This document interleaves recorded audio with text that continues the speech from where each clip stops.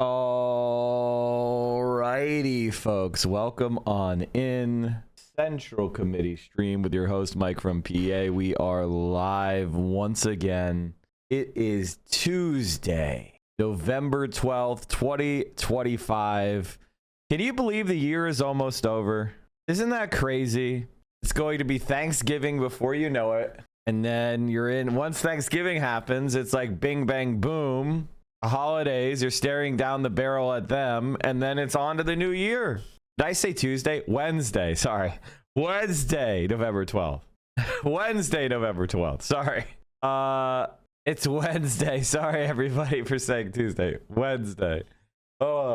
It's hump day. Military ATC going to be running airports for Thanksgiving? No. I think the budget, the Democratic shutdown cave is happening. Today is another day, and what a day it is. Republicans win the shutdown fight. I am super fucking envious. I've never been more envious of anyone in my life, and it's because he got to ride the high-speed rail. Motherfucker. I'm the new lemon boy, okay? I'm lemon man. I'm lemon bro. Whatever the fuck it is. I'm lemon bro. I'm warhead bro. I'm so sour. I'm lemon unk. I'm sour patch Mike from PA. Yes, exactly.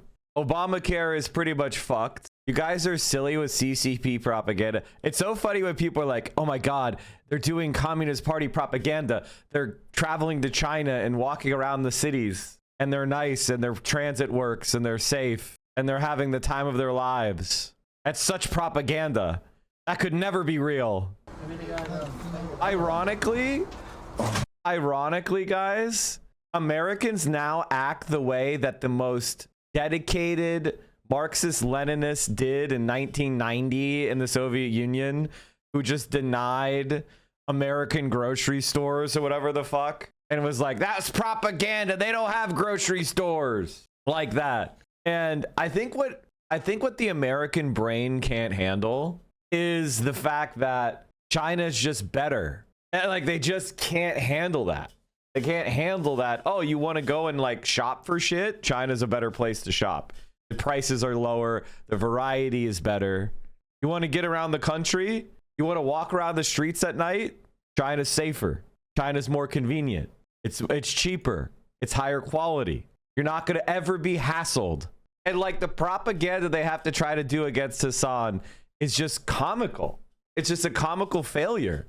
You know, if you go to the tomb of the unknown soldier and you're loud and horsing around, somebody is going to approach you and you could very well be arrested. People have been arrested for lighting cigarettes on the eternal flame. People have been arrested shouting things or acting or doing horseplay. If you go to a solemn, memorial or flag raising ceremony and you act a fool, you'll get hassled. That's just the way it goes. People, I mean, in America, Donald Trump just declared it. If you burn the American flag, you're going to prison. Every single person who flies into this United States of America is getting their phone looked through. This is happening millions of times a day. And this is just, but the question you should ask yourself are, why are so many Americans uninterested in their own decline? Assad's face when he saw the terminal for the high-speed rail. Bro, I need to go to that part of the the VOD. That's the beauties of different cultures, chat. Okay, so they're in the hotel.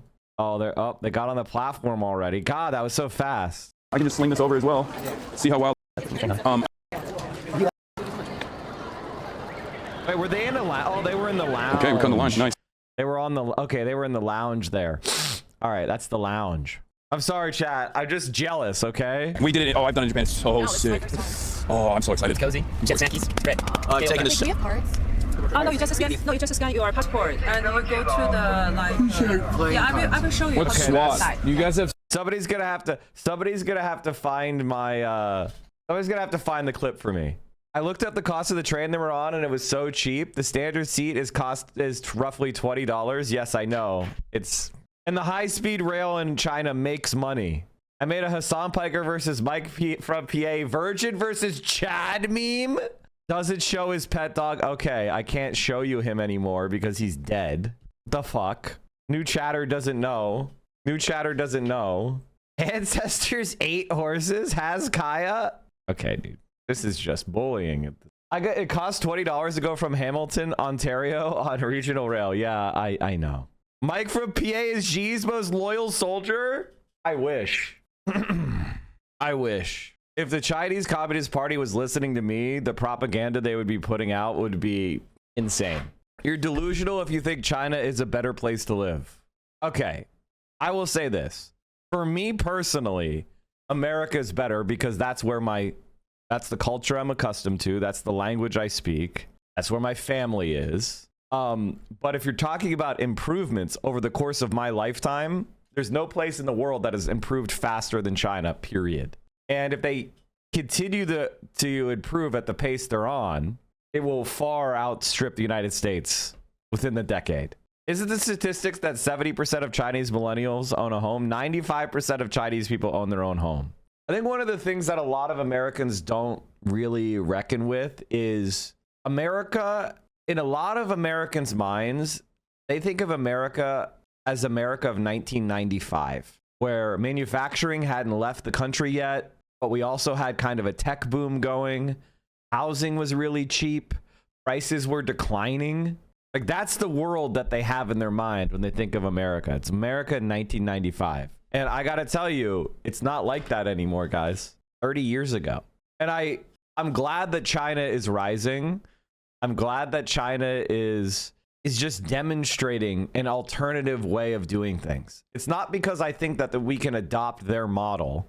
I don't think we could adopt their model in the United States. Like, it's just not, we're not going to get, a single party, communist state in America.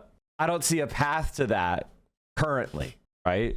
But we certainly can push for a lot of the good ideas that they are executing on. It's not that complicated. Shanghai is popping. Oh my god. Oh! God damn, bro. Shanghai is popping. What the fuck? There's mad people down there, too. Yeah, that's the aunties and unks. They go and dance in parks. Happy birthday to you. He turned 24. This is the essence of LA culture. This is the essence of LA culture. For me, I just can't. I can't do it. I just can't. I can't. I don't want to be 20 again. That's the joke. I know, but it's kind of not a joke. So, I'm sorry. I got off on a rant about China being great, and I'm so happy for them. Austin talked about moving to New York City with Hassan yesterday. Instead of moving to New York City, why don't we just fix LA? Like, what the fuck is this? Let's just do shit in LA. Like, what the fuck? Not that, like, we could easily do a lot of cool political shit in LA. We don't have to chase Mamdani. I really need to, like, stepping up. I don't want to be an egomaniac. I don't know LA well enough. I'm not a native. I don't want to carpetbag it. Like, if you need me to move back to LA to run for office and save the city, I'm willing, but I need 10% of Hassan's revenue. Bro, if I could guarantee you that shit, then I would tell you to do it, but I can't. Get more involved with the LA DSA sewer socialist takeover? Yeah, I really do need to. The thing about me, chat, and this is going to sound incredibly cringe to a lot of people who think they know me but don't, is that I have a lot of humility. On stream, I like to be big and bombastic and tell you my opinion and go after, national political figures and criticize people. But as far as like just asserting myself as if I'm the savior in a city that I didn't grow up in, I don't like that shit. I don't like this meme, bro. This looks like Sam Hyde, man. This meme looks like Sam Hyde. Why should I not ban you? Am I crazy? Am I an at-large member? No, I'm not. I joined a local chapter. China State Railway Group Co. Limited oversees the publication of the People's Railway newspaper, which is distributed nationwide to passengers at railway stations. Study and implement General Secretary Xi Jinping's recent important... Hold on. Oh, okay. Just dunking on us. News now. We are reading. the People's Railway News. That's sick. Studying and implementing, the party leadership group of China State Railway Group Co. held a meeting. Studying and implementing the spirit of General Secretary Xi Jinping's recent important speeches. This is like straight up just about, this is railway news. What the hell? All right, chat. We're going to get into this more. Don't worry. I'm just like, I'm so happy for them. It's so nice to see your friends and colleagues living your dream. You know, it really is. It's so nice. I'm so happy for them. I'm not jealous. I'm not envious at all. Take Federbich's job. There's no way I could be a senator. Not anytime soon, Chad. Jack Schlossberg. Oh, God. I'm not jealous in any way. Okay, so what else are we talking about today? Chat, you have to give me a little bit of Ethan Klein. You got to let me have a little bit of Ethan Klein fun.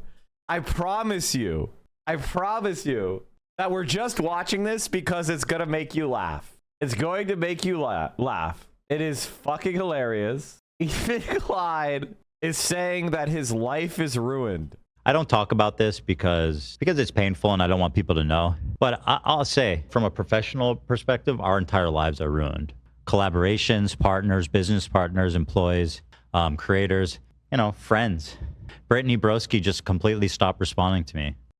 We're just doing victory laps this morning, guys. We'll get into the important politics, I swear. But you have to remind yourselves that Casey Tron, Denims, and Frogan are still being sued by this fucking worm. You know me. I'll ruin my fucking life in the pursuit of getting these people. From a professional perspective, our entire lives are ruined. I didn't even do anything, right? I will never be done with you. The amount of friends and associates that we've lost, it's unreal. Hassan's the type of dude who watches himself in the mirror when he has sex. There's almost nobody left, frankly. I can't wait for videos crying, Ethan's suing me, Ethan's stalking me, Ethan's all this. Yeah, I'm doing all that. I'm a real person. You're affecting my real life. You're lying about me, saying horrible, malicious things. Trisha lied about being infertile. She did CPS, remember that? So he's a rape. So of course, the girl who put on a fucking racial tier list. Psychotics, terrorist supporter who laughs at the coffins of dead children. Hassan didn't even do anything. I'll see you soon. These fucking disgusting, pathetic fucking losers, dude. And by the way, it's never going to get better for them. This is something that I try to explain, and I'm going to explain again. It's never going to get better for you guys because you're on the wrong side of history. You supported a genocide, and everybody who's under the age of 50 will hate your fucking guts when they find out about it. And nobody wants anything to do with you because you are the cause of your own problems, you fucking asshole. And we're never going to stop until you stop, until you apologize, until you leave these women alone. He's trying to get money out of these people. 3 young women he's suing, trying to use the legal system to intimidate them with a frivolous lawsuit. He doesn't care about his intellectual property or whatever. He's just using it to harass them for criticizing him. It's from a professional perspective, our entire lives are ruined. Collaborations, partners, business partners, employees, creators, friends. I don't know how a brand can survive if anyone with any following is treat you like you're Bill Cosby or something, or like Chris D'Elia. Bro, your Reddit account was pedo troll, and you wrote fantasies about murdering children and weird sex shit. You are a fucking weirdo who sexually harassed a terrorism survivor when she was 17. You have an N-word compilation. They want all the empathy for themselves, but my family is supposed to be on the street and homeless because I reacted to a video. Yeah, he's a fucking... Thank you, Casey Tron. I'm sorry. I had to do the Ethan Klein update. We haven't talked about Ethan at all for a while. I know that a lot of people were frustrated that people were fighting back against Ethan Klein and were succeeding. And so they started to sabotage those of us who were standing up for Casey Tron, Denims, Hassan, Frogan, etc. People were mad that we were succeeding in doing that. So they kind of got us to stop defending them. They're still getting sued, by the way. They're still getting harassed, by the way. But a lot of creators manage to create this narrative that defending them is actually bad and causing their harassment. I didn't even do anything. I'm going to make a public statement in the next week or so in video form. I know you guys will support me when I do. I will. I'm not going to call your defending yourself drama, Casey. I'm not going to, be mad at you because you are doing what you can to defend yourself. I didn't do anything. Promise you, I am suing. I'm suing, and I cannot wait. Also, why are you literally lying and defaming the dude who's like suing everybody talking shit right now? I'm suing 3 people. This is not the end of it. By the way, you should show your lawyer this. Like, he literally admits he's doing it as a slap lawsuit. He's suing everybody who's talking shit. He didn't say, I'm suing everybody who violated my copyright. He said he's suing people that are talking shit. That's a slap confession. Did CPS, remember that? Okay. What's the problem, fucking bitch? She's a fucking bitch. Shame on you. Fuck you. She is a fucking bitch. That's a fucking bitch of a person. She is earning the coveted distinction of being a fucking bitch. That Denims is a dumb fucking bitch. Denims, the dumb fucking bitch that I hate. I want to address something from Denim. God, he's such a fucking misogynistic worm. Can I just say this about Ethan Klein? He never speaks this way about Hassan. He just goes after women. What a fucking worm. Correction demand in her letter. The letter claims I falsely stated that Denims herself filed the preceding CPS report, or that Denims caused others to do so. Let me be clear. I have never claimed that Denims called CPS. I don't know how many of you know who this guy Noah Sampson is, but he made now 2 videos calling me a genocide supporter. He started his second video by saying Ethan's threatened to sue me. I'm not. It's not a threat. I'm going to sue you. Oh, it's interesting how many people come out of the woodwork, Noah. We'll get to that. Exes, you know. Oof. By the way, these people were committing continual copyright infringement. If Ethan Klein had any exes, I'm sure they would be coming out. I think he married the first person who ever was interested in him romantically. They were posting clips with the stated intention, Hassan, of stealing views from us. Stealing signed wife. How? By posting on Reddit? Yes, duh. What the fuck are you talking about? And there seems to be a lot of people that are angry that Israel didn't blow up the hospital and kill 500 civilians. They're angry that it didn't happen, and I express my deepest condolences to them. Never again. That's what that means. By the way, every hospital in Gaza was demolished.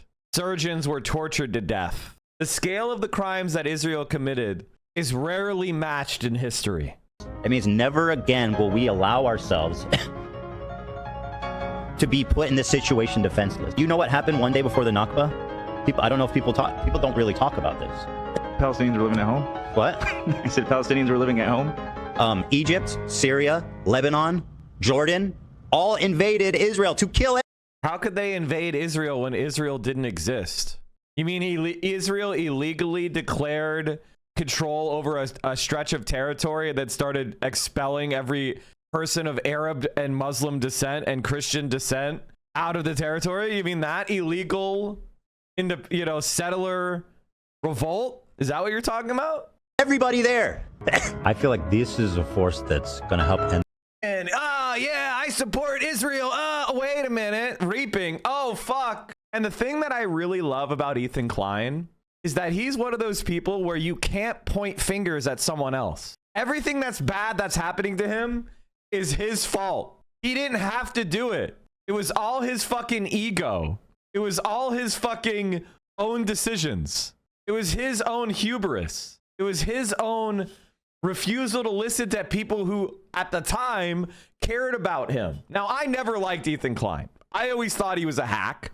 I always thought he was talentless. I thought Leftovers was terrible. I thought Leftovers was just Hassan speaking to a moron.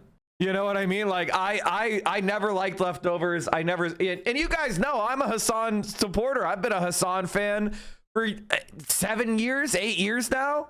I've been a subscriber for like 80 months. I'd have to go check. But when Leftovers H3 was on, I didn't watch that shit because it sucked. Because Ethan Klein's a fucking moron. In fact, I would stream against it. I would do 6-7 hour streams every time H3 Leftovers was on, because, ladies and gentlemen, it was boring and it was dog shit. So why the fuck would I get off? I used to stream extra hours when Leftovers was on. 6-7 exactly.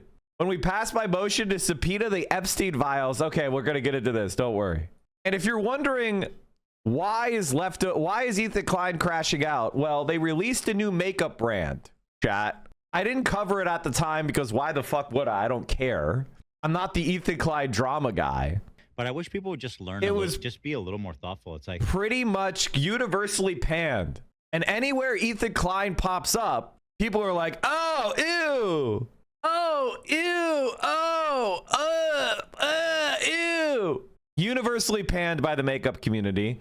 And then one of the models for their makeup brand came out and denounced them. From a professional. Okay, does anybody have the Leftovers H3? Oh, I don't know why all these are auto playing now. This is hell. People always sidestep. This is hell. How do I stop them from auto playing? Fuck. Okay, thank God. Why is Ethan Klein watching my thirst edits of Hassan?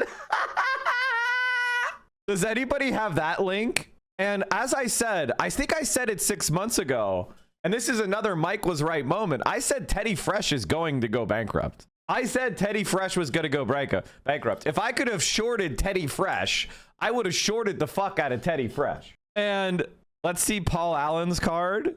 Okay, let's see what they say. Hassan, no one will vote for AOC. Centrists might win general elections. Oh, this guy is mad. He's mad. He's mad. He's mad. He's fucking mad. Ethan Klein. He's mad. Ethan Klein is falling off. This is the quality, by the way, of an Ethan Klein orbiter. You are just stooping to the level of shitting on a content creator who has like, what is that? Like not even a tenth of your audience. I mean, like, one of the funniest things about the Ethan Klein orbit in general is how they're all cry bully fucking losers. Holy shit. People always side this question. I asked it of Hassan and he never answered it. And people act like it's such a crazy, outrageous question, but it's really not. Imagine one day a group of Native Americans from a reserve roll up to a nearby suburb and just... By the way, notice he says reserve like they're fucking animals. Instead of the reservation, you fucking illiterate. Start blowing up and killing everybody because it's their land and they want it back. And it is, right? By the same logic. Would you be okay with that? Would you just say that's okay? You know what? They're right. We're not going to respond. You know, we need to move out of our house. They're right. Is it that? Because that's the same. Am I wrong? I mean, that's literally the same logic. The only difference is like 100 years. So is it just a... Okay. First of all, let's just explain why it's not the same. And then we could talk about... that exact kind of idea. You are actively genociding and slaughtering with the military and bombs the Palestinian people. You are actively throwing them out of their homes in mass. You are settling their land. You are killing men, women, and children right now. And the other thing is, Israel depends upon American support to do that. Israel is a foreign country to the United States of America. I do not have to support an active expulsion of a native people in 2025 because that shit happened 150 years ago in my own country. I don't have to continue to support current evil because my country did evil in the past. You know what? There was Jim Crow 100 years ago. Does that mean getting rid of Jim Crow is hypocritical? You fucking idiot. The answer is no, you dumb fuck. I mean, that is the reality. Jesus Christ, he's stupid. The Gaza genocide misses out on the much more... Native American people did resist. Indigenous Americans did resist. They did fight back. And they had a total right to do so. It was not criminal. You'd get the same kind of harassment that we've been getting. Fuck. Okay, thank God. Okay, I'm looking for the model who was denouncing Ethan Klein. There it is. Ethan Klein asserts that Reddit is pushing beauty guru chatter because it's snarking on Gila. You have so many special rules and accommodations on YouTube. You regularly dox people, harass them. The YouTube TOS does not apply to Ethan Klein. Although I'm proud of the looks I contributed to this campaign, it's unfortunate to hear about the brand's owner and her support of Israel. If I had known, it would have been a hard pass. A friend of mine brought me on as an assistant for a new makeup brand, and that was that. Disappointed to say the least. What a waste of makeup. That's 3 out of the 4 participants in this photo shoot. How's Teddy Fresh doing over on the new TikTok? The new TikTok that is owned by Ellison. How's Teddy Fresh doing?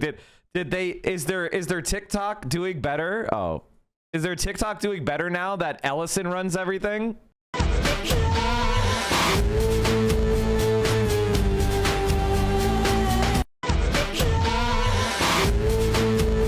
It's just the replies. Oh my God. The only positive comment is somebody in Harry Potter attire. Actual child adults. And the answer is, are they doing better? No. 5 comments, most of them negative, 400 views from 64,000 followers. Whoa, whoa. They give her a task like she's a 5-year-old. And then they post it like she's a big businesswoman. She thinks she's a fucking designer. See, the real designers cut the pictures out and gave it to you. God. Their brand is so fucking cooked, dude. So fucking cooked. And you know what? It couldn't have happened to a worse person. It couldn't be more deserved. So that's all I wanted to say, Chad. I just wanted to give you a quick Ethan Klein update, you know, to start off the stream this morning. They're fucking losing. They're cooked. And they're going to lose the lawsuits, you know, unless the, you know, some of the participants, decide to settle because they just want it to be over with. On the merits, Ethan Klein is going to lose. Like, Denims, Casey Tron, they reacted completely in line with what a typical reaction is. In fact, I would even go far as to say they went above and beyond. They have no fucking case. They released their IP to anybody to post, and people relied upon that. Like, that is just, I'm sorry. Like, he's got no fucking case. How long do you think they've been in the red and just draining all their funds to keep Teddy Fresh going? I think they're in some sort of delusional mindset that things are going to turn around. They're never going to turn around for you guys. It's never going to turn around for you guys because you're not talented. You're not making funny goofs and gaffs. There's no reason for people to go over to the H3. You're not talented. It's just, you're just not, you had something, you had an incumbent advantage, and you were able to bring on famous people because you had a certain level of a clout. And then those famous people interacting with you was what's going to keep your channel going. But that's over with, man. And now you just have your elderly, aging audience that is about, what, a third of what you were doing previously? And there's just no pipeline. There's no pipeline of new viewers. There's no reason anybody will go watch you that hasn't been watching you in the past. You're fucking done. Now me, Hassan, we have tons of pipelines. I don't know if you noticed, but the most famous politician in America, the most dynamic, engaging, charismatic politician in America, did an interview with Hassan Piker on his live stream. Hassan was a major topic, and it didn't work. They tried to do snark to Hassan. Billionaires and politicians tried to do snark to Hassan, and it didn't work. Nobody cared. There's no longer any pipeline for you. I just got a message from Fran, chat. Oh my God, this is so funny. I just saw that I got a message from Fran, who's running for governor of Wisconsin. She just said, Mike, I can't thank you enough for your support for our campaign. The momentum is growing as is our momentum. No complacency, but it's encouraging to see the diverse working class coalition choosing our campaign and holding us accountable. Love and solidarity always. I don't know if you can see this. And like, so you know what it's like? We are relevant because we're doing real politics in the real world. And we are part of a political ideology of people that have solidarity for one another, and we're about transforming our society to a better one. And so we are going to continually have a pipeline of people that are going to come in here and support us, and we're going to be constantly be talking about politics, and it's going to continue to be relevant. So you're going to die out because I don't know if you know this, but Vape Nation was 12 years ago or whatever. and you're not funny and you're not talented. And the competition on YouTube for comedy is a lot higher now. You have to actually be funny. Oh, and by the way, some of the most talented comedians on YouTube, they're all fans and friends of Hassan. You fucking loser. You're done. I mean, I think the literal only way the H3 podcast could come back is if they just became a Hassan fan channel. They were just begged on their knees for Hassan's attention, and they just became a Hassan fan channel. That's really the only way it could come back. I don't think there's any other path. I mean, they're down to, it's just so bad, dude. Like, look at their views, man. Look at their views. This is their views. This is what it used to be back when Hassan was on the channel. This is what it is now. Look at the month. They haven't had a positive month in subscribers since 2023. And if you're like, well, Mike, YouTube is kind of falling off a bit. Let's do the person they're beefing with. 46 million views. I cut off the first month of the chart just so you can see. Oh, and Hassan was posting actively, so we should... Oh, okay, wait. None in November 2022? That's just wrong there. He definitely did, but whatever. It's just not recording correctly. I don't know why Social Blade doesn't work. Okay, whatever. Social Blade is... And yes, last fucking month, Hassan was the target of an international meme where he was shocking and torturing his dog, and he didn't even lose subscribers. I want you to understand that. On net, Hassan did not lose subscribers, even though he was an international defamation campaign was going on. He's gained 10,000 subscribers in the last 30 days. He only had 1 week where he lost subscribers from the defamation campaign. Hassan is killing it. He's nearing on 1 billion views on his channel. Couple more months at his viewership level, he'll be at 1 billion views. And this is just YouTube. This is his secondary channel. This is just bonus. Buddy, you have 131,000 subscribers. It's not unreasonable to expect you to pay for artwork like a professional adult. You're the employer trying to get someone to do artwork for you for cheap. Be a lefty, exploit workers. That was a Vosh lie that they spread. That was the Vosh Destiny idea that Hassan was exploiting his editors or whatever. Literal capitalist millionaire can't keep up his LARP. I forgot about that. The amount of smear campaigns we've gone through. That's the thing. That's the thing that always makes me laugh, is that people fuck with me. And it's like, do you know how many people have tried to smear my name that are a lot bigger than you? Who are you? Are you okay? I think a lot of people see me like taking on Asmongold and Destiny and Ethan Klein, people that have much bigger communities than me.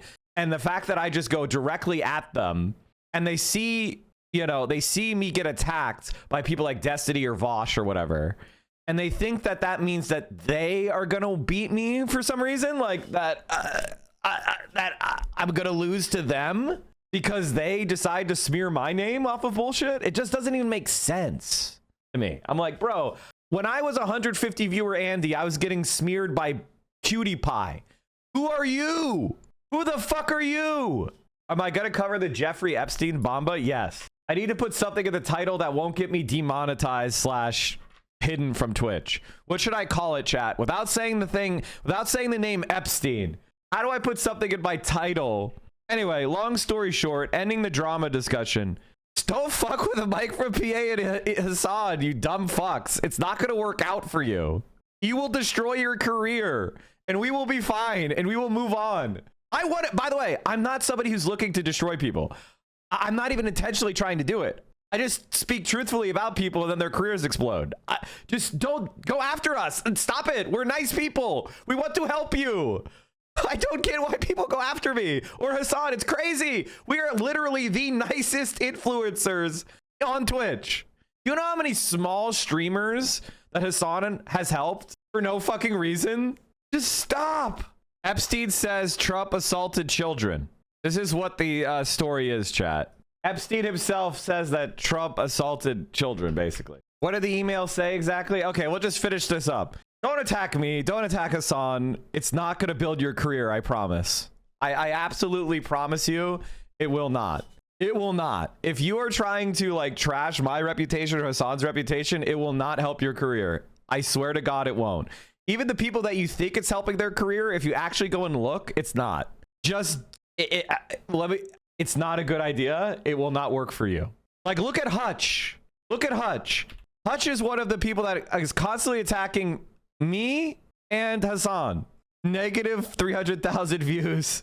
Like, his career is completely falling off. $91 estimated earnings. Bro, come on. Another friend W. Comedian Stavros inks Sirius XM deal for podcast Stavi's World. It will remain accessible on YouTube while getting new distribution on Sirius XM Podcast Network. Sealing Stavi's growing cultural influence as one of today's most popular comments. This guy's a millionaire now. The show debuted at number 3 on the iTunes comedy charts, amassing hundreds of thousands of subscribers in its first year. His recent special Fat Rascal is available on Netflix. He just keeps winning. He just keeps winning.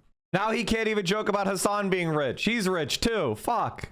Okay, we have so many things to say. So, the Epstein shit. Epstein alleged in emails that Trump knew of his conduct. Donald Trump spent hours with the victim.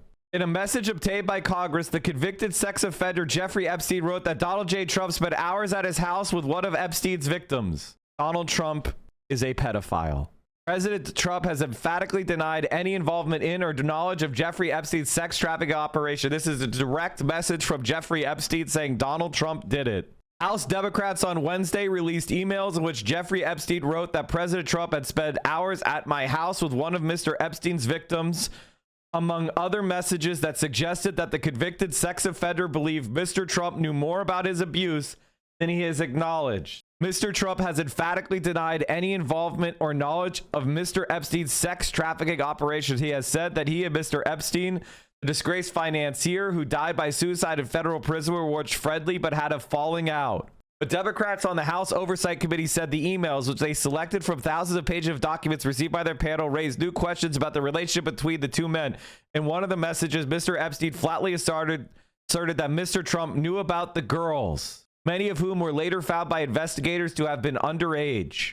In another, Mr. Epstein pondered how to address questions from the news media about their relationship as Mr. Trump was becoming a national political figure. I mean, Donald Trump is a fucking pedophile.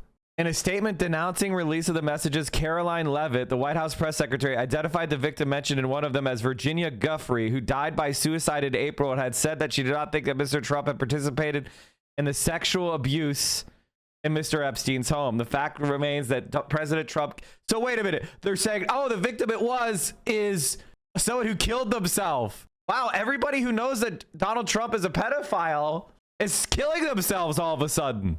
The fact remains that President Trump kicked Jeffrey Epstein out of his clubs decades ago for being a creep to his female employees, including Guffrey. These stories are nothing more than bad faith efforts to distract from President Trump's historic accomplishments, and any American with common sense sees through this hoax and clear distraction from the government opening back up again. Is Geoffrey? Is that how you say it? Anyway, whatever. The messages are certain to inflame the debate on Capitol Hill over the Trump administration's handling of the Epstein files and top officials' decisions to backtrack on a promise to fully release them. Yeah, because he's in them. On one account, they fell out after trying to outbid each other on a piece of Palm Beach real estate. Last summer, Mr. Trump said that Epstein had hired away spa attendants at Mar-a-Lago. At the time, Mr. Epstein emailed Miss Maxwell in 2011, calling Mr. Trump the dog that didn't bark.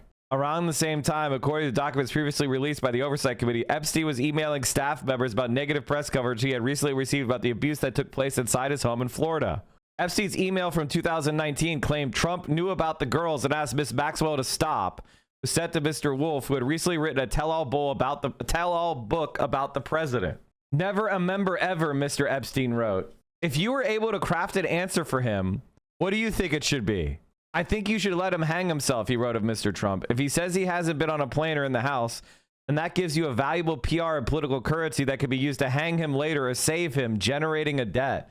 What the fuck? These psychopaths are insane. The Democrats' release of the emails came hours before Speaker Mike Johnson was scheduled to swear in Representative-elect Adela Gravhala. I can never say her name. Democrat. I'm always like, oh fuck, Adelita. You can do it, Mike. Democrat of Arizona, who has avoided seating for nearly 2 months since she won her election. Grijalva. There you go. Jesus. She's expected to provide the final signature necessary in a petition to force a House vote on a measure demanding the Trump administration release all of its investigative material pertaining to Mr. Epstein. The White House has strongly opposed the measure. Donald Trump is a fucking pedophile. I don't think we want China high-speed rail to be taking up any space. This is Democracy Now!, democracynow.org, the War and Peace Report. I'm Amy Goodman. As a House of Trump is going to be a Hassan hater. Oh, fuck. As soon as somebody is exposed as a pedophile, they start talking about Hassan. Oh, fuck. Representatives moves closer to forcing the release of the Epstein files by the Department of Justice. We turn now to look at a new series by Dropsite News looking at Epstein's ties to Israeli intelligence and how he secretly brokered numerous deals for Israeli intelligence. On Tuesday, Dropsite revealed an Israeli spy stayed for weeks at a time with Epstein in Manhattan. Dropsite has also looked at Epstein's role brokering a security agreement between Israel and Mongolia, and Epstein's role in setting up a back channel between Israel and Russia. If a bridge collapsed in America like in China, the bridge didn't collapse. There was a landslide. There was a mudslide landslide that destroyed a bridge. Didn't collapse. It was a natural disaster. So yes, a bridge was destroyed in a landslide. That's not the same thing as a bridge collapsing. Bridges only collapse in America, like on their own. This all comes as CNN's revealed today. Epstein. Oh yeah, she won. I told you this yesterday, chat. What the fuck? Progressive on edge of a win in Seattle mayor's race. Yeah, I told you she's gonna win. I told you the late votes are always left-leaning, and once she pulled ahead, it was over. I think she's up by like 1,500 votes now. He mentioned Donald Trump by name multiple times in private correspondence over the last 15 years, according to newly released emails from Democrats in the House Oversight Committee. CNN's reporting the emails show Epstein asserts Trump spent significant time with a woman whom oversight Democrats describe as a victim of Epstein's sex trafficking. We're joined now by Dropsite's Murtaza Hussain, who's been reporting on Epstein with his colleague Ryan Grimm. Murtaza, welcome back to Democracy Now! Explain what you feel the media is not covering. What is the role of Jeffrey Epstein when it comes to U.S. foreign policy? There's been a lot of justifiable focus on Epstein's very grave crimes and facilitation of the crimes of others related to sex trafficking and sex abuse. But one critical aspect of the story has not been covered is Epstein's own relations to foreign governments, the U.S. governments, and particularly foreign intelligence agencies. Now, this information is not entirely private. A lot of it is out there, actually, in House disclosures as parts of certain lawsuits which have been leveled against Epstein or over Epstein's activities over the past few years, and in a few databases of leaked emails from certain figures around the world which have come out showing extensive contacts with Epstein. So I think that a lot of these coverage of him so far, to date at least, it's focused again on salacious details of his life and the crimes he was involved in related to minors and women. But the other aspect, the political aspect, and who he was and the role he played at this very high level, facilitating deals, interacting and liaisoning with intelligence agencies in different parts of the world, has not been covered. We don't know exactly who Epstein was specifically to be in the position to commit the crimes that he was doing. And our story is aiming to focus and shedding light upon one particular aspect, which is Epstein's extensive relationship with Israeli intelligence, U.S. intelligence, and the intelligence agencies of other countries as well, too. He was a deal maker and a fixer at a very, very elite level, and he was making deals that were ultimately... I mean, obviously, Epstein was not a stock trader. He was always a spy. He was the Mossad's money front. Like, yes, Epstein was probably was Israel's chief spy in the U.S. Like, we know that. Wound up, in some cases, being signed as formal security agreements between the government of Israel and other countries. That's what our series is focusing on right now. And it's just coming across naturally looking at the information contained in the publicly available data about his communications over the past, during the period of about 2013 and 2016. So tell us who Yoni Koren is. You reveal that this senior Israeli intelligence officer lives in one of Epstein's apartments, had close personal ties to former CIA director Leon Panetta. Can you talk about what specific intelligence gathering operations you believe that Koren was conducting from Epstein's apartment? And also, the relationship between Jeffrey Epstein and the former Prime Minister of Israel, Ehud Barak, which has been documented over and over again. So a lot of the information we have now coming out about these intelligence ties do come from private correspondence between Barak and Epstein, which were leaked by hackers some years ago and posted online, but have never really been analyzed in great detail, but shed profound light on Epstein's ties, not just to Barak, but officials all over the world and foreign governments in Africa and Central Asia and Europe and Russia, whom he was helping connect Barak with. Interestingly, Barak was relying on Epstein's support rather than vice versa, despite the fact that Barak was a very powerful figure in the Israeli security establishment. And so these emails, in addition to Epstein was an Israeli spy. I mean, it's very obvious that that's the case. Nobody can say how he made money. No one can actually say how he made money. He was just given millions upon millions upon millions of dollars as management fees, but nobody could actually show what he managed or what trade he advised on or anything like that. It was all a front. He is an Israeli spy pedophile. And if you know anything about spying, you know how people are compromised. It's called mice. It is money, ideology, compromise, or ego. Epstein did it all. That's how you get people to become spies or betray their country. Bribe them with money. Epstein had a bunch of money. You trick them with ideology. A lot of the spies for Israel are dedicated to Zionist ideology, supremacy for the Israeli state. Compromise. He was a master at compromising people by, having them molest children on video. Which also pointed the same. Epstein was mentioned in the newest blowback season. He was involved with a CIA airline in Angola. Yeah, he was obviously with intelligence. I mean, we had the prosecutor said, hands off Epstein, he's with intelligence. Like, he literally said that they told him that. It's not a theory. Information showed that this intelligence agent, who was a longtime military. Here's from the CIA resources. Why do people spy? The average case officer would respond with 4 words: money, ideology, compromise, and ego. Mice. And money would be the motive that most quickly comes to mind. OSS steps to recruitment: survey the locality, state of local opinion, industry, and occupations.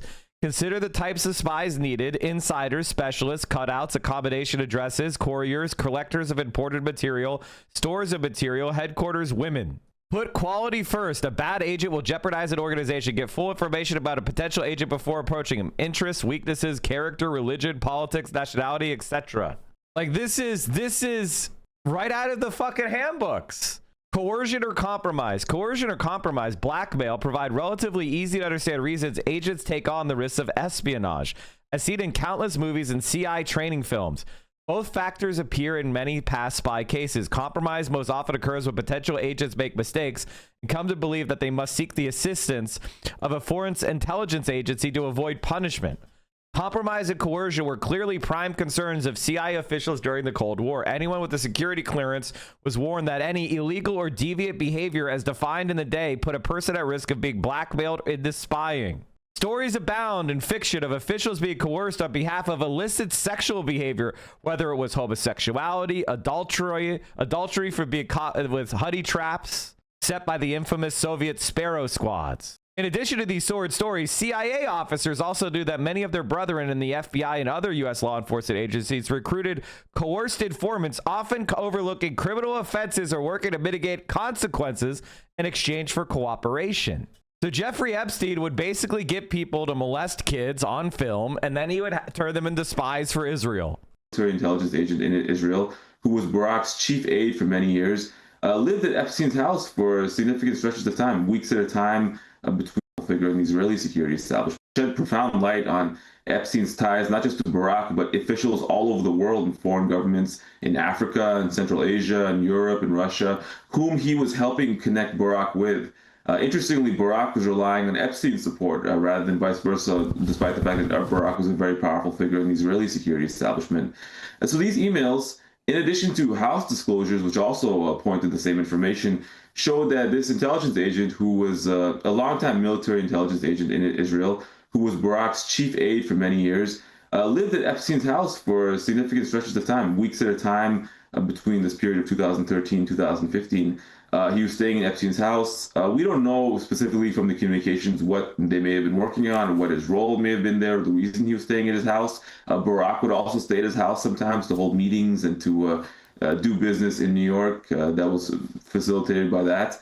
But we do see that they were corresponding. And at one point, Epstein does transfer money to Cohen. And there is also communication between Barack and Cohen in the inbox, which we believe is coded communication, perhaps referring to dead drops of information or something else in New York City that they're engaged in. It's hard to tell, because part of the reason that this correspondence is interesting is that we knew from the Snowden disclosures many years ago that Barack and Cohen were being surveilled by the NSA in New York around this time, or in the United States around this time. So whatever they were doing with Epstein, or in his house, in New York, amongst each other, with money, with sharing information or data or packages or something else, it was taking place in this period. And again, the interesting thing is that even if one were not look at the emails and keep those separate, this information is in the House disclosures. In Jeffrey Epstein's calendars, it's mentioned the Cohen's coming and going.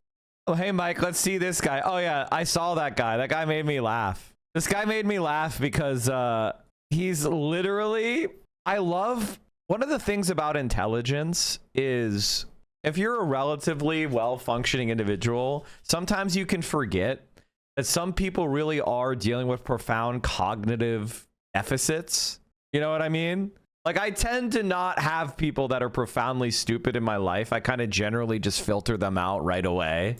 Like, if I see someone who's profoundly, not dealing with doesn't have a lot of horsepower, I don't choose to interact with them if they are like this viciously evil. Being stupid and evil is a hell of a combo, which actually tends to go hand in hand a lot more than you would think. He couldn't spell Hassan's name right.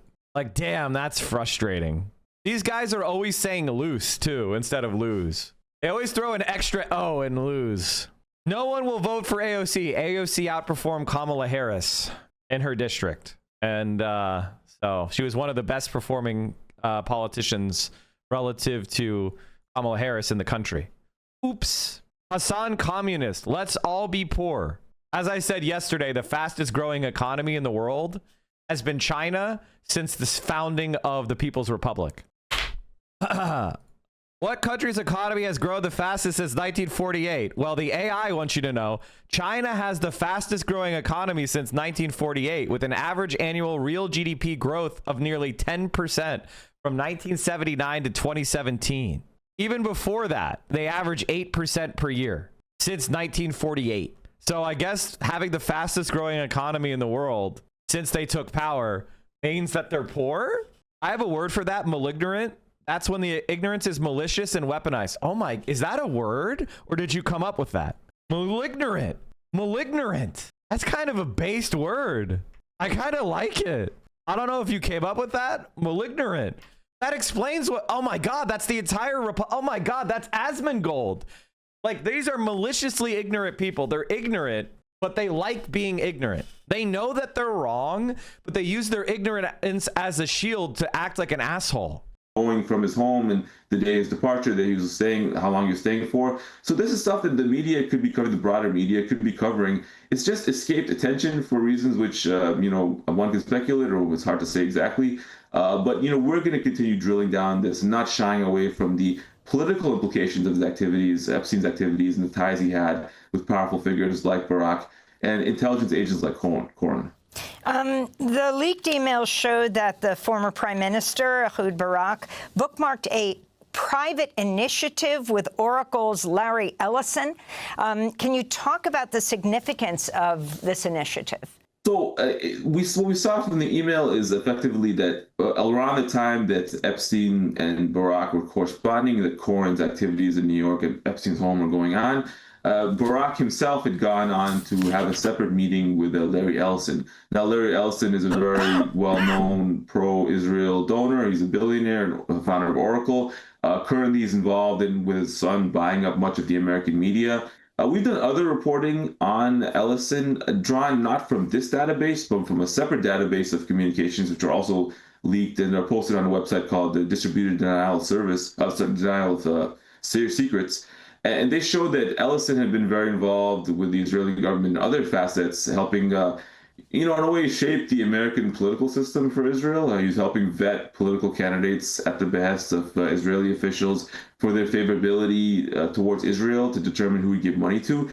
So we don't know from the correspondence with Barack what he was discussing with Ellison at that time or what the private initiative may have been.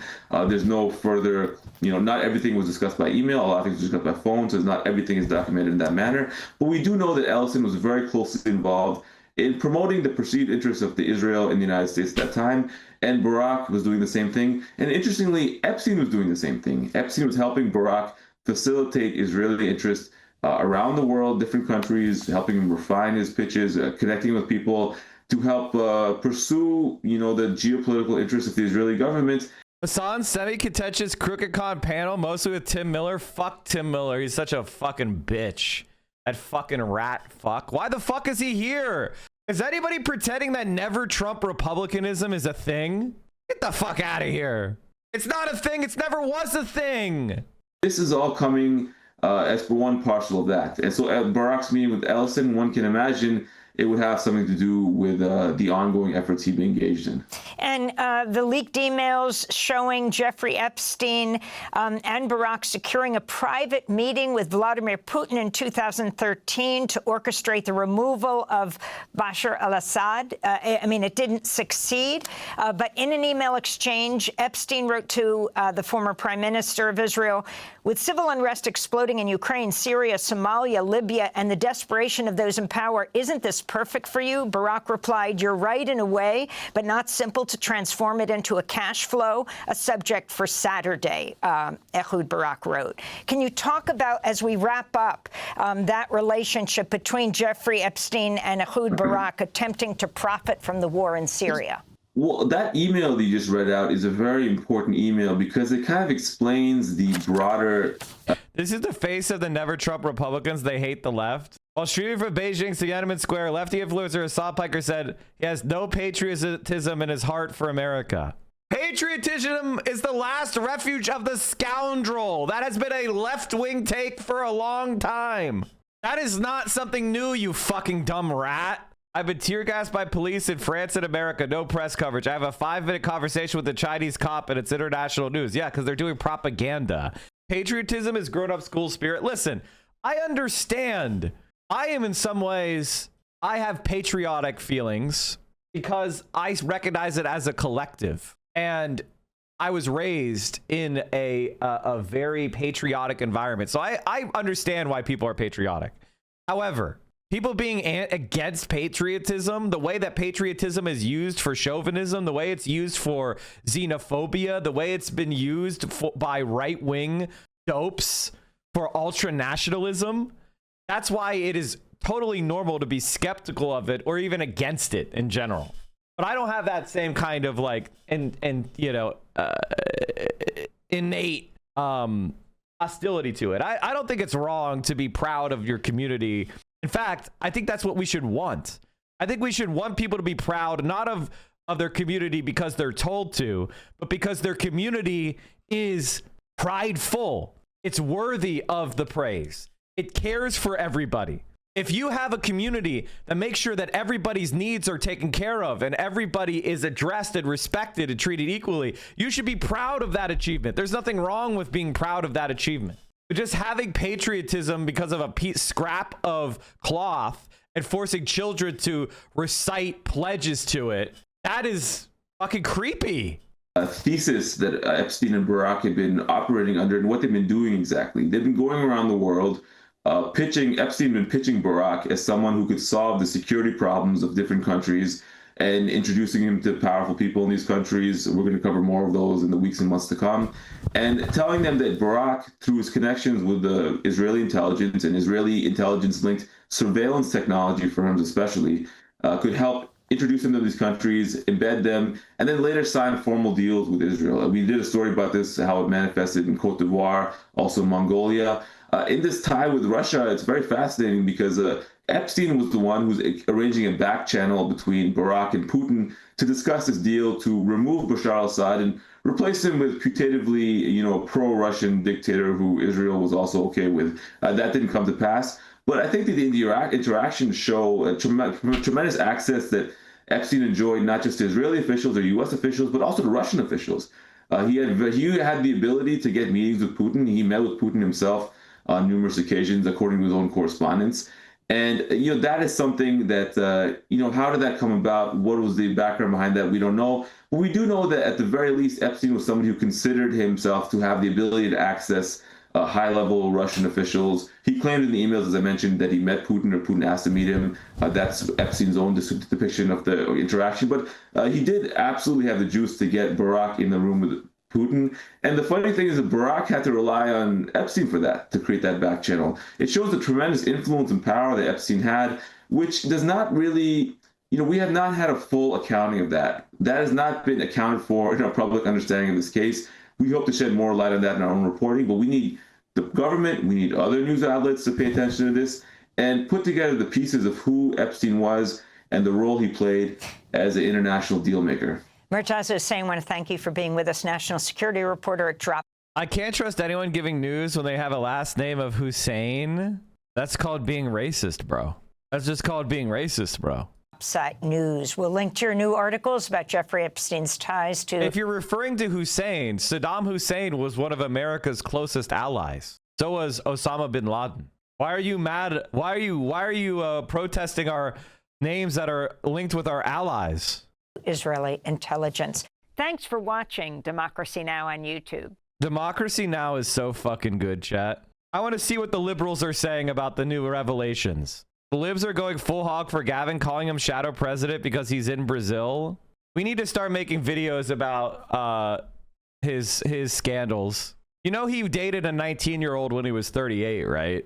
Now, though, pause that conversation. He cheated on his wife by fucking his campaign manager's wife, right? That he was married to Donald Trump Jr.'s girlfriend, right? Here, let me show you. She made a video for me. Hey, Mike, it's Kimberly Guilfoyle here, and your good friend Elsie gave me a little bit of info. So I know you're a big streamer and you're out there fighting the good fight, battling back against the liberals. I know it is not easy. No easy day indeed. But keep up with the good work. We need patriots like you out there fighting. And if you set up your mic, the best is yet to come. This is Gavin Newsom's ex. I think if the Democrats pick, and he was just a terrible governor. Like, he was a failure as a governor of California. Things are worse in California than they were before he came in. Housing is more unaffordable. High-speed rail has been stalled. There's a homelessness crisis. There's a housing shortage. He's the first California governor to see population decline. Not because California cannot have more people in it, but because it's so unaffordable that people fled. He's been a failure by every objective measure. I think promoting Gavin Newsom means you're mentally ill. Now, though, pause that conversation to get back to this breaking news we just teased. Just moments ago, the House Oversight Committee released never-before-seen emails from Jeffrey Epstein's estate, which include correspondence between Epstein and his longtime co-conspirator, Ghislaine Maxwell, currently incarcerated on sex trafficking charges. Let's now bring in MSNBC Justice and Intelligence reporter Ken Dilanian, who has been digging through these emails. Ken, what have we learned so far? Good morning, Jonathan. Well, look, the Epstein estate has released some 23,000 emails, and House Democrats have been poring over them, and they found some correspondence directly mentioning Donald Trump by name. They've released 3 of these emails, and they're quite interesting. The first one was between Ghislaine Maxwell and Jeffrey Epstein back in 2011, where Epstein wrote that Donald Trump spent hours at my house with an unnamed victim of sex trafficking, whose name is redacted in the email. And Epstein referred to Trump as the dog that hasn't. And then in a separate email years later with author Michael Wolff in 2019, Epstein said explicitly that Donald Trump, quote, knew about the girls as he asked Klein to stop. And then the Democrats cite another email with Wolf in 2015 where Epstein and Wolf are discussing if they can craft an answer for an upcoming Donald Trump interview. And Wolf sort of suggests Kimberly Guilfoyle and Gavin Newsom's wedding was a wildly lavish event. Why Gavin Newsom and Kimberly Guilfoyle ended up settling their own divorce after only 5 years of marriage. After all, their wedding was, by all accounts, the social event of the winters in San Francisco back in late 2001. I don't think having Gavin Newsom's, I don't think having Donald Trump Jr.'s cuck as the Democratic nominee is a good idea. That's just me. That's just me.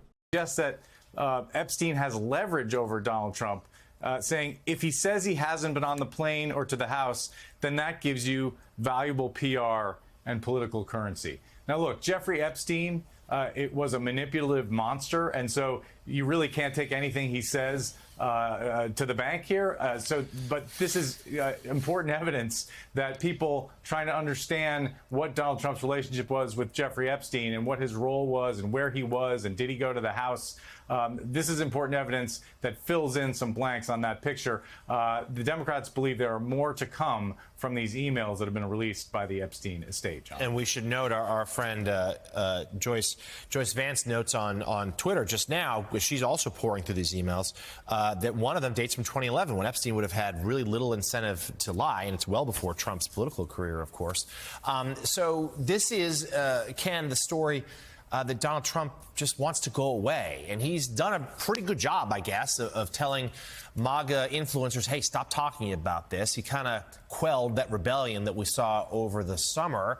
There's a real belief that Speaker Johnson sent the House home when he did, in part to not talk about Epstein and not swear in that Arizona Congresswoman-elect who is going to provide the decisive vote. So a couple of things here. I know you're still going through the emails, but this is, and we expect Johnson to do that swearing in later today. There's going to be more to come, right? And we should note Trump has long since challenged the credibility of Michael Wolff on other matters, but we'll see. He's getting these emails from Epstein, too. What else should we expect, not just potentially from these emails, but from what new material may still be coming? Well, look, I mean, there's got to be more information that sheds light on Donald Trump's longtime relationship with Jeffrey Epstein. Whether it's incriminating to Donald Trump remains to be seen, but it's got to be there in those emails and elsewhere in the files. And in fact, we know that Trump was told that his name was in the quote-unquote Epstein files, the unreleased information from the Justice Department. Again, we've always been told that there's nothing in that material that incriminates others to the point where they should have been charged. That's what investigators have always said, long before this became an issue of controversy. I'm sorry, being alone with one of the fucking victims. I'm sorry, but that's enough evidence to be arrested in my view. You're absolutely right. As a political matter, it's just so interesting because the MAGA world has long believed that there's a conspiracy to cover up what happened with Jeffrey Epstein. Well, now the people who have control of the material is the Trump administration. And so, but yet the MAGA folks have not turned their fire on Donald Trump personally. They've been very mad at Pam Bondi and Kash Patel, the FBI director, for what they consider inaction in not releasing these files. And so far, the Justice Department's position is we're not releasing anything more. But this, as you said, this is a live political issue. The interesting question is going to be, do these emails or does other information cause anyone in the MAGA movement to start turning their attention to Donald Trump and asking him what he's hiding and whether more information should be released, John? MSNBC Justice. And what do you think of the deal with Michael Tracy and his position that Epstein stuff is a nothing burger? I think Michael Tracy is a fucking loser and always has been, and he's an embarrassment. And he just tries to pose contrarian shit for attention. He's a fucking loser. And the fact that he was hired by TYT is evidence that they're dumb as fuck. I remember when they hired him and I was like, God, this is dumb as fuck. What a loser Shank is. Holy fucking hell. Intelligence reporter Ken DeLay. And Ken, thank you as always. John Heilman. Oh my God, Thanksgiving is so close. I doubt they're going to do another Thanksgiving. I feel like the last one was good. I think that's the last one, right? I think that's that. And joining us now, Liz Stein, an Epstein abuse survivor who has pushed for months for more of the Epstein files to be publicly released.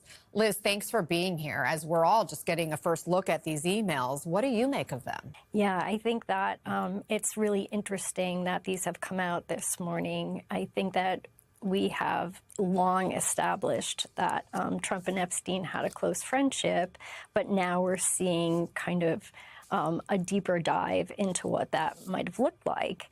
And I think that it's important for us to remember that there were many high-profile men that were friends with Epstein. And I anticipate that, you know, we might see more information coming out also about that. It's still a little unclear what some of these emails mean. Epstein, again, writing in 2011 to Maxwell, quote, "I want you to realize that that dog that hasn't barked is Trump." And then Epstein refers to a victim that, quote, "spent hours at my house with him." In a separate email with author Michael Wolff in 2019, Epstein tells Wolff that Donald Trump explicitly knew about the girls as he asked Elaine to stop. Is this new information to you? I don't think it's new information to any of us. I think that we have already seen that he may have had an idea of what Epstein was up to based on things that have already been released. His addition to the birthday book was telling. And I think that we're just seeing, like I said, we're seeing a deeper dive into what their friendship looked like. The president, of course, has consistently denied having any knowledge or involvement in Epstein's crimes. Liz, what do you want to hear from the president now? It strikes me as odd that this was a campaign promise of the president, and he has backpedaled on that. And so that's really concerning to me, and it's concerning to all of the survivors. We are victims of a crime, and the crime was sex trafficking, and we just want this crime to be prosecuted in a manner that we deserve. By our government's own admission, this is a crime that victimized over 1,000 girls and young women. And I just don't understand, I don't understand how we can let this go on. And I think this is an issue that has been highly politicized when it's not a political issue whatsoever. Again, this is a crime. It's the crime of sex trafficking. And this case has been ongoing for over 5 administrations. And so to politicize it at this moment feels particularly hurtful to the survivors of this crime. Given that we know. Do you think that there's some sort of like slow process that's creaking forward and that us talking about it is somehow stopping it? It was buried. He was given immunity.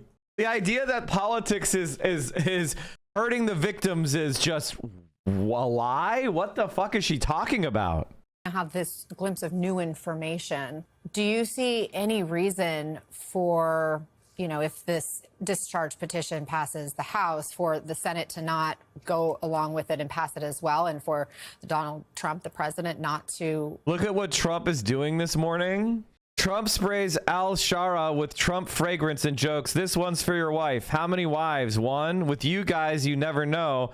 Al-Shara laughs and answers, "Just one." Then later appears to return the question. Trump grins and replies, "Right now, one," as they both laugh. Honestly, like, ISIS and the Republicans they have pretty similar vibes. I don't know why, like, Republicans get so up in arms about ISIS. Like, they're very similar. I mean, here they are kissing each other, but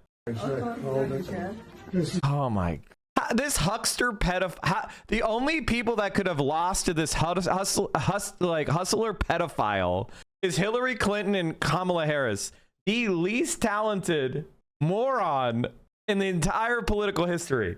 I think part of the reason why we are in such dire straits is that talented, intelligent people don't want to be in politics. They also don't want to be in medicine, and they don't want to be in science. Talented, intelligent people who are operating according to the incentives go and do what? Work in Wall Street? Start a crypto scam? That's what our society incentivizes. It's the best. If Trump has a major stroke and passes away in 5 to 7 months, would it be better or worse for the world?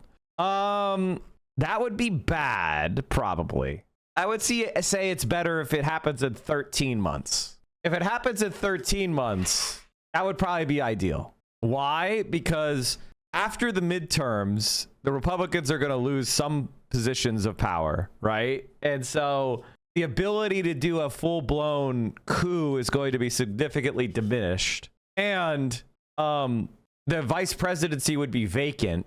So that would put the Republicans in a lot more of a difficult position. If they don't have the House and there's no VP, trying to seize power will be a lot harder. I think that JD Vance would recognize just how unpopular he is, whereas Donald Trump will be delusional about it. Fragrance. Come here. I have more here, sir. Okay. So what we'll do is just take that, Joe, put it in, and then the other one is your wife. How many wives? You guys never know, right?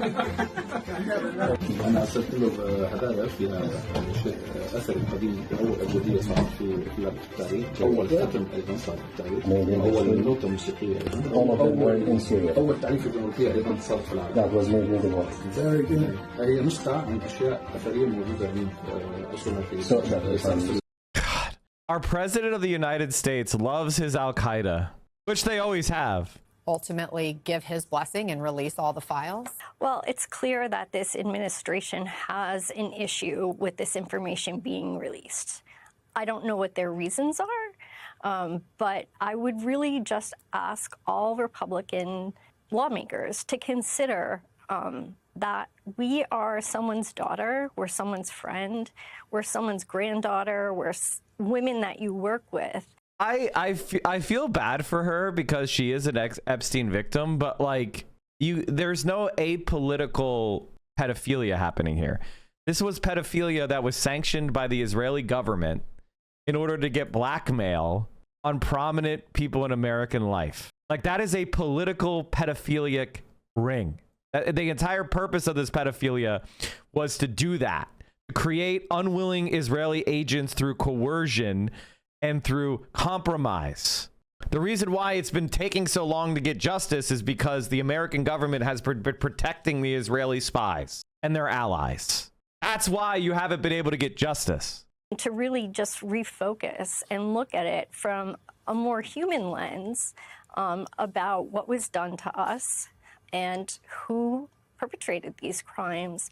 I think that it can be really easy to get swept up in this political fodder, but we really just need to bring it down to a human level and think how we would feel if someone in our personal lives were affected by crime like this. Liz Stein, you are so courageous for continuing to speak out. I know it's difficult to keep reliving the trauma that these moments end up kind of scraping for you, I would imagine. Thank you very, very much for being here. Thank you. It's an important conversation, and I appreciate contributing. Thank you.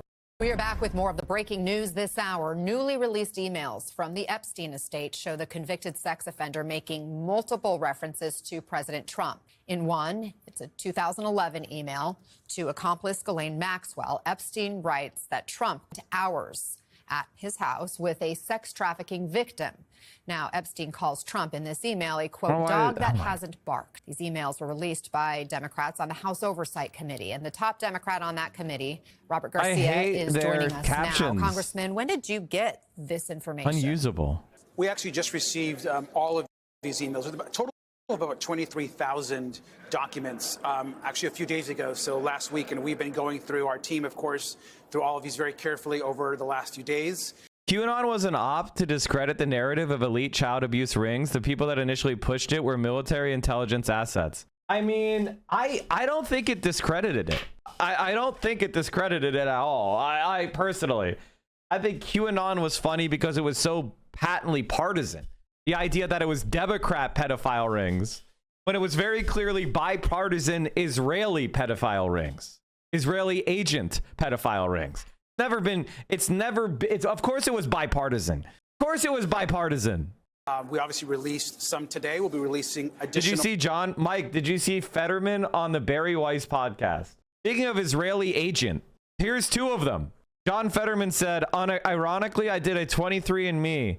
I'm 97% German and 3% Neanderthal. And I said, no way is it only 3%. So yes, I did see it. And nobody likes my jokes. I try to make jokes. No one likes them. All right, let's keep going. You are not Jewish, at least as far as I know.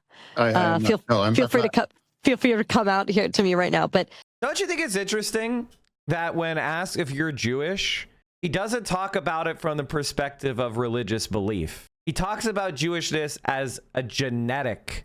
Pretty suspect for a non-Jewish person from America to approach the Jewish religion as something that you get a DNA test for. you have been one of the most outspoken. It's beyond Washington. It's beyond politicians. You have been one of the most outspoken people in American life on the issue of anti-Semitism. Why is this issue so important to you? Ironically, I did that 23andMe. I'm 97% German and 3% Neanderthal. That he's not funny enough for that have been a joke. He's serious. And it's like, maybe it's ironic that a big German guy from Pennsylvania who's been very absolutely devoted to Israel and to experience the kind of anti-Semitism in my life. I mean, the Tree of Life. I mean, that's where you're from too. Absolutely appalling. And my heart breaks for what the Jewish communities suffered, especially after 10/7. I've had the honor of meeting, members of the hostages, former people that were kept underground for 500 days. I mean, those are heroes. I've met with widows. Their husbands were lost in the Gaza war, and they have 8 children, raising 8 children by their own. That's a hero for all of it. So for me, it's heartbreaking. And that's been what's so difficult for me is like being devotion to Israel becoming increasingly incompatible with being a proud Democrat now too. And that's put me at odds. And the things that put me at odds have all converged at the same time. The Gaza war, the peace deal, and then we moved right into a shutdown. Like now Democrats might not be allowed to hold these views. And I'm not changing my party. And, run the numbers. You would find that I'm a Democrat. This is Israel's biggest defender now. I mean, to support Israel, you basically need to be either a supremacist or brain damaged. CNBC said the rich New Yorkers started looking for therapy when they heard that Lina Khan was co-chairing Zoran's transition team. God, taxing the rich is so fucking based. Like, I know that there's a lot of people online where you're like, tax the rich, and they're like, that's so liberal of you. You want to tax the rich. Do you know what taxing is? At the end of the day, taxing is organizing a group of armed soldiers to show up at the place where rich people are and point a gun at them and say, pay up or else. That's what taxing is. Taking a gun and pointing it at Jeff Bezos and say, pay or else. That's what taxing is. There isn't anything more based than taxing the rich. So anybody trying to tell you, you just want to tax them? Yeah, 90%. And those fat little rich piggies will pay it. How do I know? Because they already did. They didn't revolt when the tax rate was at 90% under Eisenhower. They whined, they complained, they bitched, they moaned, and they got out their fucking checkbook. And the country was never better off. In fact, tax the rich is my favorite dog whistle. Might be looking for a therapist after yesterday's election. And more importantly, we're looking for therapy when they heard that Lina Khan was joining the transition team. Which just goes to show you. Looking back at the Biden administration, I mean, she had a very important job and we had her on all the time and hung on. I think we should have her back and talk about what's going to happen in New York City. But let's just know. Okay, so as long as we know, I mean, she is a no, but that's what I'm saying. And she was running a very important department in the Biden administration. Well, no, I wonder what it portends for business in New York. It was funny. It's great for business. A number of business leaders in New York reached out to me yesterday. I was traveling back from London, and it wasn't even the election result itself. It was when this Lina Khan announcement was made. Right. It was like they were sort of like frozen in place, and talked. Some of the texting and back and forth was more about what had happened to the merger business. I mean, obviously, there's a lot of bankers in this city, financiers in this city, and sort of what the approach is. I don't know if she's going to have a role in the future What can she do, though? I mean, the future group or not. What my question? What can she do? They're stupid. They don't know. This is our superpower, chat, is that the establishment is so stupid. It's so weak. It's so unlettered. They don't know what she can do. We could show up with guns and take your shit.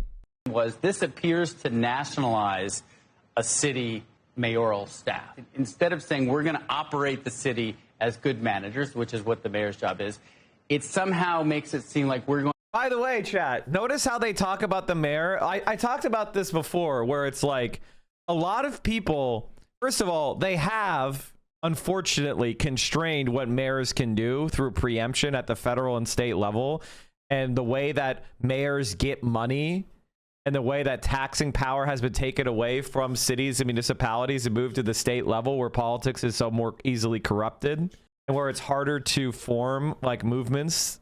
I honestly don't think states should exist. I think, or they should be severely disempowered. Like I believe we should regionally reorganize. I don't really believe in states. I think the Senate should go away completely. I think, yes, there should be regional administration where it makes sense economically, where it makes sense for kind of like similarities in infrastructure. I think we should be organizing ourselves according to like biomes and styles of like construction, and like what works in Arizona is going to be different than what works in Alaska, right? Obviously you should have different organizing, the way the infrastructure is set up and things like that. That should be tailored to their localities. Okay, geographic regions, biomes, styles like that. But as far as like North and South Dakota existing is fucking ridiculous. Get rid of it. Get fucking rid of it. It doesn't mean a goddamn thing. Like, we have states that are just boxes. Like, we all know this doesn't represent a real polity. Get rid of it. Get the fuck rid of it. And I'm sorry, there's too many states in New England. It should just be New England. We should not have Delaware, Maryland, Virginia, West Virginia. Get rid of all that shit. We shouldn't have Indiana. Carve it up. Why the fuck does New Jersey exist? Divide it in two. South Jersey joins Pennsylvania. North Jersey joins New York. And so on. Why are there two Carolinas? Make one Carolina. Like, it's just ridiculous. Wisconsin gets the Upper Peninsula. Obviously. That's ridiculous that it's not. China is doing the same thing, but for markets. A single national market that will standardize rules and regulation to break down regional barriers has moved up Beijing's agenda. Recent reforms focus on clearer property rights, easier flows of labor and capital, improved judicial oversight of local enforcement. The new private economy promotion law helps level the playing field for basic public and private firms, while central authorities tighten oversight. I think the one thing that concerns me about this, though, is I think that China is stronger because they're focused on more even development. One of the things that worries me is that, like, in the US, there's extreme disparities in development. Like, if you went to rural Mississippi, you would think you were in a fucking third world country. I think that's bad. I think there should be a certain level of development that is prioritized across the entire country. Comments, love your boy. American blogger Hasanabi at a rally in Washington, D.C., strongly support Palestine and shout for Palestinian freedom. This guy's impromptu speaking skills are so good, he could run for office. Yo, dude, chat is, they want to be famous in China so bad. And the Western world in general, that there are a lot of rumors about China. There's a lot of misunderstandings and also just outright lies. And that it's just another normal country, just like every other country is. This is Hassan Piker, an American online streamer, influencer, and a political commentator who wields significant influence over the young demographic in the US. He's known for his daily streams featuring political commentary and media analysis, and has amassed a combined 4.5 million followers on Twitch and YouTube. In his streams, he often discusses China's development with his viewers. Now, he has finally taken his first trip to China. I know Beijing is your first stop in your whole travel plan in China. It's probably just been 2 days for you to arrive China. How's your experience so far? It's been amazing. I haven't slept at all. I'm just, I'm carrying myself because I'm so excited. It's been a remarkable experience thus far. But I was always very excited to come to to China, so this has been a dream come true for me. What do you want to experience the most, or what do you want to try the most? The food, I want to see all the big tier 1 cities, but most importantly, I am super stoked that I'm going to get on a high-speed train tomorrow to go to Shanghai, because I also want high-speed rail in America. Why? Why are you looking forward to visit China? Well, part of it is because I talk about China quite a bit as far as like lessons to learn and what America could adopt and emulate, and seeing it in real time, I think is a lot different. I also wanted to show my audience and the Western world in general that there are a lot of rumors about China. There's a lot of misunderstandings and also just outright lies, and that it's just another normal country, just like every other country is. I know that, but one, experiencing it for myself is good, and seeing it for myself is good. And then two, showing it to other people as well, I think will be a good opportunity. I'm excited. I'm excited. This is so, oh God, chat. You have no idea how base this is. We're actually gonna win. For the longest time, the way that socialism in America was understood was this kind of like anarchist, new left, annoying rad lib way that kind of disdained power, disdained the state, disdained organizing in a way that like actually mattered. And to finally see the left in America getting back on track, getting off of the compatible left, going back to a left that actually is playing politics for keeps. It's so gratifying. Thank God. It's been a tough road. It's been a tough road to get Americans away from the fucking countercultural left and towards a left of like contending for real power. I recently visited an old communist who was in his 80s and dying. He hadn't seen him in years. He had always had clear analyses. I wanted to talk to how to beat back growing cynicism, but after hello, he said, I envy you.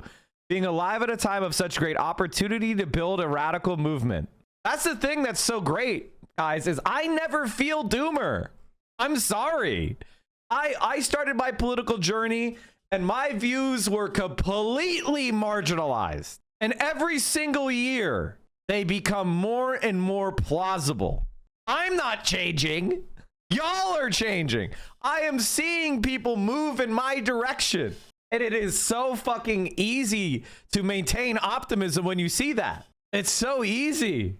And yes, there were times in the past where I thought you were going to get here quicker than you did, you know, but ultimately every year has been great. You're very right. Look at my last message as proof of concept. My 60-year-old mom, Hillary Lib mother, is now posting this on Maine. Self-radicalizing is the theme. For fuck's sake, socialism is not communism. Capitalism, anybody can be rich. Nobody can be rich. Socialism, anybody can be rich, but nobody should be poor. Listen, whatever the fuck. I don't care. I don't like anti-communism at all. I think that if you do anti-communism, I don't like you. It just means you don't actually understand history. The only reason that we think of a distinction between socialism and communism is because of specific things that happened in the 20th century where different people had different strategies in different countries, and different strategies were successful in different countries and different strategies failed. And a lot of the like really fuzzy thinking that we have about socialism and communism comes from the fact that the Soviet Union adopted a very specific economic strategy that has basically borne out to be not the best strategy, which is the strict centralized command economy. But a lot of left-wing thought was focused on reinforcing and defending that system, especially when the Soviet Union was a superpower, right? So there's a lot of that kind of old thinking that still is with us, where people are trying to defend central planning and the command economy when basically nobody's doing that anymore. And some people, in order to try to claim that that's the correct decision, they try to say that it's the only way socialism is really socialism. And that, I think, is the most damaging form of thought that we have. And a lot of people, especially on the right, they try to say that too. The right says, oh, it's not socialism unless you're doing Soviet-style command economy, because that's anachronistic for the time we currently live in.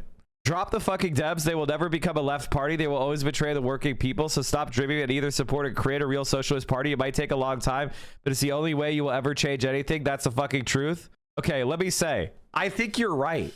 but that doesn't mean that it's ripe. I try to explain this to people. Tactics are not right or wrong. Tactics are contextual. You're talking about a tactic. It's not the right time to use that tactic.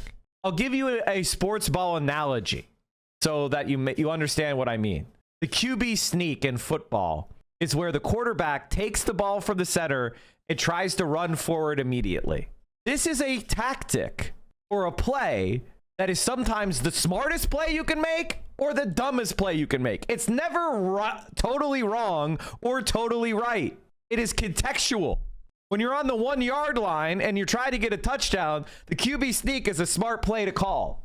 When it's 4th and 30, it's a bad play to call. So you're talking to me about a tactic, forming a new socialist party.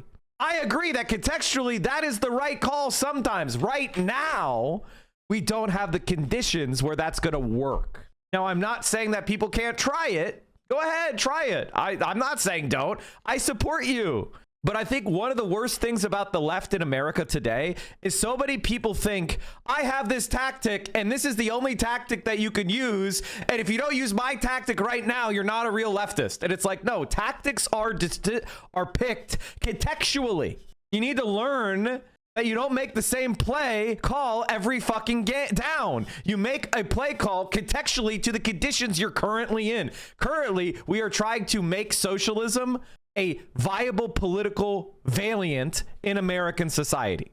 We're trying to convince people that socialism is not a dirty word. We're trying to convince people that collective action, that government action, that non-market action is preferable or desirable. We're still trying to build that kind of consciousness in America. You're assuming we already are there because you talk to people that are there, but that's only some people in America and not enough to win. And you and I, and by the way, if you think I'm wrong, go start that party. I will support you. I'm just telling you that I am talking to the masses and I'm going where they are to try to build trade union consciousness, socialist consciousness, stop anti-communism, stop a Cold War with China. That is what I'm trying to do contextually. Because you know what's going to make socialism impossible in America? Us fighting a war with China. They'll fucking arrest me as a traitor if we have a war with China. Why? Because I'll say socialism is okay, we should stop the war, and they're going to try to silence anybody says don't fight a war with China. So stopping a Cold War with China is one of my political priorities because I want socialism to keep growing, and the only way they could truly make it illegal is they'll say national security, we're fighting a war with China. You need to be contextual to what's going on. The Republican establishment, the Democratic establishment are trying to orient us toward a war with China. Wake up to where we are right now. And I think the main thing that could stop that is if people look at what's going on in China and they say, hey, they've got a lot of successes and they seem normal and they seem friendly. Why are we hostile to Chinese people? That doesn't make sense. That is the best way to inoculate ourselves against a war with them. These are I'm saying this out loud because you need to understand where the fuck you are right now. I think the consciousness building is extra tough in the US because we are boxing with individualism. It might be a better move to speak to the average American self-interest instead of socialism. It's American awesomeness or some other branded slogan. No, actually, you're dead wrong. The younger generations are seeing how individualism is failing them. They're seeing how grind culture is bullshit. They're seeing how they can't get ahead no matter how hard they work. It's why socialism is popular with the younger generation, because they recognize that their failures are due to a system that doesn't work and they have a collective interest to fix it. But yes, American individualism is the problem. You're right. That is a problem. Anyway, all I'm trying to say is that we're winning. Documents likely later today. The important thing here is that we know, and we've been demanding. New Beebly nicknames for Will and Austin. Will is unrestrained long hair bro, and Austin is cold resistant bro because he only wore a shirt in the Beijing cold. That Donald Trump and the DOJ release the Epstein files. In what's been released today, which obviously is some quite serious, I think, connections between what Donald Trump may have known. Open Presents, thank you so much for the 25 gifted. I have had this idea recently of reappropriating American history language, we the people, stuff like that for socialist causes. I think it could be effective messaging. You know what you're really going to be finding out when you actually look into it is American socialists are some of the people that you're the most proud of. Albert Einstein, Helen Keller, America the Beautiful. Socialists have, you know, Mark Twain was an anti-imperialist. Martin Luther King Jr. was a democratic socialist. Never more clear, Dems spoil from the center, capital the right, we the people are the left. Of course. BB chatters are calling him that, and Will White Dragon, those are the Twitch chatters who edited the chat BB. Oh, okay. Some Chinese named Will the White Dragon. Oh, don't tell him that. Don't tell him that. All Will does is win, okay? There's communication between Jeffrey Epstein and Ghislaine Maxwell, obviously making some claims about Donald Trump spending significant time, hours with Mike, imagine if you went with them, you'd get a Beebly nickname. Okay, listen. If I went to China, I would be wearing the Mao fit every day, okay? I'd be carrying the little red book, okay? There's also disturbing emails there about Trump and Jeffrey Epstein that people can read for themselves. And I think what's important right now is that we want to know why Donald Trump... Here is Abraham Lincoln. Labor is, prior to and independent of capital. Capital is only the fruit of labor. It could never have existed if labor had not first existed. Labor is the superior of capital and deserves much the higher consideration. Capital has its rights, which are as worthy of protection as any other rights. Oh, it was based until the last sentence. This is where he becomes a liberal. But the first couple sentences were based. Entire saying that he would release the files. And now that he's in the White House, there is a massive cover-up going on. The survivors deserve... You said there are 23,000 documents as part of this latest tranche of information that you received from the Epstein estate. Are you still getting more information coming in from the estate? And are there more emails than have already been released?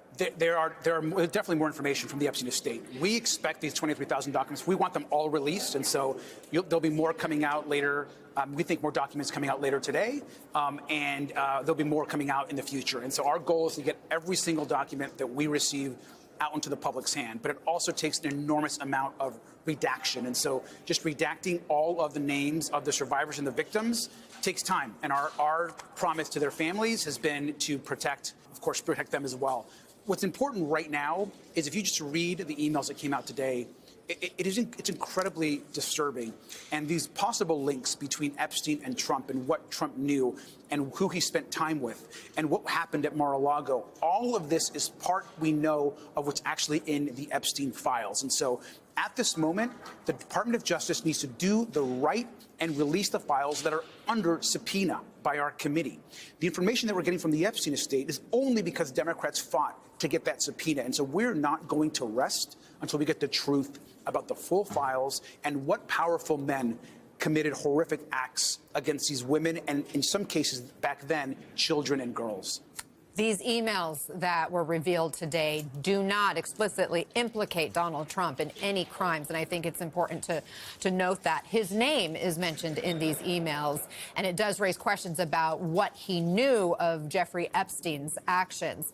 Congressman, we're just getting a first reaction now from the White House to the release of these emails. This statement coming from the White House Press Secretary Caroline Leavitt. I'm going to read it to you in full.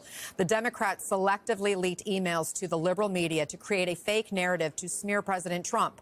The unnamed victim referenced in these emails is the late Virginia Giuffre, who repeatedly said President Trump was not involved in any wrongdoing whatsoever and couldn't have been friendlier to her in their limited interaction. The fact remains that President Trump kicked Jeffrey Epstein out of his club decades ago for being a creep to his female employees, including Giuffre. These stories are nothing more than bad faith efforts to distract from President Trump's historic accomplishments, and any American with common sense sees right through this hoax and clear distraction from the government opening back up again. What's your response to that? My response is simple. Then release all the files. The president has nothing to hide. The press secretary right there in her comments and statement, if they have nothing to hide at the White House or the Department of Justice, then all we want is for them to release the full files. It's very clear. You can't spend your entire campaign saying you're going to do something and make a commitment to the American people and then backtrack. And so we're going to ensure, one, we always are going to protect the victims and survivors. And if they want to clear the president's name, and more importantly, also all of the other men and powerful men that may have been involved. Mike, the link on this tweet is further documents. Hold on. Communications between Epstein and Steve Bannon, Larry Summers, and others. Uh-oh. Spaghetti-o. then release the files today. That should be the response from the White House. President Trump has said he wasn't a fan of Epstein's. He's called him a creep. He's called... Listen, we were only friends for decades. I wasn't a fan. The push for more information about Epstein, a Democratic hoax. What questions specifically do you have for the president about these emails? Well, my questions to the president would be, first, is what was your relationship with Jeffrey Epstein? I mean, did you know what was happening? He was obviously running a huge sex trafficking ring. Why are there so many cases of these connections back to Mar-a-Lago? Jeffrey Epstein himself said that Donald Trump was one of his best friends. Why would he say that? And there's so many questions to ask. And the president could right now end all of the speculation and do the right thing for the survivors by releasing the files. The president himself has said that he has done nothing wrong. Then release the files, because we know for a fact that there are many, many powerful men, some of the most powerful, wealthiest men in this country, that have done and committed harm to children and to girls and women in this country. And those women, now women, deserve justice. So it is time to end this White House cover-up and release the Epstein files today. Today, Congresswoman-elect Adelita Grijalva will be sworn into the House, where she will be the final vote needed on that discharge petition to compel the DOJ to release the full Epstein files. Do you think these new revelations... He victimized them himself. Other votes? Could there be... All I can say, chat, is like, we've been talking about this Epstein shit for how many years? Mike, if you just cashed out several treasury bonds, how would you invest the money? I don't fucking know. I don't fucking know. I think we're in one of the biggest bubbles of all time, but I could be wrong. I don't fucking know, man. I think land is in a bubble. I think real estate's in a bubble. I think crypto's in a bubble. I think gold's in a bubble. And maybe I'm wrong. Maybe it's just worth more. And I'm wrong. You know, I don't fucking know. How much you would have bet war with Venezuela happens once the list comes out? I mean, I feel like, give it to me, I'll invest it to you. No. A pile-on and overwhelming vote for releasing the documents? Look, we hope that all Republicans would really center the survivors and the victims at this moment. What's important right now is that there are women who've talked to us now as adults who have shared that they want the files released. They want justice. They want to know what happened and what men were involved, and who are, in many cases, afraid of the consequences of them being in the spotlight and telling their stories. What's holding some of your colleagues back? What is holding Republicans back from voting to release all the files? They're complicit in this cover-up. When Donald Trump, the president, says, I don't want to release the files, or he tried to, remember earlier in this year, he actually even said they kind of discarded them as being even not important. When they're not releasing these files, it brings questions to be asked. And so, again, our commitment has been, from day one has been clear. Release the Epstein files. The AI bubble has 6 to 9 months before it pops. People, I don't think we can. I mean, I've been skeptical of this economy for years, and yet it keeps churning. And it's churning because the people at the very top have a lot of asset wealth that they're spending off of. Why is the MSNBC host not lived up right now? Because these are straight news anchors, and they don't do that. The men that committed harm should be held accountable. I know that political coverage has trended away from this, but in television news, there are two types of people. You have commentators and you have news anchors. News anchors are supposed to have no readily discernible political view. That's what they're trying to put out there. And they're trying, it's a style that is dying out. In fact, the fact that I have to explain this is interesting. She is just not going to act that way. She's going to act neutral about any news story. Also been demanding answers about Epstein accomplice Ghislaine Maxwell's transfer to that minimum security prison. That happened over the summer, and now we are learning of a whistleblower account saying that she's in the process of requesting President Trump commuting her sentence, that he commute her sentence, and that there's she's also news been and there's news entertainment. Exactly. And foot at this camp, customized meals, after-hours time in a private exercise area, access to a service puppy.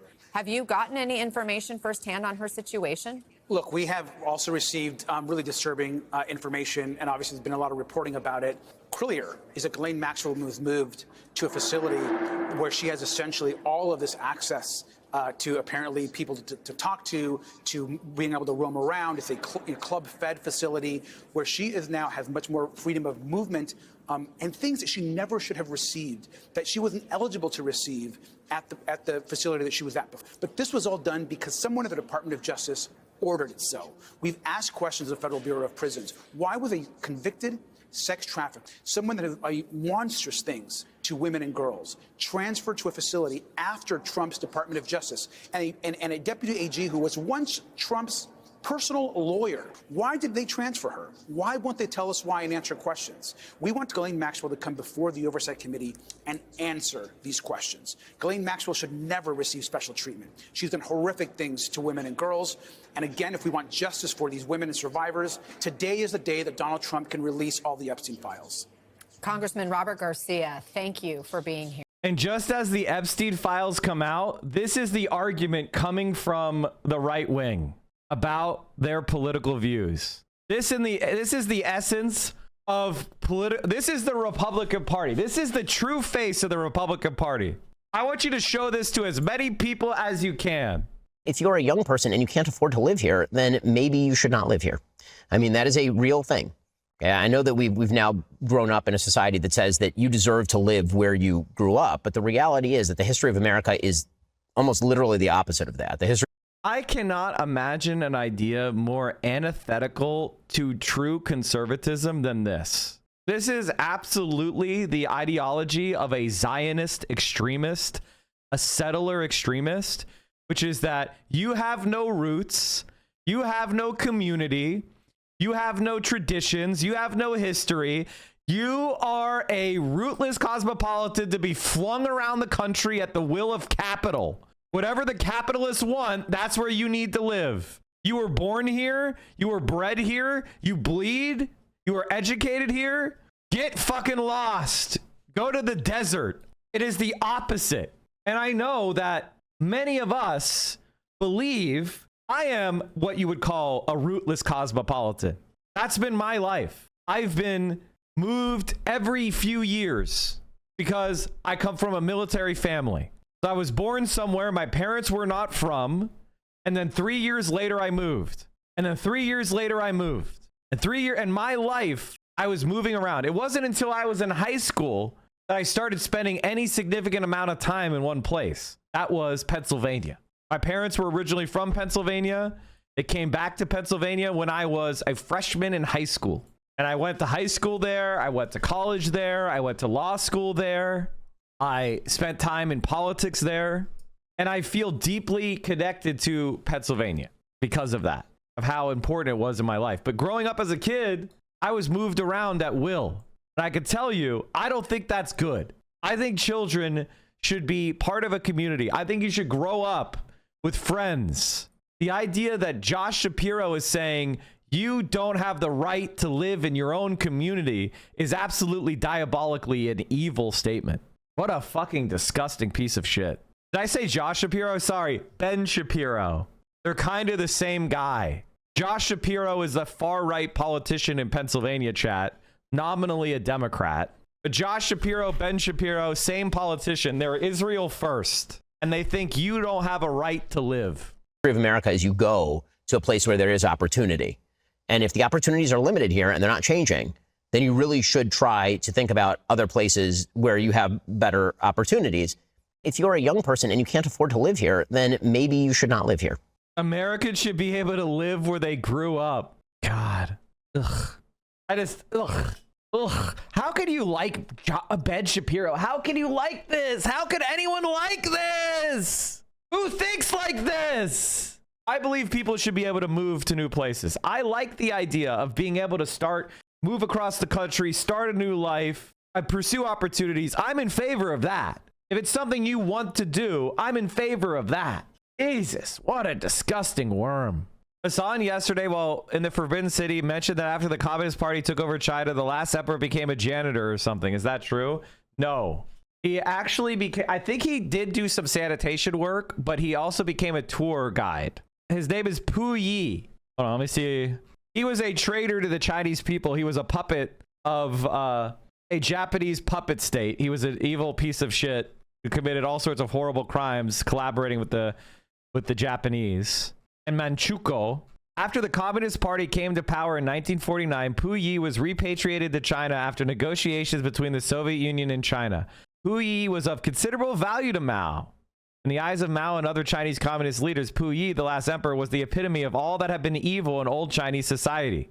If he could be shown to have undergone sincere, permanent change, what hope was there for the most die-hard counter-revolutionary? The more overwhelming the guilt, the more spectacular the redemption, and the greater the glory of the Chinese Communist Party. Interesting propaganda, basically saying they pursued rehabilitation.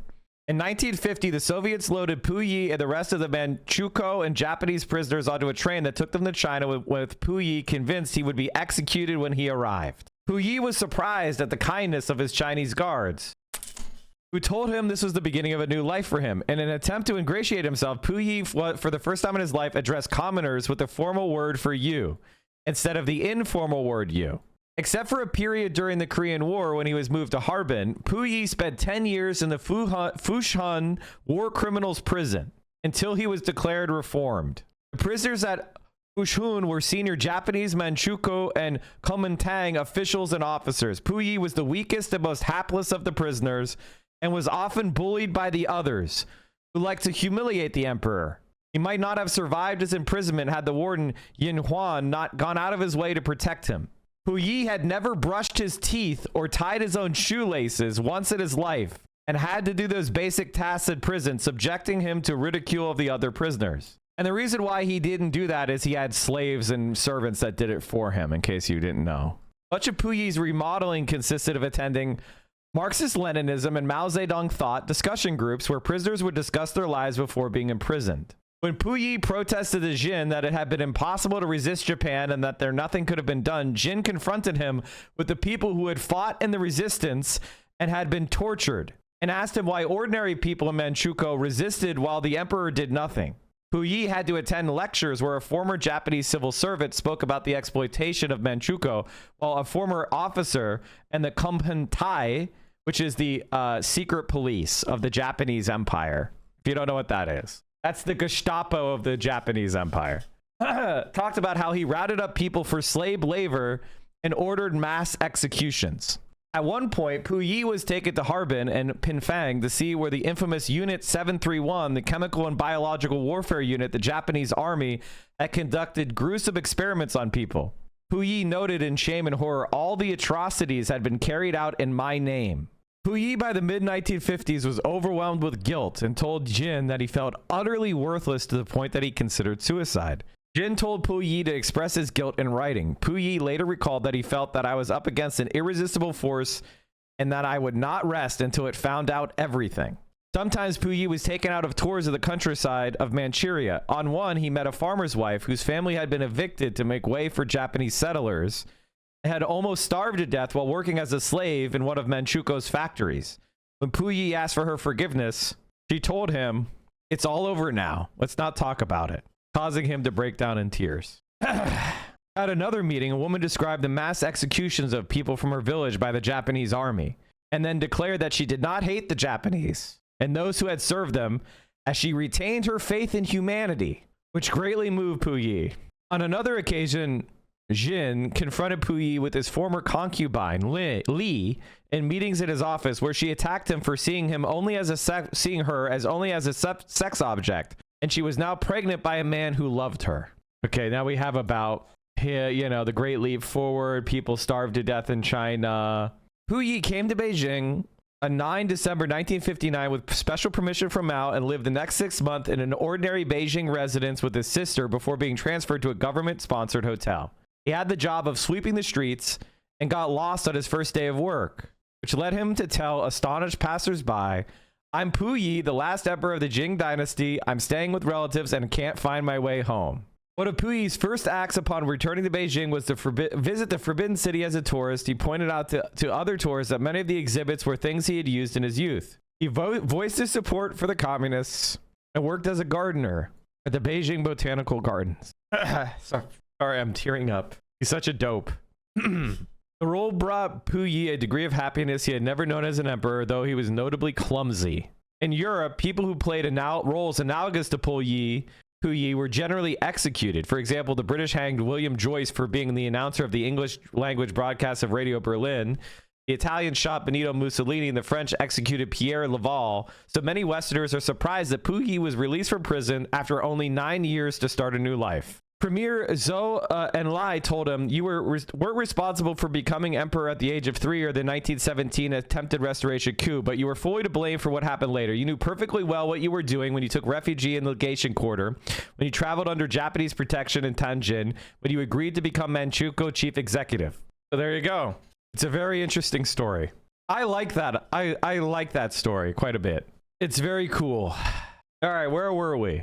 How did the China socialist folks explain this? 167,000 views and 300 likes. This is what we call, chat, algorithmic interference. So basically, this is an anti-China post, and the owner of Twitter, Elon Musk, is promoting it. You don't get this much viewership with this little interaction organically. The point of like the Puyi story, like, the point is that we don't have to be like this, you know, like, and leftists are not looking for revenge. That's not the way we are. But we also are not going to allow evil to continue. If you're going to fight to defend it, then we're going to fight you until you're defeated. All right, we were talking about how Donald Trump is a pedophile. Then we got distracted about Puyi story. But it's one of my favorite stories, so I read the Wikipedia for you guys. All right, Donald Trump is a pedophile. Let's continue the coverage. This is CNN breaking news. All right, we do have breaking news in the Jeffrey Epstein investigation. Democrats on the House Oversight Committee ago, literally, releasing emails that they say were written by Jeffrey Epstein that explicitly... What's this clip? Strange. It looks like an airport. Yeah, it's massive. Holy shit. The infrastructures in China is very good. Yeah. Oh, I know. I love it. Every people can get the benefits from the government build the infrastructures. Every train on I've traveled to Shanghai. That's their tour guide. What was her name again? Sally? People can get the benefits from the government build the infrastructures. Every train on I've traveled to Shanghai pretty often, so instead of the flight, we take the train. Yeah. Train's comfortable, and it's 6 hours versus the flight is. I think the probably fastest what, 2 train 3? could be 4 hours and 45 minutes or 4.5 hours. Okay. And if you take a flight, perhaps it's a couple hours or an hour 45 minutes. But you still have to go to the airport first and check in. Yeah, airport's. The problem is, yeah, exactly. Like anytime you have a flight, you got to be there at least an hour and a half to 2 hours early. Whereas with trains, you could just get on. So you have spend less time at the train station than you do at the airport. So like airports only really make sense for train trips that are longer than 6 hours. That's the only time when like flying actually starts to make sense. Also, train stations tend to be better connected. Far away. Yeah. So it's probably a similar trip length. It's not a train. I mean, it's not a train. I think it just depends on your Austin, preference. do not even start. This is my moment. Everybody's got a preference, and I think that's important to acknowledge. He's Mr. Dude, this is gonna be so good. Because wait, you've never done? No, I've done never. the bullet trains. No, I'm excited to see. Is this your first time on a high-speed rail? Yeah. No. I've taken Amtrak. No. Is this your first time on a high-speed train? I think I take a high-speed train in the UK, if that counts. No. Oh, it's fire. We did it. I've done it in Japan. It's so sick. Oh, I'm so excited. It's cozy. I'm so excited. Snackies. It's great. I've taken this. Wait, do we have cards? No, you just scan. No, you just scan your passport and you go to the like. I will show you. What's how to go SWAT? inside. Do you guys have special weapons and tactics here too? Yeah. Okay, Hassan, I have this microphone. What should I do with it? He's such a bad China simp. He's such a bad China simp. There was a SWAT challenge competition at the UAE, and China won gold, silver, and bronze. And they were against the NYPD. The Team B of China versus NYPD's A team. Oh, that has 5 pixels. Oh, what is this? Chat, Vio made me pancakes. Oh, I'm sorry, waffles. What am I saying? Waffles. Woo. Woo. Woo. Not the woo. Thank you, Vio. So you hate pancakes? Don't start with me. Okay? Don't start with me. What we've seen on the first day, he rattles up the rifle so it doesn't bounce off the railings or the walls. The NYPD versus China TB. A shot away seconds is very good. Oh, yes, on the button. 20 seconds on the button for the sniper. The assaulters through the door. 5 rooms, 5 targets, 5 looked clean to me. Oh my God, they're so slow. Is on the shoulders. 53.39 of Sada. I don't think so. Quick across the line and for China, please. Well, the Chinese team was almost too fast. fast. In the kill house now. NYPD of the USA. A little bit of confusion as to who was going to. I think one of the assaulters just had a little bit of a delay, and they sprint back towards the finish line and cross. He's like, does China have SWAT? You don't even know that China defeated the U.S. in the SWAT competition? You call yourself a China glazer? Does China have SWAT? You call yourself a fucking China glazer? You don't even know about the SWAT competition. I should be in China right now. Right now. Fucked up. I'm gonna lose it. Here, give it to me. Give it to me. Yeah, I'm gonna lose it. Don't forget in the van. And Yeah, this is the last time we're gonna be in this van, so.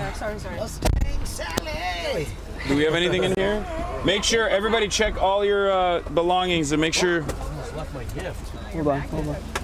My friend in PA has an ex-Marine roommate, and he was saying yesterday he isn't afraid of fighting China because their eyes are too closed, they can't shoot straight. And I tried to explain to him that that kind of racism would get men like him killed. Bro, if somebody said something that racist to me in my face, I do think that is fighting words. I do consider that fighting words. Let's go back to our president being a compromised Israeli spy. Specifically mentioned Donald Trump by name, and in context. I loved a moment at the Forbidden when Hassan was like, so everyone can walk where the emperor once walked, and Sally was like, sure, but we also actually own the palace. I take offense to that as a white Chinese. Heard before. Let's get right to Caitlin Collins, who's got this reporting. Caitlin, what are you learning? Yeah, John, these are emails that show Jeffrey Epstein, Donald Trump by name, multiple times, private correspondence that he had with people, including Ghislaine Maxwell, obviously his longtime associate and accomplice, and also the author, Michael Wolff, in a time span of about the last 15 years or so in these emails. Now, these are coming out from the House Oversight Committee. They had issued a bipartisan subpoena to Jeffrey Epstein's estate, John, as you know, earlier this year. And so they've gotten their hands a trove of documents, and these are that included Jeffrey Epstein on them. They were sent either to him or from him that mention Donald Trump before he was in office and also while he was in office during his first term. And I want to walk you through these emails of what exactly we are reading. I mean, like, look at these pictures. There's so many. Like, come on! Epstein is closer to Melania than Trump is! Come on! This is what a picture of a swinger couple looks like. This is what, like, honestly.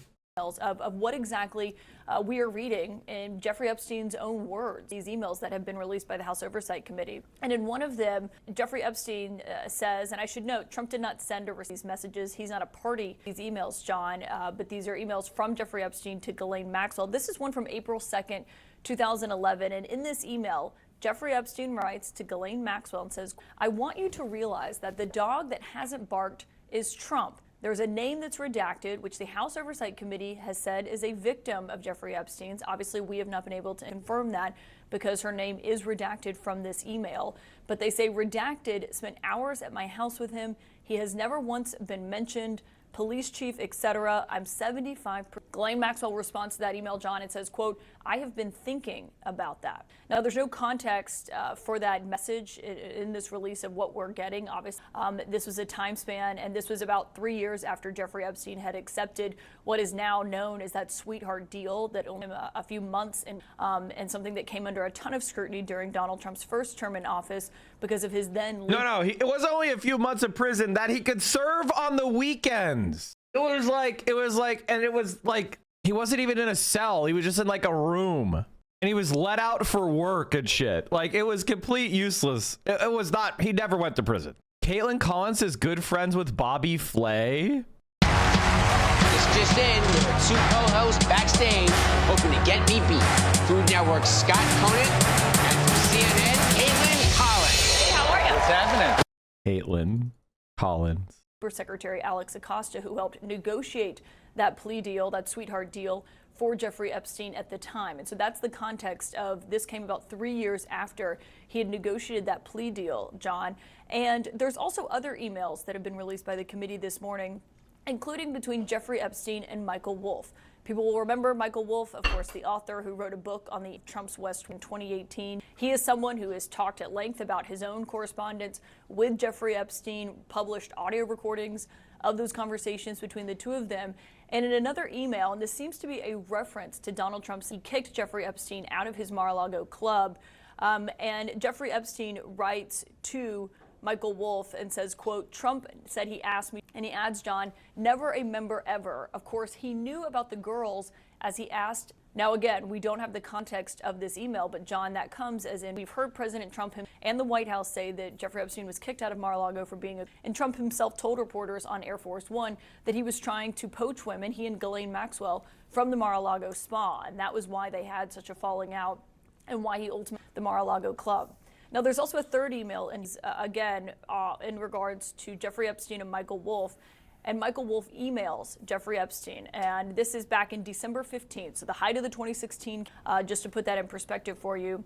And it was the day of a CNN Republican. And Michael Wolff says, quote, I hear that CNN is planning to ask Trump tonight about his relationship with you, either on air or in a scrum. Epstein wrote, if we were able to craft an answer for him, what do you think it should be? Michael Wolff responded at length, John, I'll summarize it, but in regards to Trump, I think you should let him hang. If he says he hasn't been on the plane or to the House, then that gives you a valuable PR, and you can hang him in a way that potentially generates a positive benefit for you. Or if it really looks like he could win, you could save him generating. Now, I'll note, John, we looked at the transcript of that CNN debate from Dean. There's no mention of Jeffrey Epstein in there. And of course, as I mentioned, Donald Trump is not a party to these emails. But what this shows is Jeffrey Epstein mentioning Donald Trump by name multiple times at a moment here in Washington when their relationship has come under incredibly. Caitlin, as you mentioned multiple times, we just don't have the context surrounding any of these emails. But that first email you read, the language absolutely jumps out to me. This is April 2nd, 2011. Epstein writes to Ghislaine Maxwell, I want you to realize the dog that hasn't barked is, and blank here is one of the alleged victims of Jeffrey Epstein. A victim spent hours at my house with him being, he has never once been mentioned. Now, again, we don't have the context surrounding that, Caitlin, kind of language from Jeffrey Epstein himself. How often has Donald Trump, what has Donald Trump said about contact he may have had or time he may have allegedly spent with some of Epstein's alleged victims? Conservatives for years on all sorts of conspiracy theories about Barack Obama, Hillary Clinton. Now, the Clinton shit, Hillary Clinton's conspiracy is not true. Bill Clinton should be arrested. He's probably a pedophile. He's definitely in the files. Let's consider for a moment that Biden's DOJ had all this info and didn't use it to win because Barack Obama's friends with Larry Summers and Bill Clinton. This implicates the centrists just as much as it does the Republicans. It implicates the centrists who they like and they agree with. So it would empower who? Bernie Sanders, AOC, the left? It can't have that. Again, they'd rather lose to the Republicans and expose Trump was a pedophile. Do you get it? Yeah, and John, just to be clear, the woman, the person whose name is redacted here was redacted by the House Oversight kept this out. That has been a huge point of focus as people have demanded the release of these documents, is to be able to protect the survivors and the victims. We have not been able to independently verify who this person, the committee is the one doing the redacting, but obviously he is referencing someone who Jeffrey Epstein says in this email from 2011 that's with Donald Trump at his. And so we've asked the White House for comment on this morning. Obviously, these are emails that predate his time in office this term. They span about 15 years, this correspondence that's being released. And Trump has denied that he knew anything about what Jeffrey Epstein was doing and the sex trafficking of young women. And he said that he wasn't aware of that. And obviously, Trump himself has not been accused of any wrongdoing. It's very important that we make that clear here, John. But of course, the question has been to regards to the Justice Department and what they've released about what they know. And Adelita Grijalva is being the new House Democrat from Arizona, and she's signature. And so the pressure has been building on not just Democrats, but Republicans to release more information about what the Justice Department is. And so looking at that email, obviously, will likely only increase that pressure to do so. And you're right, John, we don't know the context of that. But obviously you can read in and of itself and take away, obviously, what you will from that. Oh, yeah. It begs many questions to be asked, perhaps to the president or the White House. You've already put this to them. Much more on this ahead. Caitlin Collins, and thank you so John, much. Oh, please. I just want to say, because obviously, you know, we're breaking this. We did get a comment from Michael Wolff himself on this. I reached out to him to ask for any context on these. And he said, quote, I don't quite remember, but he says, I was engaged in an in-depth conversation about his relationship with Trump.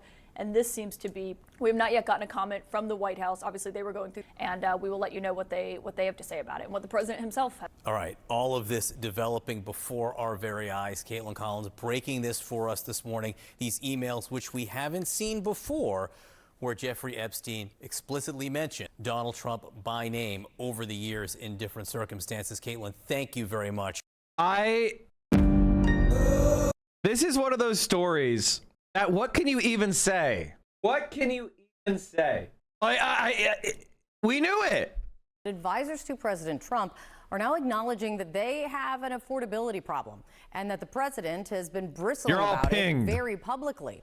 According to administration officials, they're now strategizing inside the White House a number of ways to manage this, essentially, including getting the president himself to travel the country to give a series of economy-focused speeches. Polls do show Americans are blaming the president for how they feel about their economic woes. Just days ago, called fake. CNN's Harry Enton is running the numbers on this one. He's here with us now. Harry, let's talk about, have polls always been down for Trump when it comes to? No, not at all. And if I had one piece of advice to my fellow fast food lover, it would be, in the words of Michael Jordan, stop it. Stop going after the polls. You have a real problem. Because take a look here. Americans on inflation, you go back to October of 2024. Who did Americans trust more in inflation, Kamala Harris or Donald Trump? They trusted Donald Trump by 9 points on average. You jump over to this side of the screen, those same exact polls have him way underwater, 26 points underwater on his net approval on inflation. So it's not that the polls are fake, it's that the American people have turned against you, Mr. President. You've gone from leading by 9 points on inflation to being 26 points underwater. You're doing something very wrong in the minds of the American public. I mean, negative 26, that's a... yeah, it's a huge problem. Let's go down this path of hypothetical. The polling is off a la 2024. What would that mean for the... Yeah, okay. And inflation. Exactly. So you see this switcheroo, right, going from +9 to -26. That's a move of over 30 points in the wrong direction. But let's say the polls are off. Let's take up Donald Trump on his hypothetical, right? Oh, the polls always underestimate me. Well, here's Trump's net approval rating on inflation. Currently, he's 26 points below water. If the polls are off like they were in 2024, he's still got a Titanic-sized problem. He's then 24 points underwater on inflation. So yes, the polls underestimated him, but just by about 1.5 points in 2024, he would still have a massive problem on inflation, even if the polls were off like they were a year ago. Okay, just go down the underestimating route when it comes to, what if they're underestimated? What if Donald Trump himself is underestimated? What if? Yeah, okay, so you see this right here, right? You see Donald Trump is underestimated the same way that he was in 2024. He'd still be way below water, but there is no guarantee that the polls are underestimating Donald Trump. They may, in fact, be overestimating Republicans. I meant overestimating. It's all good, Kate Baldwin. It's all good. I got you right here. I'm sorry. No worries. So, you see this right here. If they were underestimating the Republicans, but the truth is they could be overestimating the Republicans. We just saw this a week ago in both Virginia and New Jersey. Who the polls underestimated in 2025? They underestimated the Democrat Mikey Sherrill by 8 points in New Jersey. They underestimated Abigail Spanberger's margin by 5 points in Virginia. The bottom line is this. The polls on inflation are absolutely awful for Donald Trump. Even if they were slightly better, he'd still be way, way below water. But the problem, Kate Baldwin, even worse than the polls suggest, the bottom line is this. Donald Trump has a massive issue on his hand, and no wishing will make it go away because people feel it in their pocketbooks every day, and they see it as the prices climb ever higher when they try and purchase. By the way, the polls had Mamdani at like 41%. He got over 50%. Yeah, I did see that. There was somebody that was accusing him of raping her when she was a child. That we know about that story. This guy will fake his... Trump is not going to resign. But the moment the economy crashes and people need to distance themselves from Trump but keep their ideological commitments, they will use this. Did you see this? Federal THC ban sent hemp companies scrambling. Yeah, I know. I saw this. The Senate Monday passed a funding package that would reopen the government and fund the Department of Agriculture and Food and Drug Administration. Tucked into the funding bill is a provision that would recriminalize many of the intoxicating hemp-derived products that were legalized by the 2018 Farm Bill. So all these hemp products are going to be federally banned. Delta 8 will be illegal. The Democrats also caved on Delta 8. Oh my God, chat. He met with Hassan. He should speak to her more than AOC. This is why Bad Empanada and Brains are actually so dumb. They're so fucking dumb. They're so dumb. You're so stupid. You're so fucking stupid. You ultras are so dumb. You people are so stupid. You're stupid. God. They're dumb. They're dumb. They're dumb. They're dumb. Everything has to be spelled out for some people. Everything has to be spelled out for some people. Some people can never read between the lines. Everything has to be fully spelled out to them. It is so fucking stupid. You're dumb. God, you're so stupid. Basically, unfortunately, his sub is basically Bad Empanada, guys. Now it's anti-Plattner, anti-AOC exclusively now. Anti-AOC shit exclusively now. Wow, I can't believe anti-leftist propaganda is spreading in America. I can't believe it. I think one of the things that's really funny is people, like, if you're under the age of 25, you live in a world that is completely unique in American history, where being a socialist or a leftist is a plausible political position you could hold that might actually win something. As far as being an adult, that's all you've known. But that's the only time it's been true, short of like sometime in the 30s and 40s. They literally sent the Socialist Party's presidential nominee to prison, Eugene Debs, who was quoted by Mamdani during his acceptance speech. He went to prison for his views. There was the House Un-American Affairs Committee that blacklisted everybody who was a socialist from getting any job in media at all. We have the Communist Control Act, which basically means if you're a communist, you have to register yourself with the government, and you can never get government jobs, and you can never get government assistance. You are living in a world that has not existed before. The fact that we have a black woman socialist representing Pittsburgh, you are in fucking la land. If you think this doesn't matter, you're stupid. You're fucking stupid. It's just so frustrating to hear the dumb fuckers, and you're white and you live in the Western world. You watch English language YouTube. Shut the fuck up. You're not in the third world. You're not a revolutionary. Be quiet. Get with the fucking program.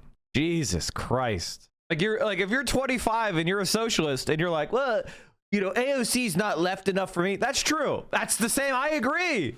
AOC and Mamdani are not left enough for me. But if you don't understand that you're able to exist because they exist, you're just dumb. They created the environment where socialism is openly being discussed as a viable political idea. Bernie Sanders' campaign changed the conversation completely. And it's like somebody who's like, I hate the Beatles. The Beatles are so bad. Ew, I hate the Beatles. It's like, I hate NWA. I hate Lord of the Rings. It's like, bitch, so much of culture and music and fantasy and science fiction rely on the tropes and the ideas and the genres they created. Like, you may not think that they're the best now, what's being produced now, but they laid the foundation. Show some respect on their name, man. What's NWA? Your name is notorious. You know what NWA is. Piece of shit, chatters. Economists, investors, and policymakers at the Federal Reserve to receive critical government data. The Democrats may have permanently damaged the federal statistical system with October CPI and jobs reports likely never being released. And all of that economic data released will be permanently impaired, leaving our policymakers at the Fed flying blind at a critical period. Economists, investors. So the jobs reports must be bad. They're going to stop releasing data? Failing empire vibes. They're so incompetent. They're actually so this is Erdogan shit. God, he's so dumb. He's such a worthless sack of shit. How are they all this stupid? They're so stupid. It's incredible how dumb they are. Notorious QV, thank you for the 5 tier 1s. Yes. Yeah, I knew you know who they are. Quit it. One of the things that Hassan seeing the high-speed rail terminal. Oh, man. All right, chat. Can we take a moment to experience Hassan with high-speed rail? Today, we're going to Shanghai, baby. Oh, my God. I am so stoked. This is so sick, chat. You look like an idol. I think it's normal to love trains. It's a normal feeling that many people have in their hearts to love trains. Oh, we're on a different train? Yeah. We got 2 different cars. Bye, guys. I feel scared and alone. This is the first time I'm separating from the group. No translator, no nothing. Oh my God.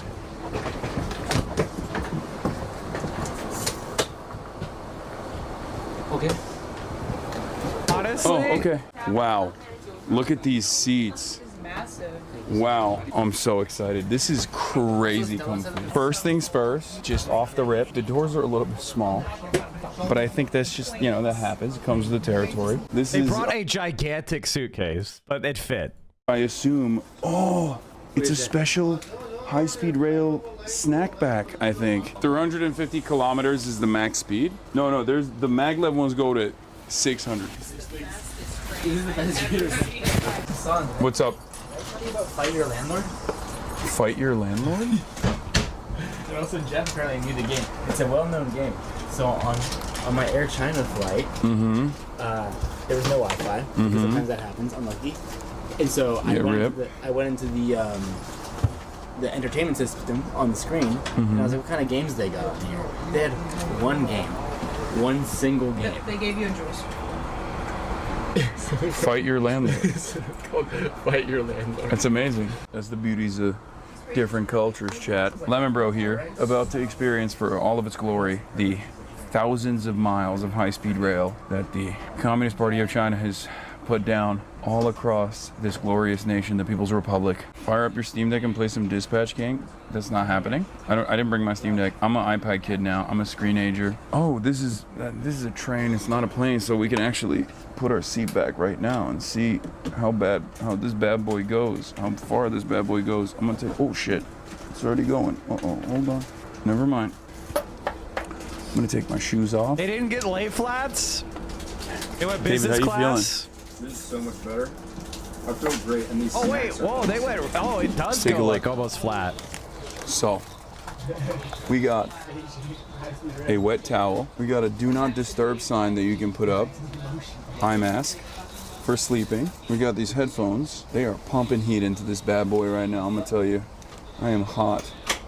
We got a snack pack. We got an outlet. We got 2 USB areas. Business services on EMU trains. Dear passengers, welcome aboard CR Beijing's EMU business class for your travel. We believe in passengers first, and we will be providing you quality service throughout your journey. Free of charge services include snacks, dried fruits, nuts, and other snacks. That's snacks twice. They also have a little free piece of paper here. I don't know what that's for, but we got a sanitary bag for if you want to throw up. Train safety guidelines that are only in Chinese, so I have no idea what it says. And also a magazine. Chat, read this to me. Oh, Renmin Shutdown means the People's Railway. This is like straight up just about This is railway news. It's just all news about the railway. Bro, they have 50,000 kilometers of high-speed rail. Okay, chat, listen. I have mixed feelings about the meme 127. I have mixed feelings about 127, the meme. I do. However, even I, in this moment, feel my fingers twitching towards 127. Oh, God, I know. Understanding the essence of the spirit inspires a sense of responsibility and action. Studying and implementing the spirit of the 4th plenary session of the 20th CPC Central Committee. The Party Committee of Wuhan The Railway Central Bureau Committee's Group is focusing on mentioned. key They're talking about me, chat. They're talking about me. Mike, shout out. tasks and objectives for the year. This is heaven if you're autistic. And also on top of that, like even marginally socialist or invested in like infrastructure development. This is literally the greatest nation on the planet if you're invested in any of those things. Oh, we're moving. Oh, yeah, of course. We're moving. We're moving. We're moving. We're moving. Okay. What the fuck is 127? That's the score that Hassan got on the autistic self-assessment test. And I think anything above what is it, like a 70 means that you might be autistic? Or was it 60, 80? My God. I got a 12. Not autistic at all. God did. Smooth. As smooth as butter. God did. God did, chat. Yeah, as smooth as butter. Wow. By the way, I don't know if you guys were able to appreciate this, but like when we were first coming in, the train station is ginormous. Hassan, Vio got like an, what did Vio get? Does anyone remember what Vio got? I want to say that Vio got like a 170 or something. 189? Oh my God. And it does have the vibes of, it does have, oh shit. Oh, I'm gonna fix it real quick. I think the problem with me and tests is I know what the right answers are. Like when I read tests, I can approach them from the perspective of I am the test writer, and I can kind of like predict what the answers are trying to do. You know, like each answer is trying to get you to select them. Like this is the correct answer. This is the close but no cigar. This is like the you know, really close to the right answer, but there's something about it that makes it wrong.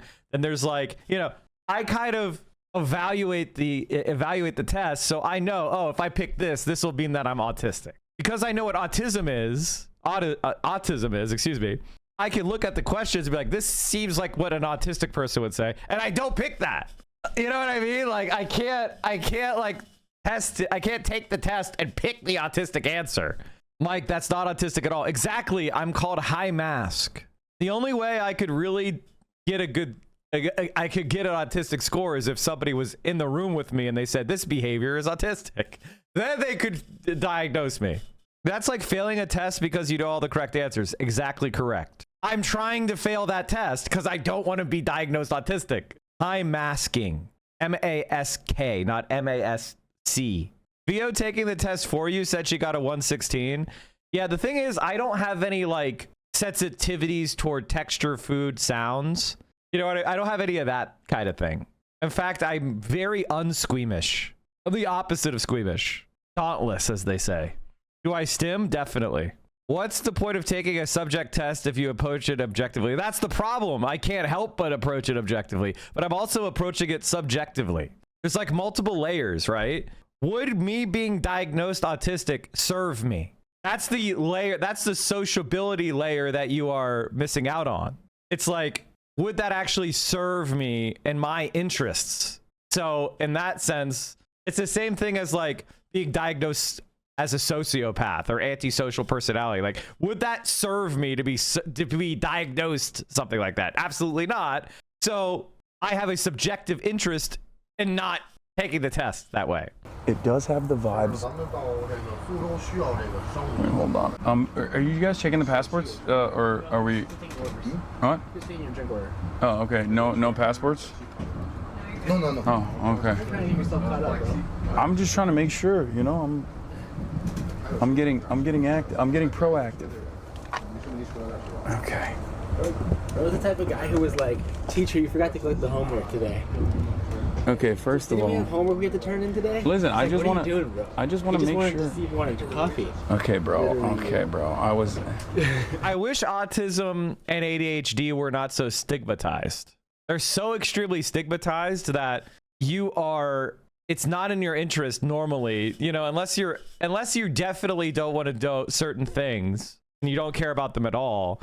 Like a depression diagnosis, an autism diagnosis, an ADHD diagnosis are so heavily stigmatized in our society. It's super fucking annoying. I'm trying to be extra I don't want anything to impede my travel, okay, on this glorious day. Yeah, I'm overstimulated. Hold on. I don't know what this is yet. We're gonna Google Translate to see what it is. But this is from the catering service. And we got a nice little... They didn't have to pay for their meal?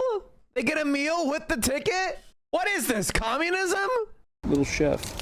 It's a teriyaki chicken nugget set meal, creating a delicious meal for you on the high-speed train. That's what it is. Oh, it smells really good. Okay. A little ASMR. A little teriyaki chicken action.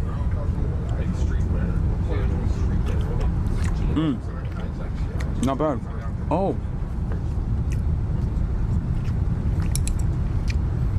Little cabbage. There's also something underneath. There's a bed of rice. I didn't even realize Just this dump goes the whole up. thing in there. What's he doing? And then there's a bed of rice under. I work with pilots a lot, and none of them have any diagnoses. Yeah, you could lose your pilot's license and shit. Underneath it. Look. So unironically, being depressed as a pilot means you're more likely to kill yourself because you can't get diagnosed because you'll lose your license. It's fine. The teriyaki chicken is all right. It's nothing to write home about. This was last night, chat. Late last night.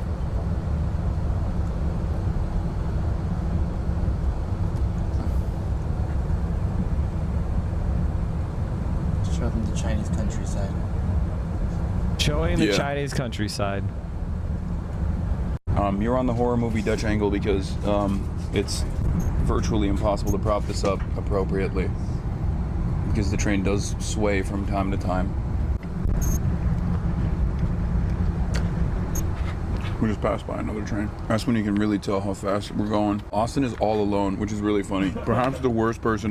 I was a flight instructor and dealt with several students who had to fight super hard to get their medical because they got diagnosed with ADHD at school. Yeah, exactly. To pull by himself. What's he asking about? Austin is asking in the group chat if he can change his clothes in the bathroom.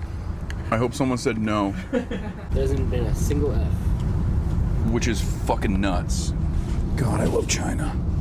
I love infrastructure. I can't believe it. I feel like Americans would never be this accommodating. Even Europeans. These guys straight up have American outlets everywhere, which is shocking. This is the almond cookies from Xi'an. That's the ancient city province, right? Yeah. Probably butchered that. Sorry, I didn't Chinese chatter. If I open it, we're cooked though, because I made it tight. Because when I open it, it doesn't close. Those are almond cookies? Yeah, here, take one. It's not very sweet.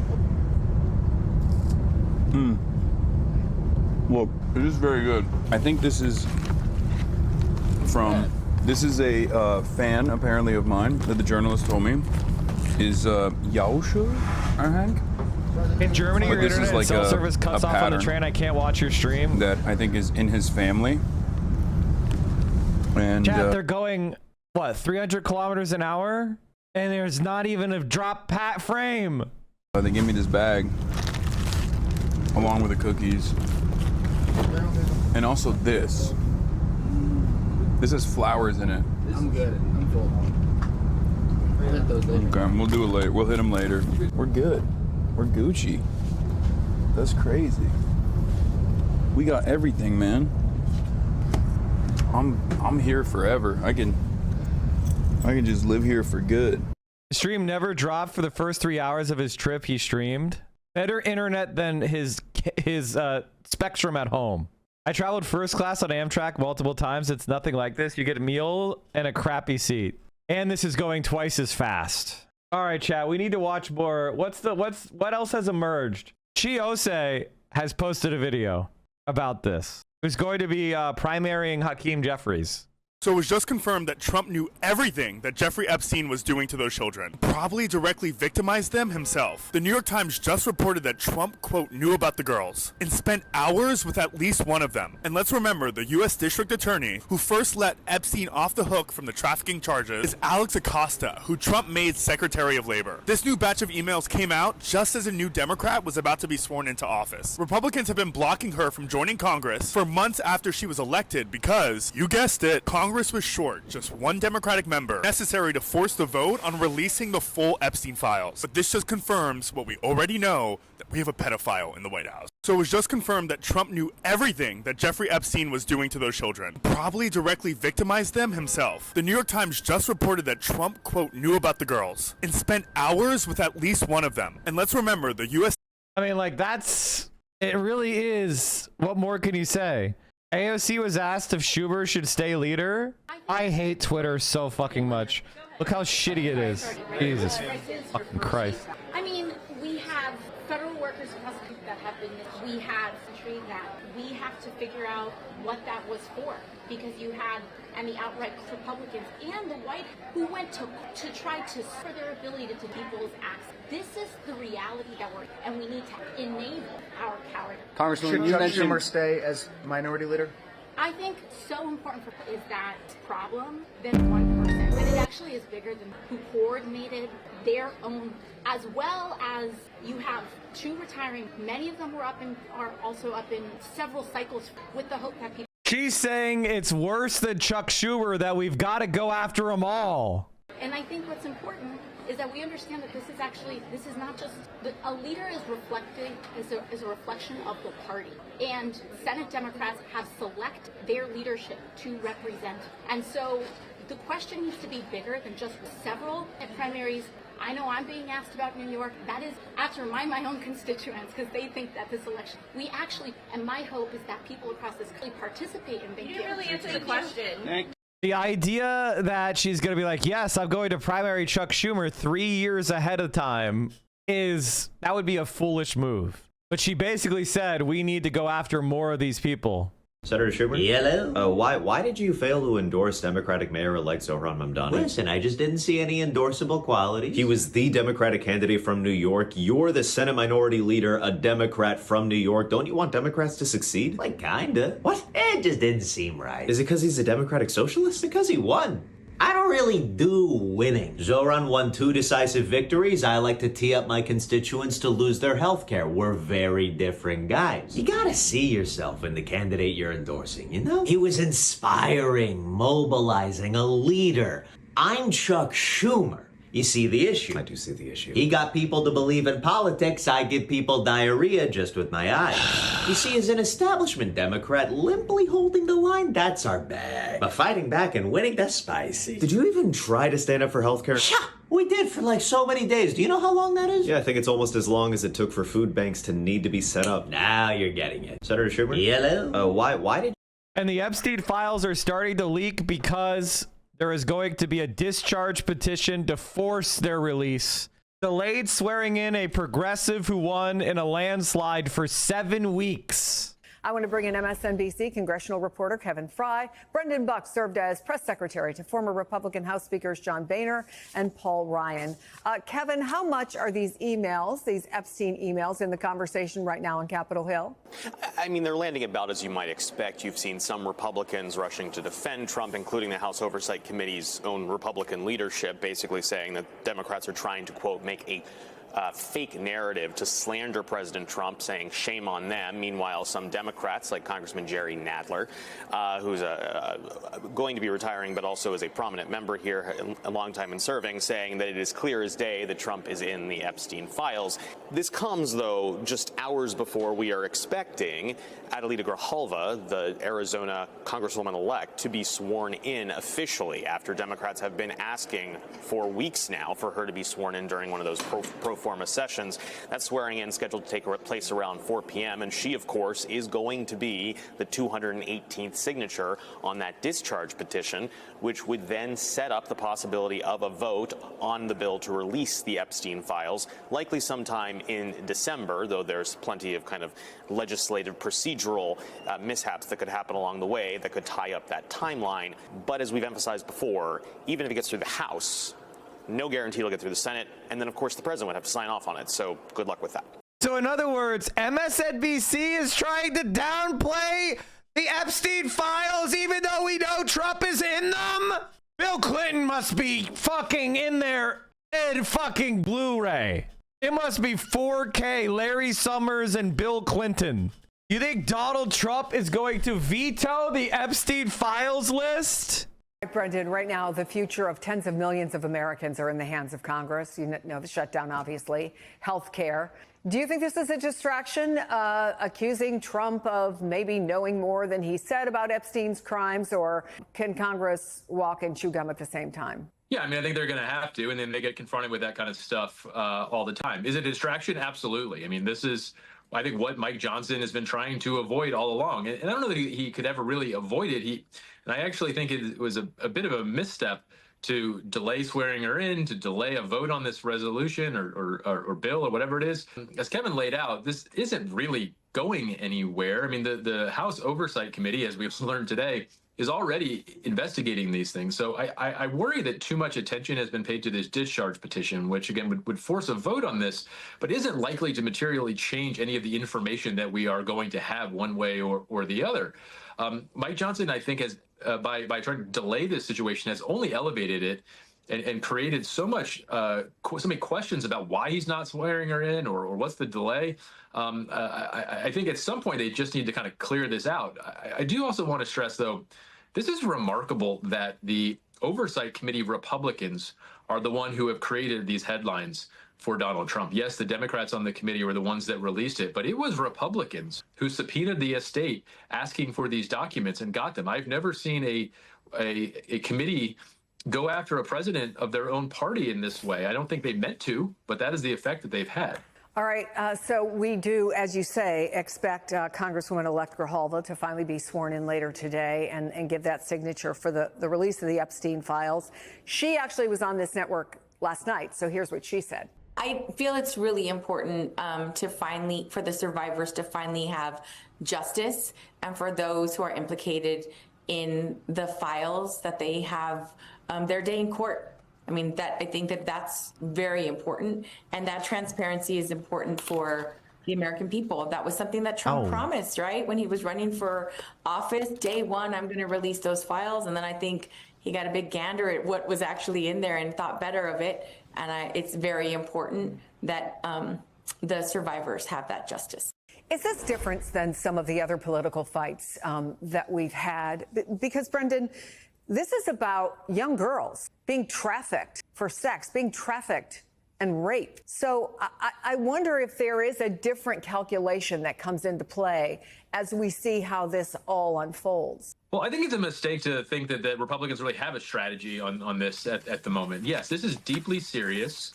And this is an issue that has been spotlighted by the Republican Party more than anyone.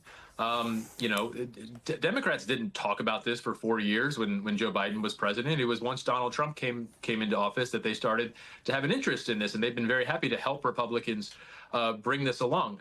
There are a lot of Republican voters out there who are not going to be so simply satisfied with saying, well, Donald Trump doesn't want to talk about this, let's move on. And that's been the problem forever. Most issues where Donald Trump says, hey, change the subject, guys, they do it. But that hasn't happened here because there are a lot of people who've invested a lot of time and energy, sincere energy, in wanting to get to the bottom of this. And now there is this effort sort of ham-handed to try to figure out what's going on here. Let's remember, you had the Oversight Committee, when they subpoenaed DOJ, also started subpoenaing people like Hillary Clinton and Bill Clinton, clearly just an effort to kind of distract and muddy the waters of what's going on here.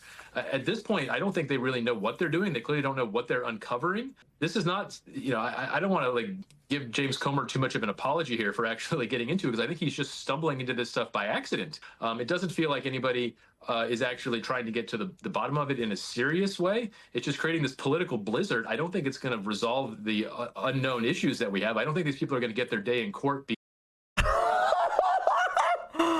MSNBC's like, oh, this is a nothing burger. Everybody move on. Bro, are you in the files? Are you in the files? Are you in the files? Because this discharge petition, it just creates more questions that Donald Trump doesn't have good answers for, and so it's not going to go away until he finds some way to get ahead of it. Brendan Buck, Kevin Fry, thank you both. Good afternoon, everybody. Thank you for being here today. We are going to get to my... One of Trump's ambassadors being asked by Epstein to send a photo of his child. Epstein in 2016 to billionaire Tom Barrack. Send photos of you and child. Make me smile. In March, Trump nominated the same Barack to serve as U.S. ambassador to the Republic of Turkey. Remarks and Q&A as always, but I do have the FBI director with me here, Kash Patel. You all know him well, and he's here to provide an update for you all with respect to China. As you know, President Trump had a very successful meeting on his trip to Asia with President Xi, where they discussed the need for China to crack down on fentanyl production and distribution, which ultimately makes its way here to the United States of America. And the FBI director recently traveled to China following President Trump's meeting to meet with his counterpart in Beijing. And he has a really positive announcement for the American people to share. So the president wanted me to bring the FBI director out to share that with all of you today. So Kash, please, thank you for being here. Thanks, Caroline. As Caroline mentioned, we have some tremendous news thanks to President Donald J. Trump once again for the American people. As soon as the President of the United States took office, he issued a mandate to rid America of the scourge that is fentanyl, a drug that has killed hundreds of thousands of Americans. Thanks to his leadership and direct engagements with China, we set up a framework to execute that mission 8 months ago. Attorney General Bondi immediately thereafter took steps to engage her counterpart in China at the Ministry of Public Security.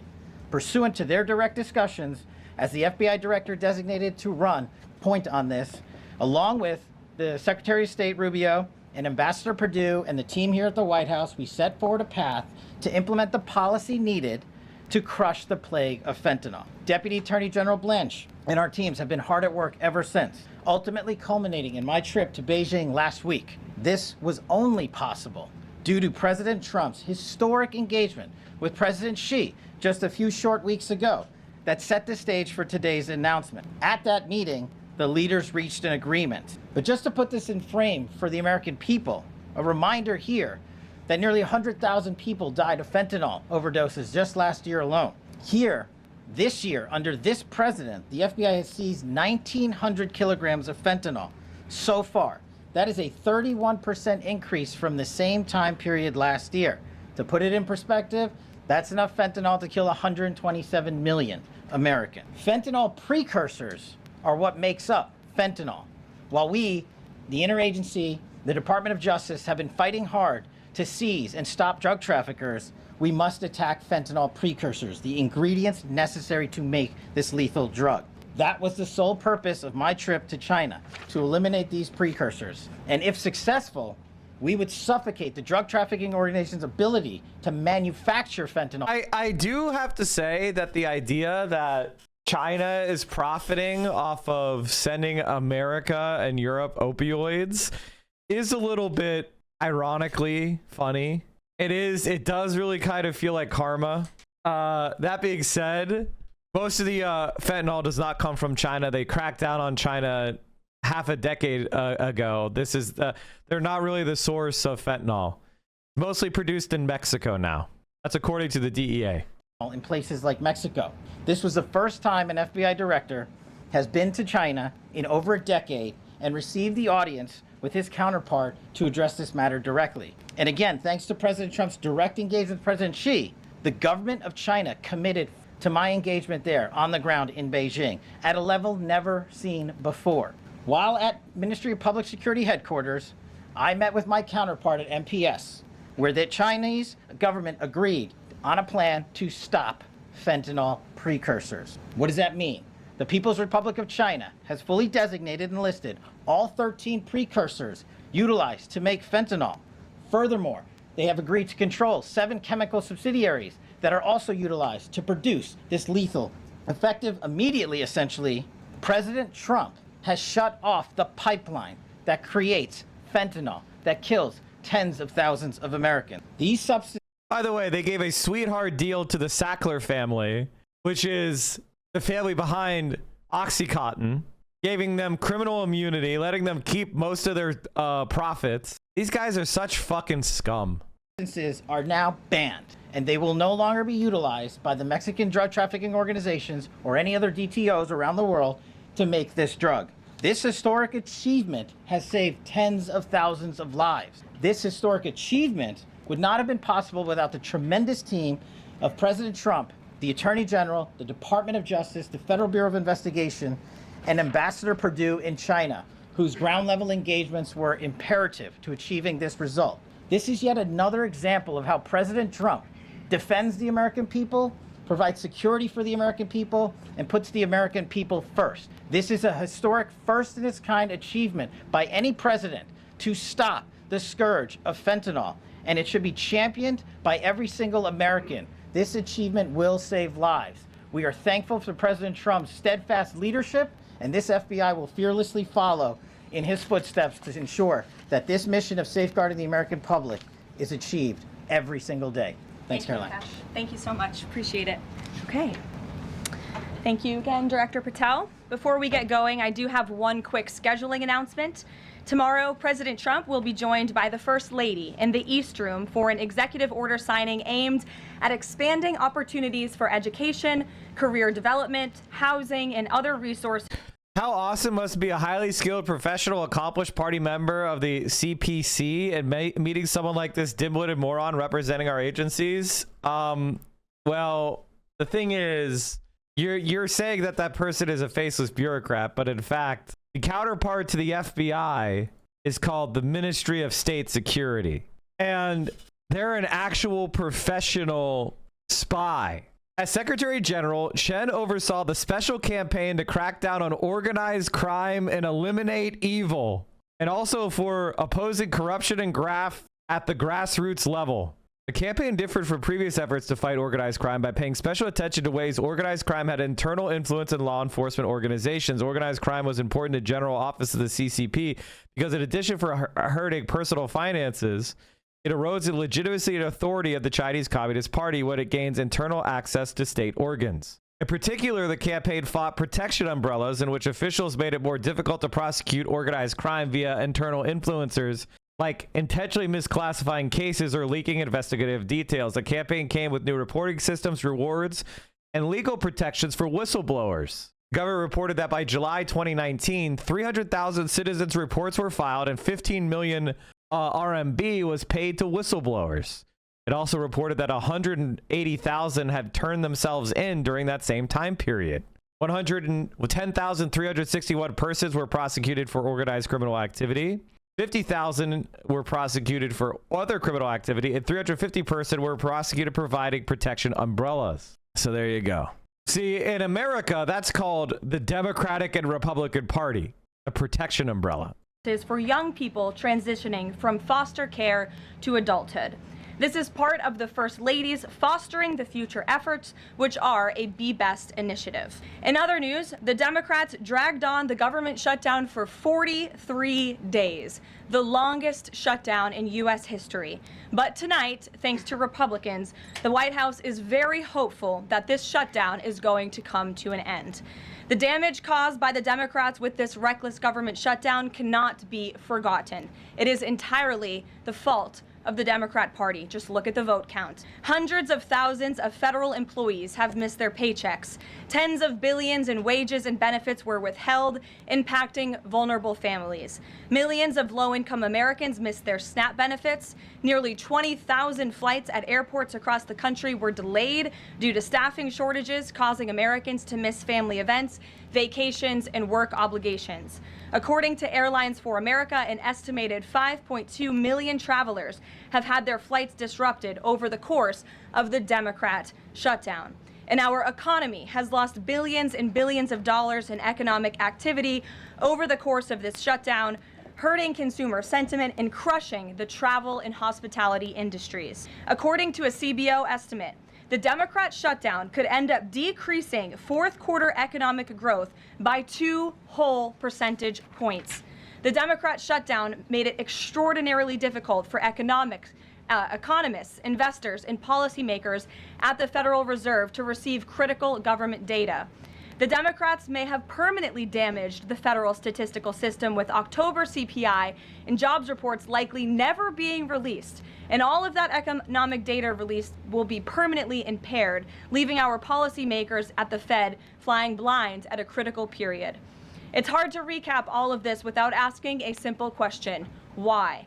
Why have the Democrats put the American people through this pain for 43 days in a row? And it feels like Groundhog Day being up here again talking about this Democrat shutdown. And the answer to that question is pure partisan politics. They started this shutdown with a ridiculous demand to force taxpayer-funded healthcare benefits to illegal aliens who broke into our country. What she's referring to is a Reagan-era law that says that emergency rooms have to treat people who go to the emergency room before they ask them if they can pay. She wants to create a world where you get knocked out and you don't have your wallet on you. The emergency room decides not to take care of you because they can't identify you and they don't have the insurance information. So they decide not to cover you or pay or provide stabilizing care, because what if you can't pay? That's the world she wants to live in. No emergencies allowed because the hospital corporations might not make a profit. That's what she's referring to. If you don't think that's fucking insane, you are an evil piece of shit. You think people like this could be reformed like the Chinese emperor? Reformation is a reward of victory. There is no reformation before we win. So after we win and she spends 10 years in the war criminal prison like Puyi, then maybe there could be a rehabilitation. Okay? Stop talking about rehabilitation before you win. We're leftists. We believe in that shit. But winning happens before that. Even after it was clear President Trump and Republicans would never force American taxpayers God, she looks rough. For 27? I'm sorry for talking about appearance, but like, God dang, being evil is bad for you. People are like, 27? Yeah, no, I thought she looks 40. She's 27. Oh, she just turned 28. Okay, sorry. Last time I checked, she was 28 or 27. She's 20. She turned 28 in August. Same age as Zoran's wife, by the way. That's 28. Bro, she's got the neck of a 45-year-old. Like my neck looks better than hers. What's wrong with her neck? Pay for free health care for illegals. In fact, President Trump's One Big Beautiful Bill fixed problem. The Democrats kept dragging this reckless government shutdown on for weeks longer to boost their turnout in an election, perhaps one may guess. That's because the Democrats are totally captured by their far left-wing base, who only care about attacking President Trump, even if it means hurting innocent Americans in our country. The Democrats' weakness and their unwillingness to buck the fringe members of their party dragged this harmful shutdown on for 7 weeks and inflicted massive pain onto the American public. But let's be clear. God, evil really does age you, huh? Have you seen Horse's video on Che? It's not a stream video, but it's really good. All I need to do is split these these long videos up into chapters and watch like a little bit of it at a time over the course of a few days. I need to develop a program for longer videos. The clean CR being voted on today in the House of Representatives that will lead to the reopening of the federal government is what President Trump and Republicans have supported from day one. Our troops, air traffic controllers, and federal employees will be back to receiving their regular paychecks. Families in need will get back to receiving their food purchasing assistance, and the people's government will soon be back open for business. President Trump looks forward to finally ending this devastating Democrat shutdown with his signature, and we hope that signing will take place later tonight. On another matter, I want to address the affordability issue that's received a great deal of media attention this past week, which is ironic because it didn't receive that much attention when Joe Biden was here and inflation was at a record high 9%, the worst inflation crisis in modern American history. And President Trump won a landslide election in part to address the affordability issues created by Joe Biden and the Democrats. And that's exactly what President Trump has done since day one of his administration. Since the first day in office and every day since, the Trump administration has taken aggressive action to fix the Biden-created cost of living issues. The notion that the same Democrats who just shut down the federal government to sabotage our economy, rob people of their paychecks, and also helped Joe Biden ratchet up inflation to 9% are now suddenly affordability champions. That notion is completely absurd.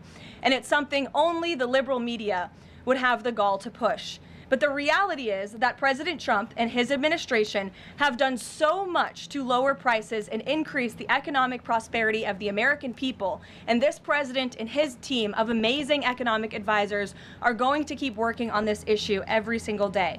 In less than 10 short months, President Trump signed the largest middle-class tax cuts in American history, including no tax on tips, overtime, and Social Security, which will guarantee that next year Americans are going to put more money back into their pockets. The president has completely unleashed American energy dominance to help bring gasoline prices to the lowest in 5 years, and we expect them to continue to decrease.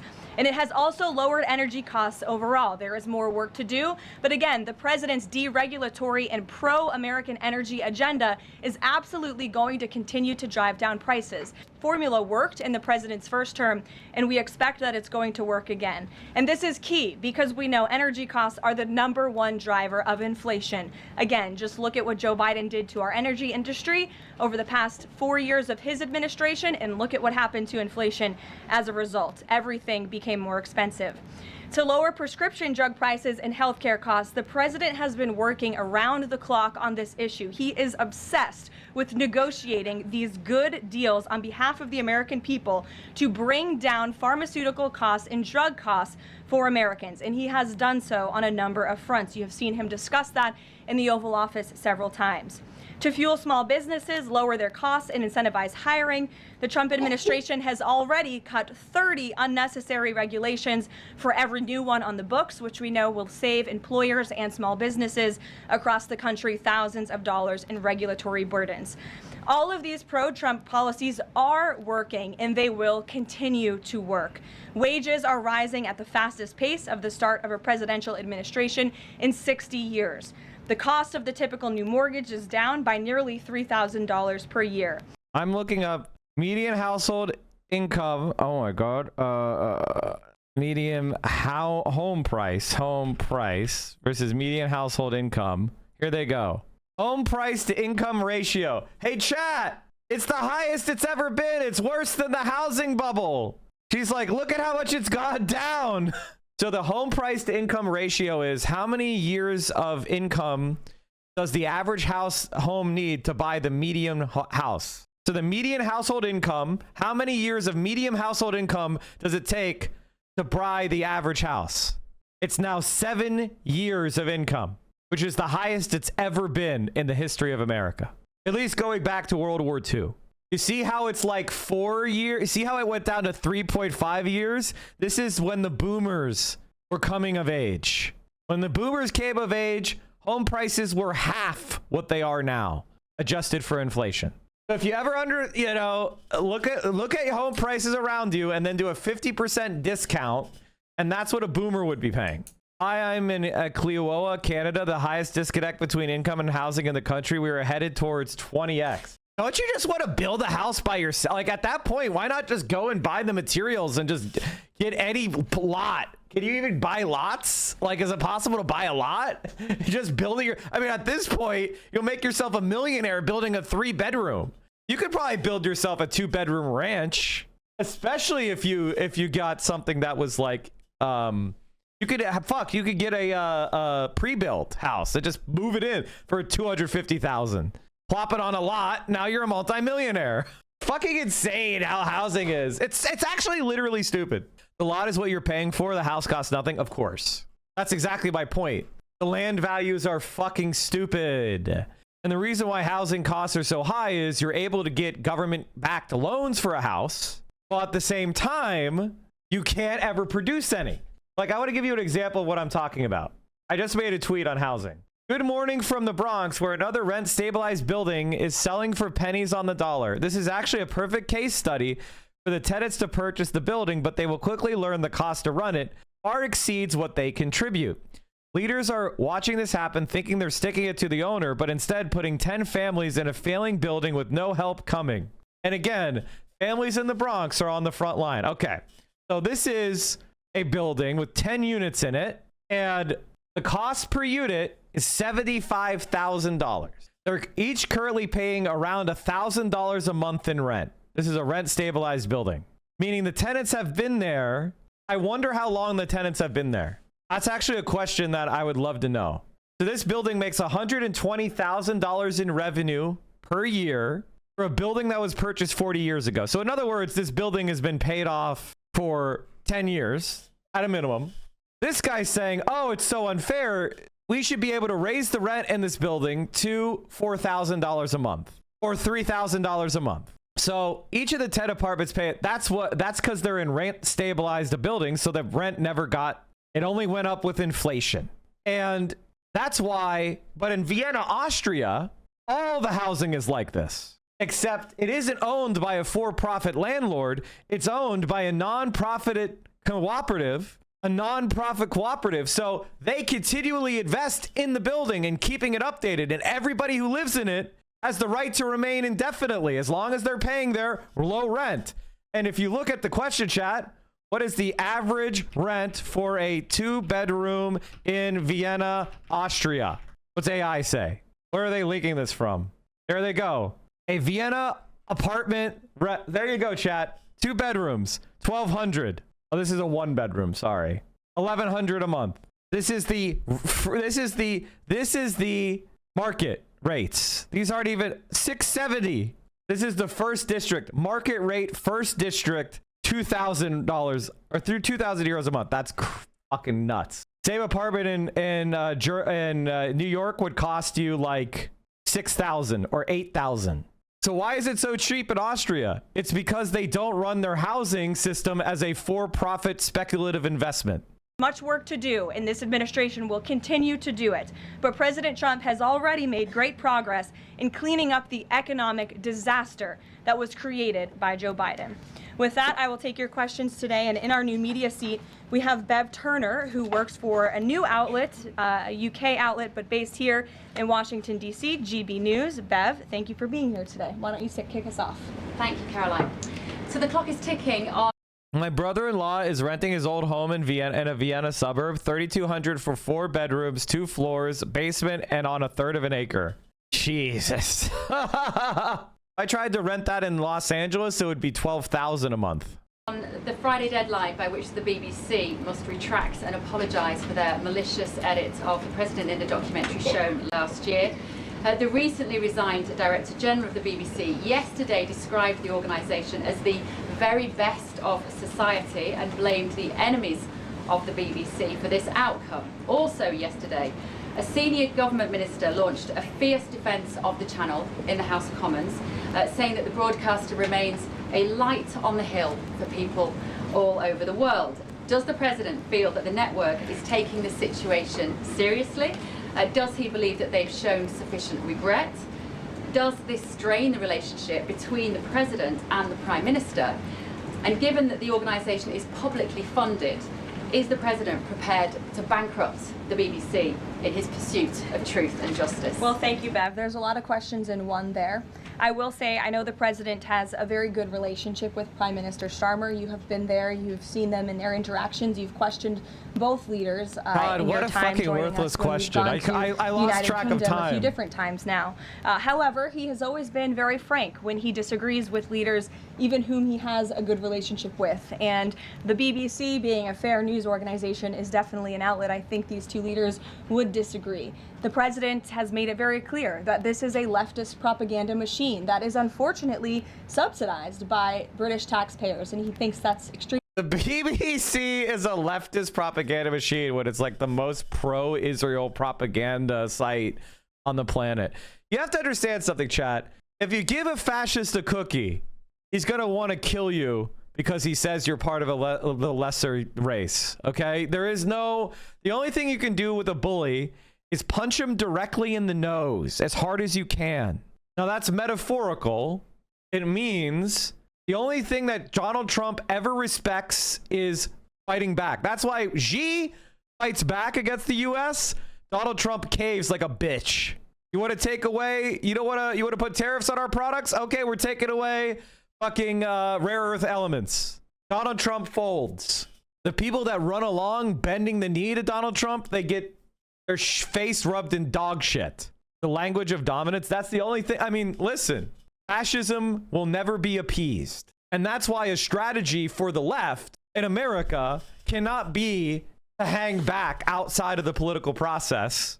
It must be, we have to be seen as the leaders of the fight against the right, whether that's in electoral politics, whether that's out on the streets, whether that's with direct action, whether that's with mutual aid. That's where the left needs to be. We need to be leaning forward electorally and non-electorally. And I think a lot of people that tell you one side or the other is the right answer are people that are leading you astray. We're not going to achieve socialism through electoral politics alone, but we're not going to achieve socialism from mutual aid alone, because the state and the power of the state in our hands can do far more than we could ever do ad hoc, subjectively. We need to seize all of the above. Extremely unfortunate for the great people of the United Kingdom and Great Britain. And I think that the president was deeply concerned by the editing, the purposeful and dishonest editing of his speech that was so clearly, and he rightfully dubbed that term many years ago, and this is a classic example of that. We see it in the United States all the time. We see it now in the United Kingdom. As you know, the president's external legal counsel has filed a lawsuit against the BBC. We expect that to continue, and whether they apologize or not is up to them. Thanks for being here, Bev. Ouija. Thank you, Caroline. Sure. I have your statement about the new Epstein emails that have been released by House Democrats. Separate from why you believe the emails were made public, can you address their substance? Did the president ever spend hours at Jeffrey Epstein's house with a victim? These emails prove absolutely nothing other than the fact that President Trump did nothing wrong.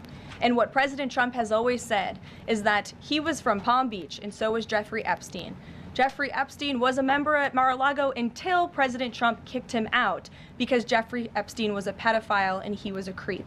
And this email you refer to with the name of a victim that was unredacted now and has since been reported on in this room, so I will go ahead and say it, Virginia Giuffre.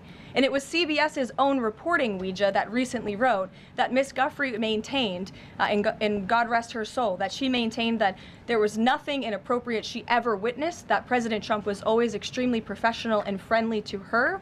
And so I think it's a question worth asking the Democrat Party, and you should all go ask them after this briefing, of why they chose to redact that name of a victim who has already publicly made statements about her relationship with Jeffrey Epstein and is unfortunately no longer with us. Mary. Thank you, Galen. Two questions on this. In the interest of transparency, why not just go ahead, release the full files on Epstein, get this all over with? This administration has done more with respect to transparency when it comes to Jeffrey Epstein than any administration ever. In fact, this administration, the Department of Justice, has turned over tens of thousands of documents to the American people.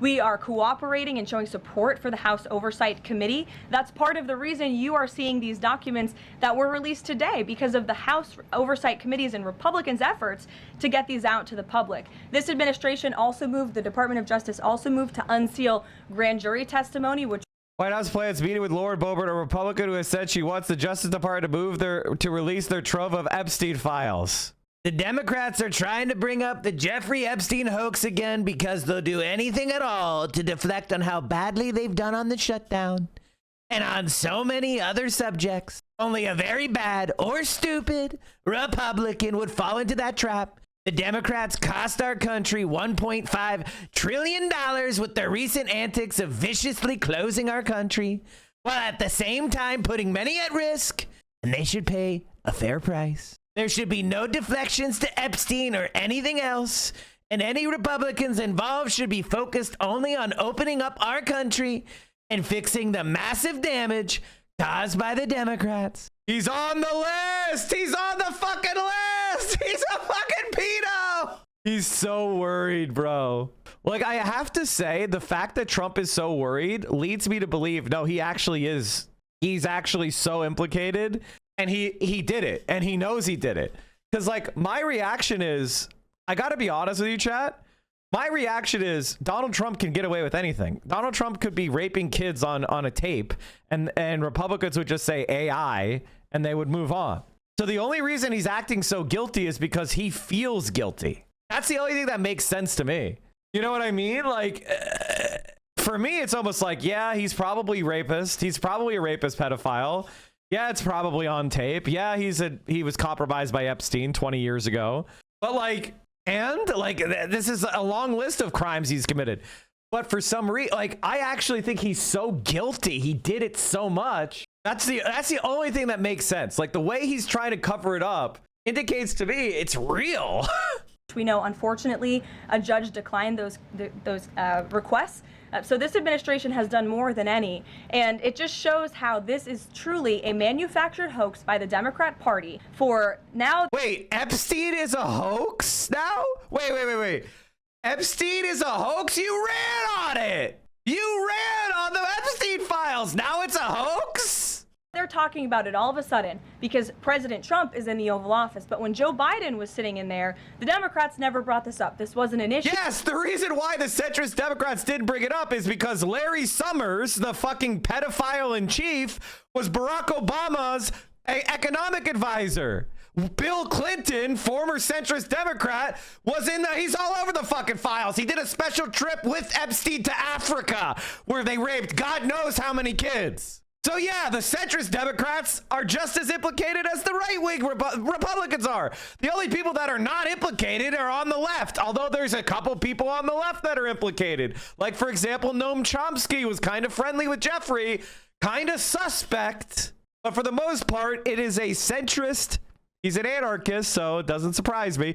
Lock him up. Lock him up. Parenti stays on top. I don't give a shit who's on that list. Put them all in prison. All of them. I would love to see Larry Summers. Did you guys see what Larry Summers said? Did I bring the email up? Or did I read it on my other monitor and just like get distracted? Okay, hold on, chat. I'm trying to find it. Apparently I didn't do. Apparently, does anyone have it? Could anybody find it? I did read it or I didn't. Oh, okay, here it is. Larry Summers seems like a solid guy, emailing Jeff Epstein with a casual note mocking women as stupid. Also lamenting that if you hit on a few women 10 years ago, you can't work at a network or think tank. Do not repeat this insight. Here is Barack Obama's chief economic advisor. If you want to know why Barack Obama was a failure as a president, this is his chief economic advisor. Subject: trending now. Friends for 3 decades. Trump whisperer says he is stunned by president's rhetoric. SoftBank deputy guy I liked and seemed aware and honest. Re-son. Lots of slathering to the Saudis. I yipped about inclusion. I observed that half the IQ in the world was possessed by women, without mentioning that they are more than 51% of population. Mansion plumbs new depths. War seems more likely than I used to think. DJT is the world's luckiest guy in terms of opposition, economy, etc. Still think his world will collapse. I'm trying to figure why American elite think if you murder your baby by beating and abandonment, it must be irrelevant to your admission at Harvard.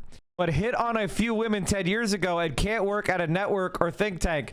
Do not repeat this insight. By the way, chat, the email that he's sending it is Jeffrey Epstein vacation. Or sorry, Jeffrey Epstein evacuation at gmail.com. Jeffrey Epstein vacation at gmail.com. Jeffrey Edward Epstein is his full name. Oh, okay. So JEE vacation. Why are all of my enemies pedophiles? Why is every person who hates us a fucking pedophile? Every single person who's not a socialist and is like at the elite level turns out to be a fucking pedophile or some shit. It's fucking crazy. Of course it makes sense. Think about it. Every goddamn time. If you want to know why I keep saying Larry Summers, Obama advisor. Larry Summers joined public service. He's influential in the Harvard Institute for International Development and the American advised privatization of the economy of the post-Soviet states. In other words, he destroyed Russia and turned it into a fascist state. But along the way, there were a lot of child prostitutes he probably that he created in the utter collapse that killed millions. The death rate in Russia more than doubled during his privatizations. I'll say that again. The death rate more than doubled. People talk about deaths in you know, communist China or Russia.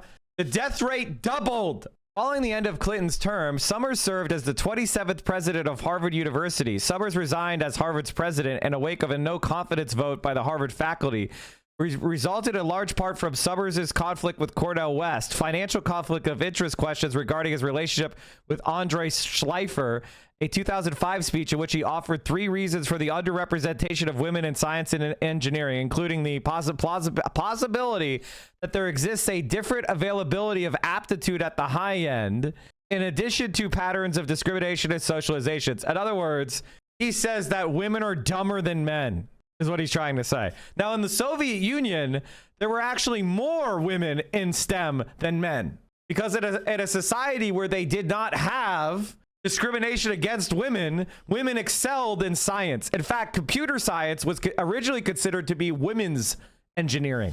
It was so full of women, computer science was dominated by women.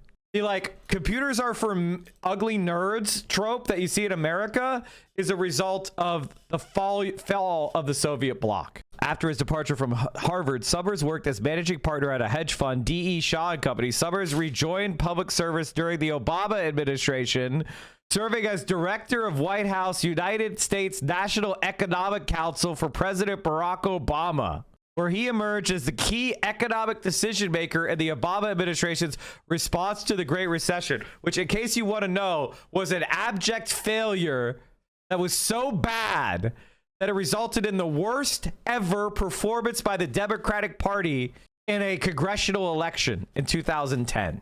Pedophile ass fascist fuck. And that's who Barack Obama went to. I no longer use terms like broad.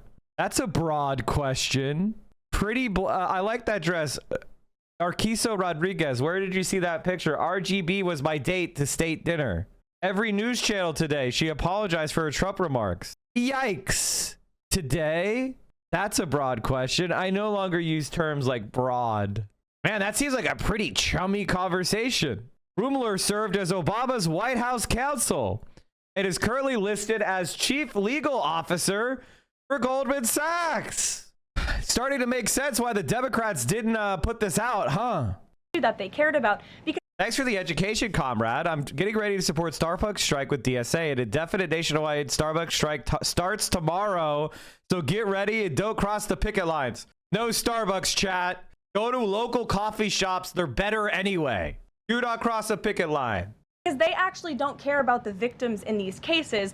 They care about trying to score political points against President Trump, as we have, of course, seen with this government shutdown. And this entire thing, again, it's not a coincidence to the American people at home. There are no coincidences in Washington, D.C. And it is not a coincidence that the Democrats leaked these emails to the fake news this morning ahead of Republicans reopening the government. This is another distraction campaign by the Democrat and the liberal media, and it's why I'm being asked questions about Epstein instead of the government reopening because of Republicans and President Trump. But given your interest in transparency, Caroline, why are White House officials then meeting with Representative Boebert in an effort to try and get her to not sign this petition calling for the release of the files? Doesn't it show transparency that members of the Trump administration are willing to brief members of Congress whenever they please? Doesn't that show our level of transparency? Doesn't that show the level of transparency when we are willing to sit down with members of Congress and address their... So they're basically admitting they didn't swear in a duly elected congresswoman because it would have released the files. By the way, why did the Democrats cave? Why did the Democrats cave to Trump right before he gets exposed as a fucking pedophile? It's almost like they're on the same fucking team. I'm actually going to lose it. I'm actually going to lose it. You don't hate the Democrats enough. You do not hate the Democrats enough. I'm actually going to lose my mind. Concerns. That's a defining factor of transparency. Having discussions. I do actually. None of you motherfuckers hate them enough. If I had to, if I'm condemning my ex-chatters, then you hate them too much. Okay? Like, there's no hate for the Democrats. Strong enough. Congress about various issues, and I'm not going to detail conversations that took place in the Situation Room in the press briefing room. I have a question about the government shutdown. Thank you.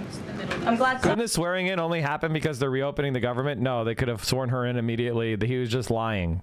He was lying, so he didn't have another Democrat there to force the files release. Is it me or does this woman have permanent Duper's Delight face? Yes. Socialists love this fucking face. Jesus Christ. Socialists. Sociopaths. Sorry. Sociopaths love this fucking face. Socialists hate this face. One of the things I talk about a lot, chat, is called Duper's Delight, which is the way when people lie. Some people, when they lie, they have inappropriate joy. Did you have anything to do with Jared's murder? No, I did not have anything to do with his murder. During the no part, she shuts her eyes. She had complete eye blocking there. And as she shakes her head, it's a hard call, but I think we're seeing Duper's Delight there because that part of the left part of her mouth, what happened to the left side of her face? Okay, this is a little bit bullshitty, but you get my point. They love to smile. The bigger the lie, the bigger the smile. Someone does. Is there any academic research verifying Duper's Delight is real? I mean, first, on the government shutdown, the shutdown deal reverses the administration's reps, and it also prohibits more from happening until the end of January. I'm wondering if the president had input on this element of the deal, and if he's at all disappointed that's going to reverse the downsizing of federal government that they did during the shutdown. I mean, look, I think it's about 6,000 workers total. When you look at that in comparison to the reduction in the federal workforce that this administration has done since January to get rid of the waste, the fraud, the abuse, and to reduce the size of our federal bureaucracy, we've done a lot of great work on that front, and we will continue to. But obviously, the president's main priority was to reopen the federal government and get people back to work, and that's what this deal accomplishes. Klein, there's been reports in Israeli media that the U.S. is considering building a temporary military base on the Gaza border. Can you confirm these reports? So I had a conversation directly with the reporter who wrote this article, and this article was based on a single piece of paper, an inquiry that somebody in the Department of Navy made about an idea that may happen in the future. And this reporter deemed that as an official plan and ran with a story that the United States is looking into it. I checked with the highest levels of the United States federal government. This is not something the United States is interested in being engaged in. It's not something we are currently involved in right now that we will be funding. And the president has been very clear he doesn't want to see boots on the ground with respect to what's happening in the Middle East. We've made great peace. We've made great progress with the peace plan in Gaza, and we want to continue to see that move forward. But I put a comment in that story for a reason, and sometimes we see reporters take a piece of paper like this and just deem it as official policy, and sometimes that misleads people a little bit. Sure. There's been a question about UK intelligence sharing regarding the drunk interdictions involving Venezuelan boats. How will that affect the U.S. military operation? There's been a lot of discussion about the high caliber of the intelligence that has been provided before any of these military actions have taken place. I've seen that report. Oh, hello. I've seen that report. I'm familiar with the reporting, but we don't comment on intelligence matters, classified intelligence matters, as you know. As for the Trump administration's position on our narco-terrorist campaign in the Caribbean, it is going to continue. And the president has made it very clear he's not going to allow terrorists to bring illegal drugs that kill American citizens into our great country. Sure, John. I'll go to John and then Zolan. Go ahead. Thank you so much. Trump has talked about sending out $2,000 checks to U.S. citizens. Earlier this year, he also talked about sending a Doge dividend. That didn't materialize. Should U.S. Citizens expect the $2,000 proposal? Is the White House committed to making that happen? The White House is committed to making that happen, yes. And we are currently exploring all legal options to get that done. I don't have a timeline for you or any further details, but I can confirm for you that the president made it clear he wants to make it happen. And so his team of economic advisors are looking into it. And when we have an update, we'll provide one. Solon. You said at the top that one of the costs of the government shutdown was that people missed their SNAP benefits. Mm-hmm. Can you explain then why the administration went to court to fight the funding of food stamps and SNAP benefits? So recipients missed their SNAP benefits because the Democrats shut the government down. And they forced the administration to tap into a contingency fund that did not even fund the full entirety of this program. And so then you had an unhinged judge who was trying to dictate from the bench what the executive branch has to pay for and where that money has to. Because the law has already says that's what the contingency fund is for.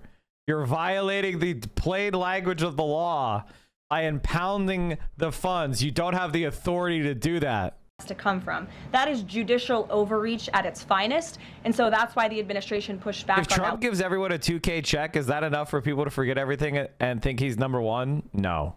We can't have the judicial branch telling the executive branch that we need.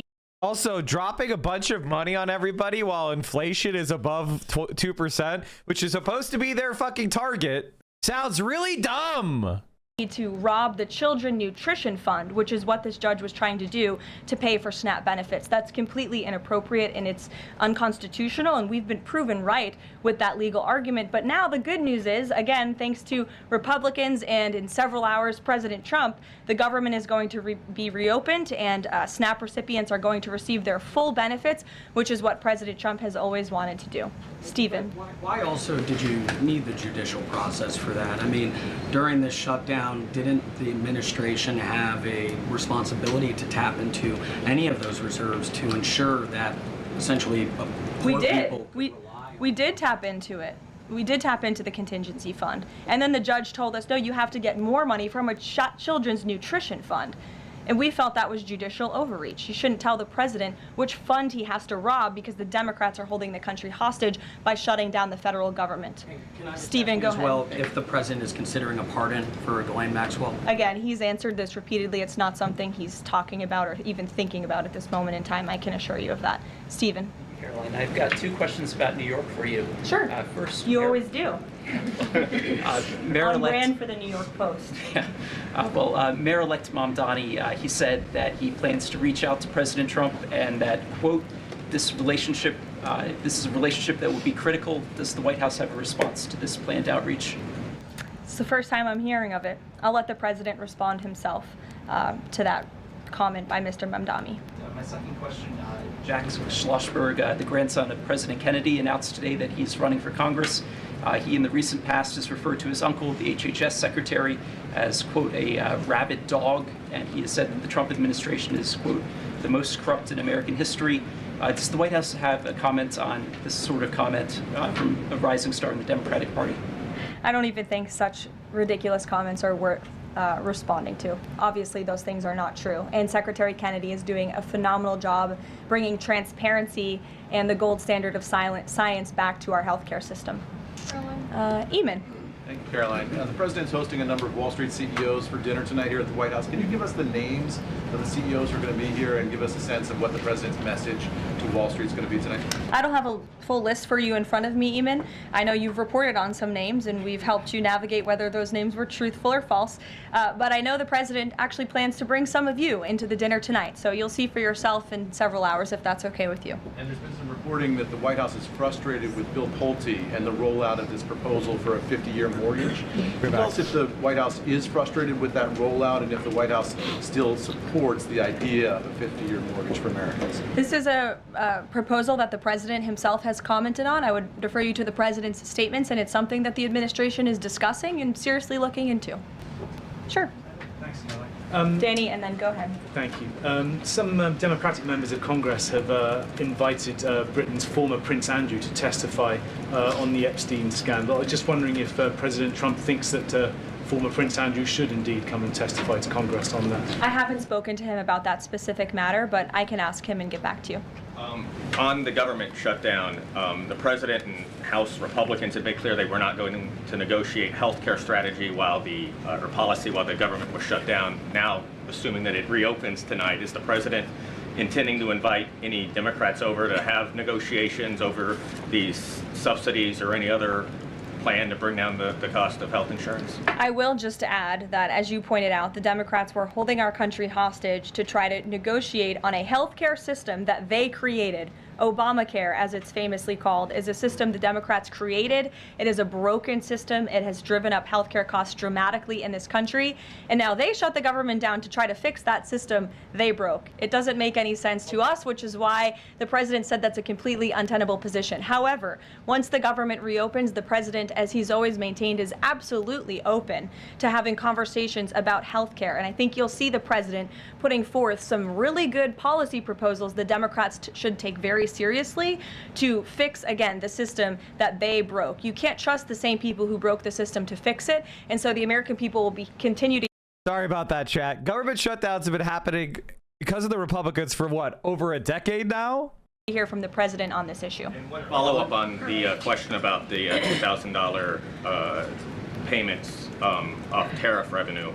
The president had also talked about using tariffs to bring down the national debt.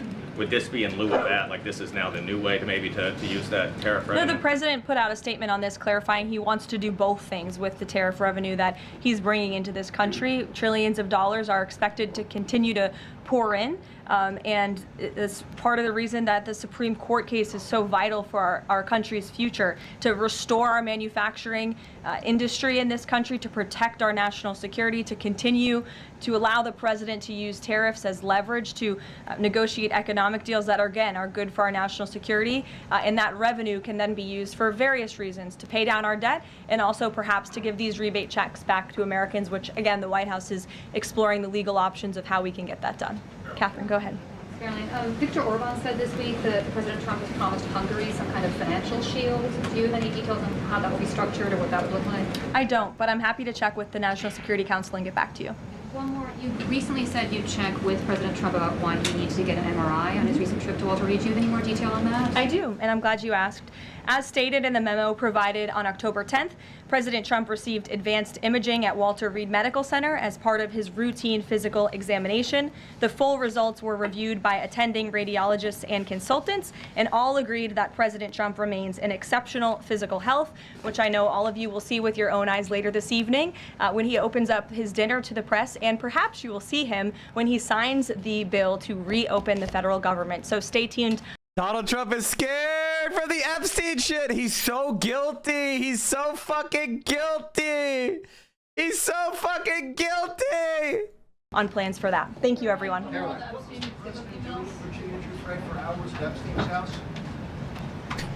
Right now, chat, they're trying to get Lauren Boebert to break ranks and be against voting for the Epstein files to be released. They're personally catering to Lauren Boebert. Why does it feel like no one cares? Because you're wrong. They do. I mean, right now I've got 6,100 people.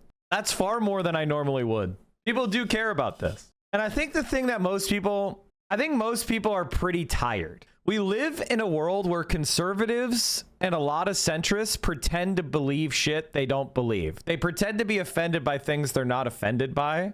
They're just like, there's been this kind of nihilistic bad faith where people play act, and in reality, it's making everybody dumber. I will say this, like, I was never somebody who got offended easily. But the way that conservatives play act at being offended is one of the funniest and lamest shit I've seen so far. I'm told the meeting was not successful at swaying Boebert, and she remains committed to keeping her name on the discharge petition. This is fluid. Everything can always change. Is Annie annoying, chat? I don't know her. Oh, no. What if Democrats' big shutdown loss turns out to be a win? Annie! The hope is incredible. To prevent home prices from falling and making home ownership more affordable, Fannie Mae just eliminated its 620 FICO score minimum so it can guarantee riskier mortgages to borrowers with bad credit, enabling them to overpay for expensive homes they can't afford.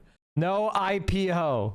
The 50-year mortgages are funny because the way they're capitalized, like, it doesn't even make the payment that much lower. It's actually crazy. It's like, what if you saved $100 a month, but you had to pay the mortgage for 20 more years? It's like, this is what they're doing again. Hi, how are you? Okay, Mr. Bennett, what do we have? Let's see what you got. You smell that? What is that? What's that smell? A cologne? Opportunity. Money. I smell money. Chris, this is your basic mortgage bond. The originals, they were just thousands of AAA mortgages bundled together, guaranteed by the U.S. government. The modern ones are different. They're private, and they're made up of layers of tranches. A tranche is a word, meaning a portion of something. AAA's getting paid first. The lowest rated B's getting paid last, taking on defaults first. Now, obviously, if you're buying B's, you can make more money, but they're a little risky. Sometimes they fail. Somewhere along the line, these B's and double B's went from a little risky to dog shit. Where's the trash? Behind you. I'm talking rock bottom FICO scores. No income verification. Adjustable rates, dog shit. The default rates are already up from 1% to 4%, fellas. And if they rise to 8%, and they will, a lot of these triple Bs are going to 0 too. And that, you're too close, is an opportunity. You're saying that at 8% the bonds fail and we are already at 4%? That's right. If they go to 8, it's Armageddon. Yeah, that's right. How come nobody's talking about this? You're completely sure of the math. Look at him. That's my quant. You're what? My quantitative. My math specialist. Look at him. You notice anything different about him? Look at his face. Look at his eyes. I'll That's give you a hint. very racist. His name's Yang. Extremely racist. He won a national math competition in China. He doesn't even speak English. Yeah, I'm sure of the math. Actually, my name's Jiang, and I do speak English. Jared likes to say I don't because he thinks it makes me seem more authentic. I got second in that national math competition. So you're offering us a chance to short this pile of blocks? With something... The white racist dude bros on Wall Street, dude. Jesus Christ. Aren't they just so hateable?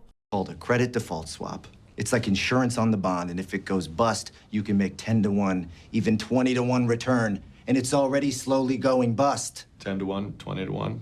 And no one's paying attention. No one is paying attention because the banks are too busy getting paid obscene fees to sell these bonds. But wait, you are the bank. When you work for the bank, I bet your margins are pretty nice and fat. Let's not talk about my margins, by the way. Being nice and fat, that's a nice shirt. Do they make it for men? Aren't you the bank? I work for the bank. I don't think like a bank. Big bank, small bank, I like to make money. All right?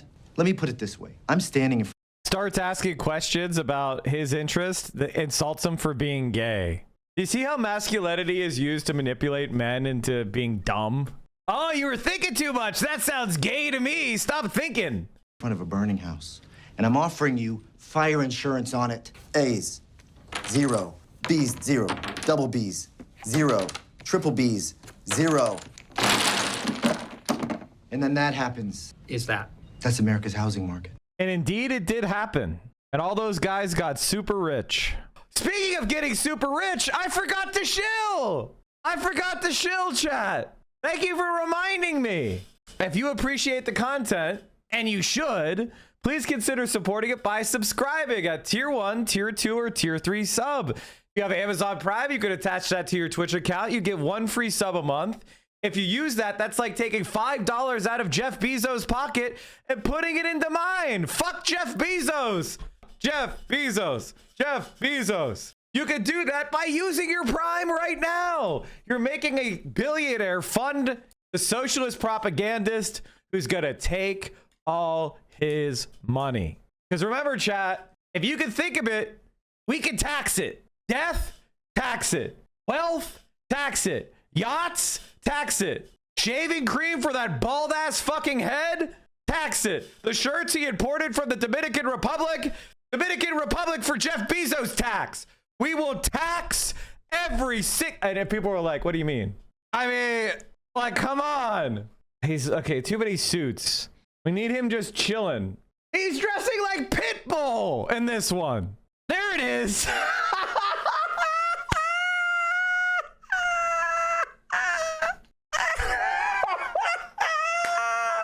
Mr. Worldwide. Anyway, chat, what I'm trying to say is, if you enjoy the content, please consider supporting, because I don't run any ads on this stream. So the only way I make money is if you guys subscribe. And the single best way to support a stream is by subscribing at the highest tier you could afford. And the wisest, financially prudent decision is to subscribe for 6 months at a time, because you get a discount. So everybody, go right now, click tier 3 subscription, click 6 months, and then hit the fucking button. JT Buzzsaw, thank you for the 5 gifties. Ham and Fist, thank you for the 20. Thank you, Mr. Chungus, for the Prime. Bimbo Bagginses, thank you for the tier 1. Vulcan Blackfire, Chris from work. Champagne Cyclist, Zach 4. Thank you so much for all the support. Now remember, chat, the more subscriptions you give this stream, the angrier you make our enemies. So many people mauled their fucking minds out and pocket watch me. I just recently found out that there were a bunch of fake leftists who spent years pocket watching me and mauling. Here I am, like, la-di-da, I like transparency for my audience, la-di-da-di-da, and there's these other fake leftist streamers out there going, I hate Mike, he's guys making money, and it's like, bro, I don't even make 10% of the subs Hassan has. Why the fuck are you mauling at me? Like, what the fuck? It's so weird. Oh, I can't believe Mike is making money, it's not fair. You know, when you put that kind of energy out into the world, it does redound negatively on you. People could pick up that vibe. 50K sub Hassan seems a bit excessive. Not really. I mean, when you think about the number of millions of people that watch him, 50K subscribing is not that many. Maybe they should be better streamers. You have now figured out the cheat code. You have now figured out the cheat code. Do you want to be a successful person in streaming? Instead of blaming everybody else's success and claiming that it is due to luck or whatever, focus on your own content and go, what makes me unique? What can I do to make my stream more interesting?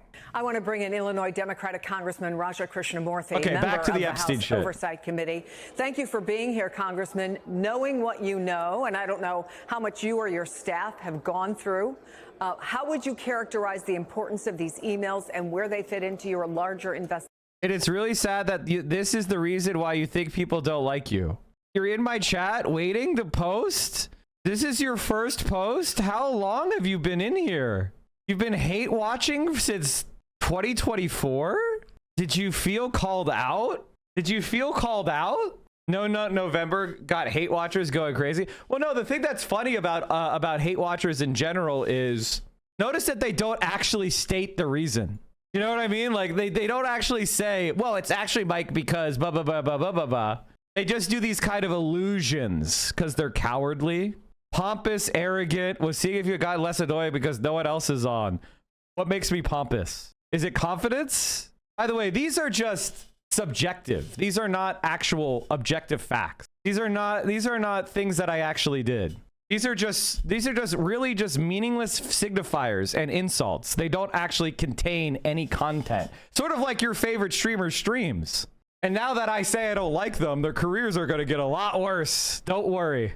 You want to see me actually be mean? You've got it. Just nothing else. I thought, see if you were less annoying. Still a pussy ass bitch. Won't even say anything. Still waiting. We'll see who their favorite streamers are. I'll give them special attention today. Who needs special attention today? Honestly, not a surprise.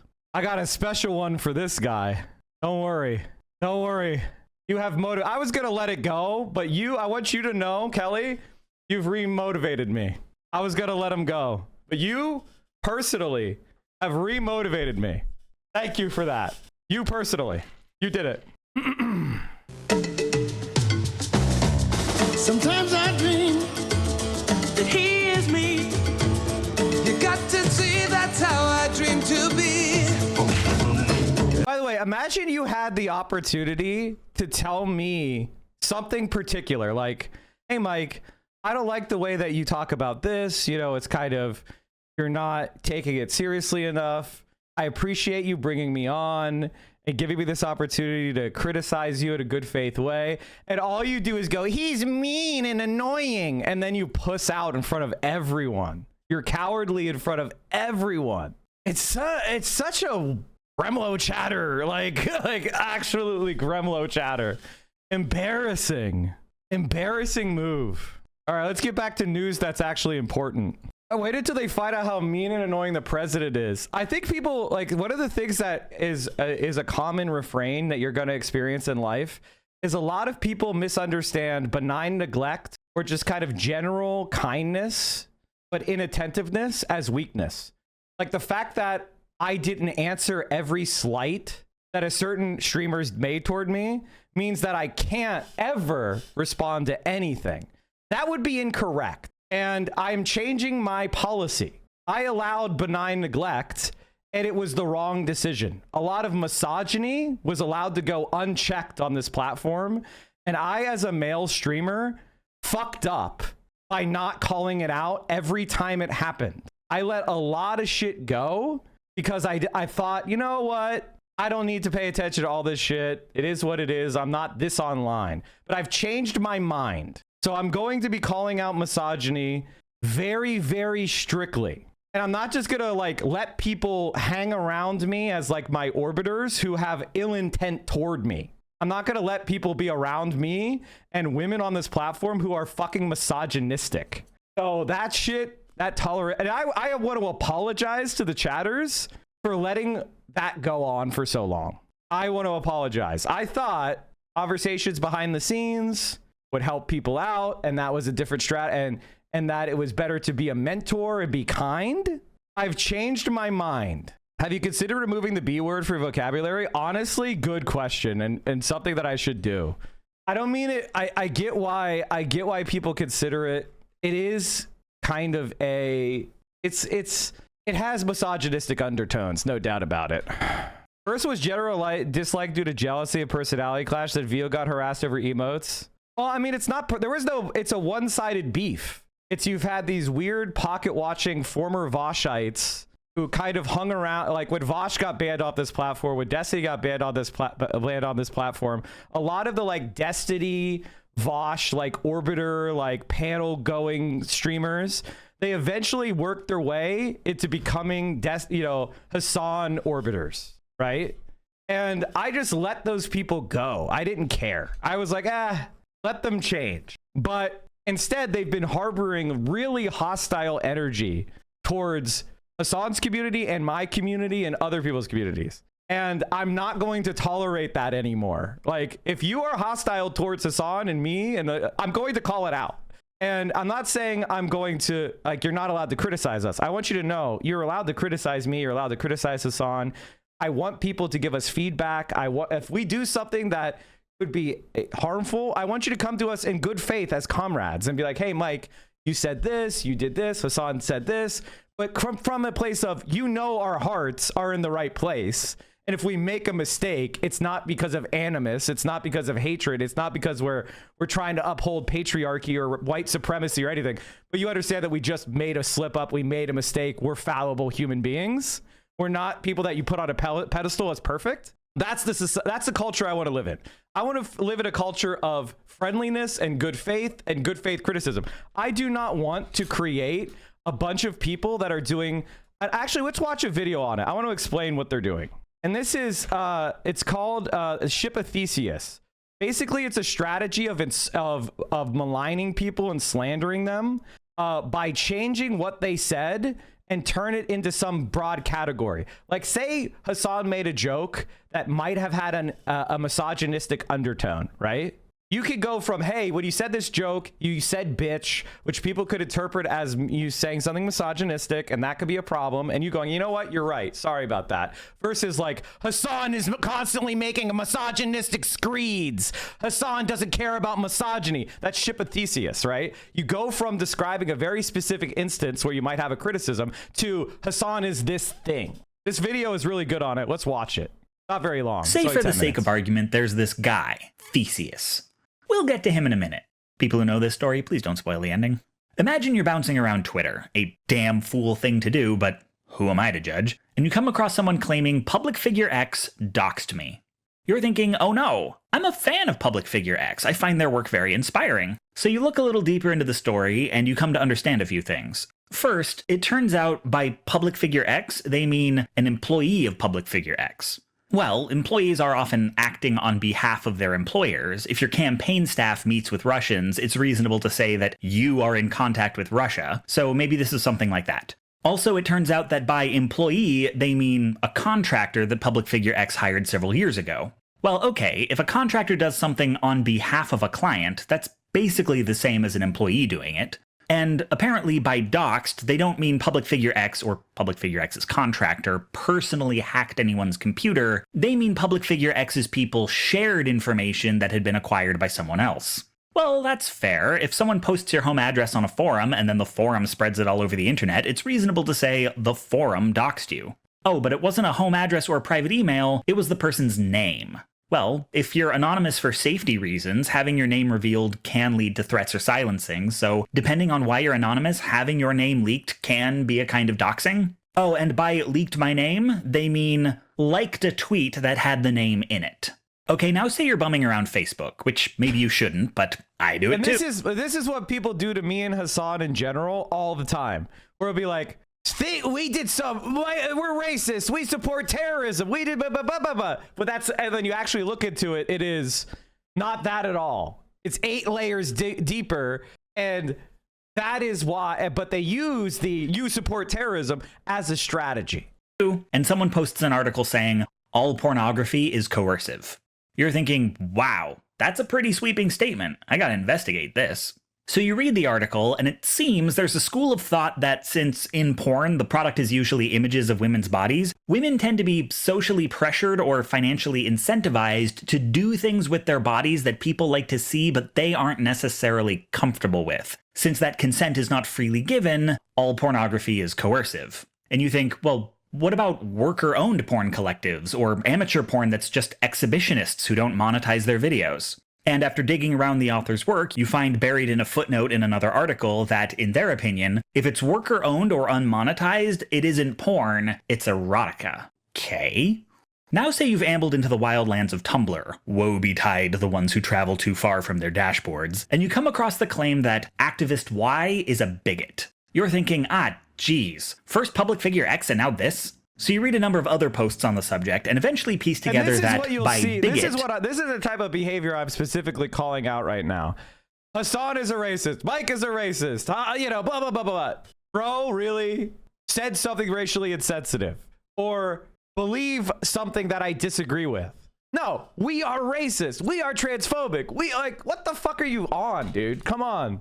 And I am not going to I'm not going to promote this kind of content anymore. I'm going to do my best to push people away from it. Because if you're spending all your time going after me or Hassan or whatever, you're fucking weird.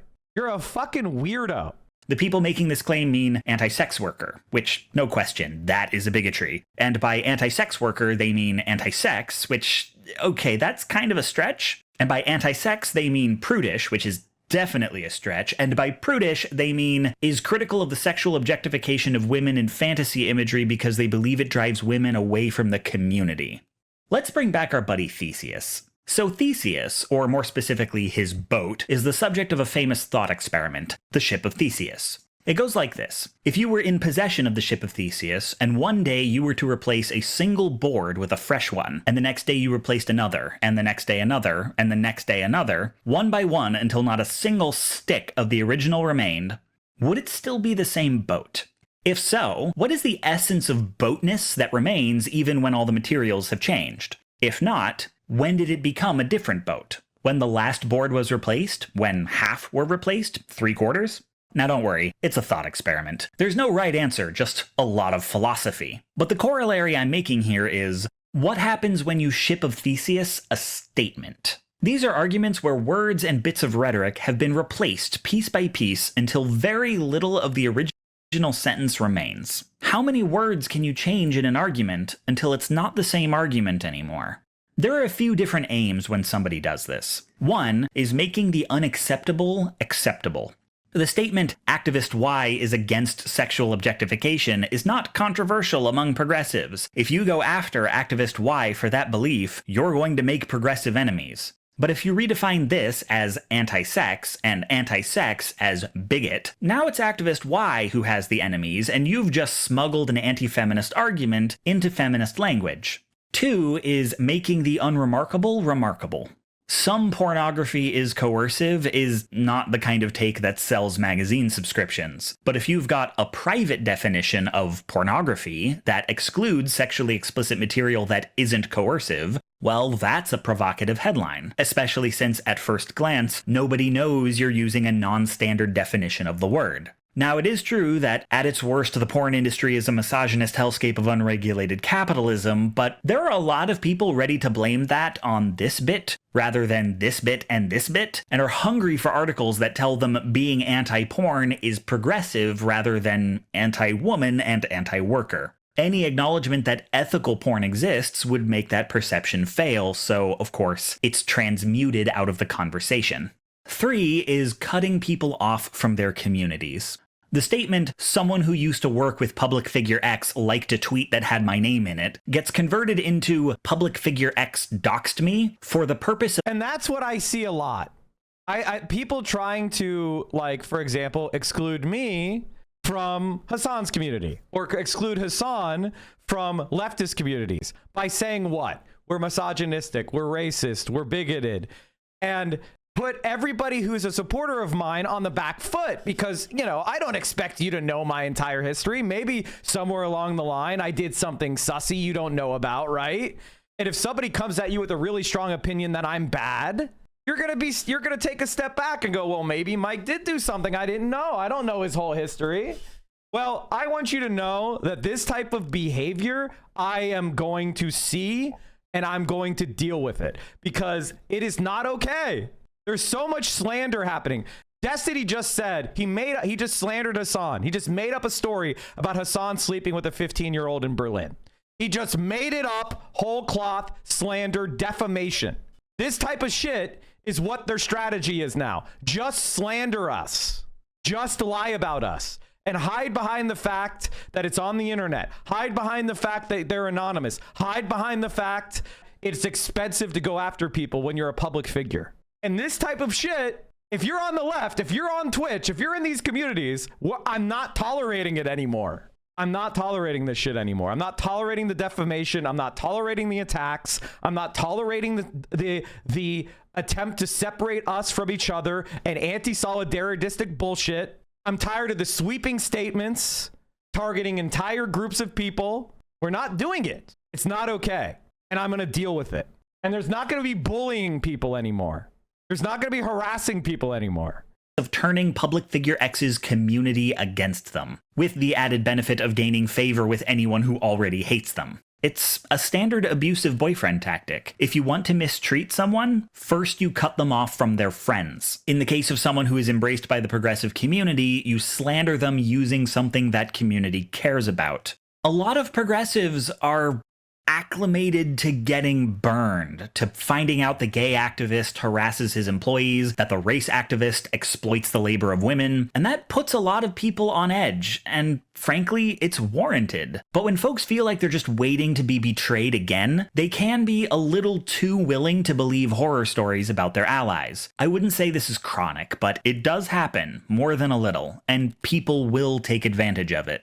The rhetorical ship of Theseus is a devilish maneuver because it relies on the kinds of substitutions that are, in a vacuum, defensible. Yes, a person who spreads private information is just as much a doxer as the person who acquired it. Yes, a person who is anti-sex worker is typically operating in a sex-negative attitude. Many of these substitutions will work in context, but the ship of Theseus is about making an inordinate number of substitutions and then burying the context. One can make the already dubious argument that this isn't technically a lie, but it's meant to form a picture in your mind of something that didn't happen. Public figure X personally releasing private information as an act of directed harassment. The necessary context that describes what actually happened is only provided when the statement is challenged, usually in the form of lawyerly hair splitting. We can cite... I think all of us have experienced this. When somebody attacks me or Hassan, it's all lawyerly hair splitting bullshit and lies.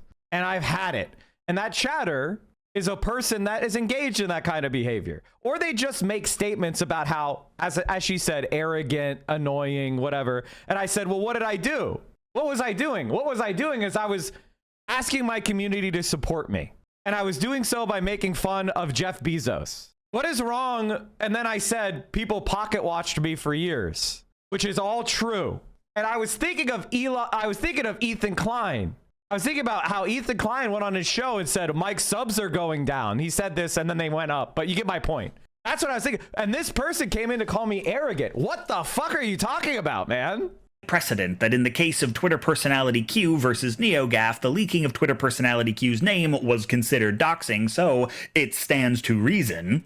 This gets you mired in the truthfulness of individual claims, debating technicalities of a statement blatantly meant to deceive. You're never given a chance to articulate the original statement before its transformation. Its final form just sits there, pristine and shareable at the top of your enormous Twitter argument, and we've already discussed the power of statements that are short, quippy, and wrong. More than most things I've covered in this series, these are tactics I've seen across the entire political spectrum, most especially number 3. Liberal, conservative, progressive, reactionary. This is a thing bad people do, even on the left. Someone with good politics isn't necessarily... Pocket watch is when you just look and see how much money somebody makes, or you see how successful they are, and you're constantly like micro-examining everything they do with the money they make in a way to try to discredit them. So like, for example, if I went on a vacation and I went to a 4-star hotel, and you were like, Mike calls himself a socialist, but he went to vacation to Vienna and he stayed at a 4-star hotel. Can you afford a 4-star hotel? Mike from PA calls himself a socialist, but he bought himself a house. That's pocket watching.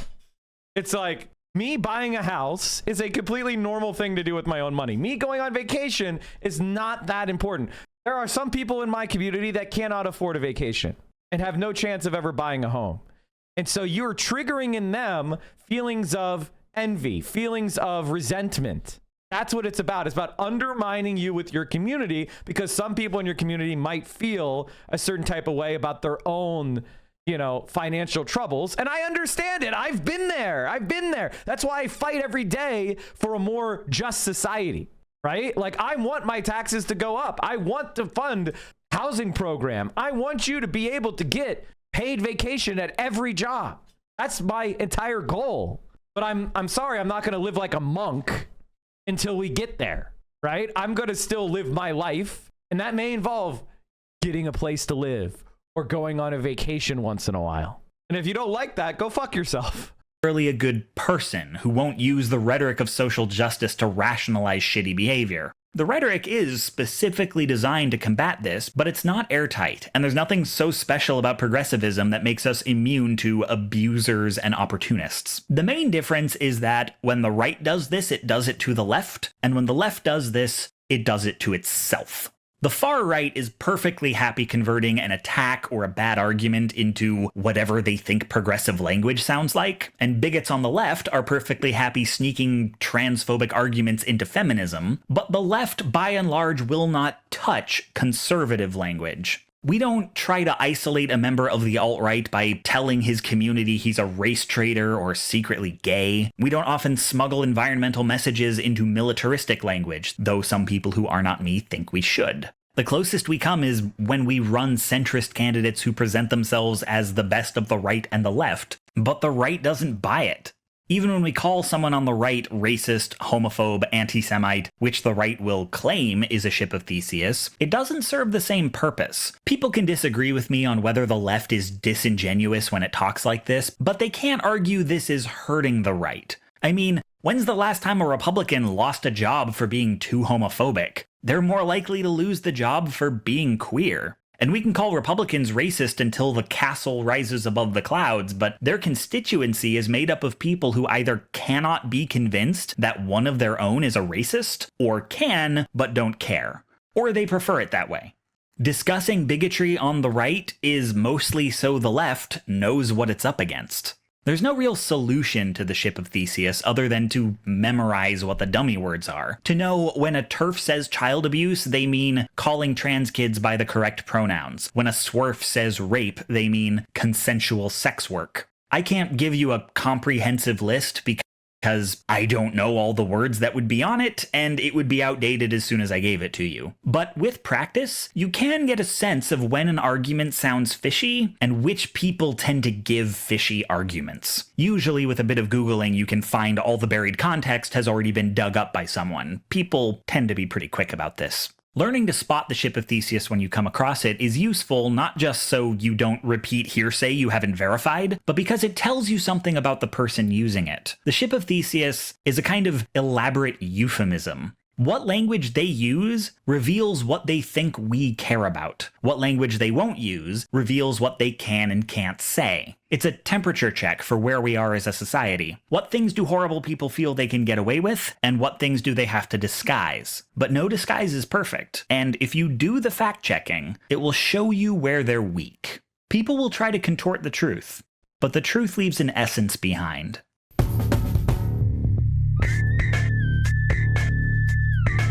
So there's been way too much of this kind of behavior, so I'm not going to be ignoring it anymore. I don't believe in ignoring it anymore. So if you see someone doing this kind of shit toward me, Hassan, whatever, Caroline, Denims, Vio, let me know. Please let me know. I want to make sure that it's dealt with immediately. All right. Sorry about taking that aside, chat. I just thought that needed to be said.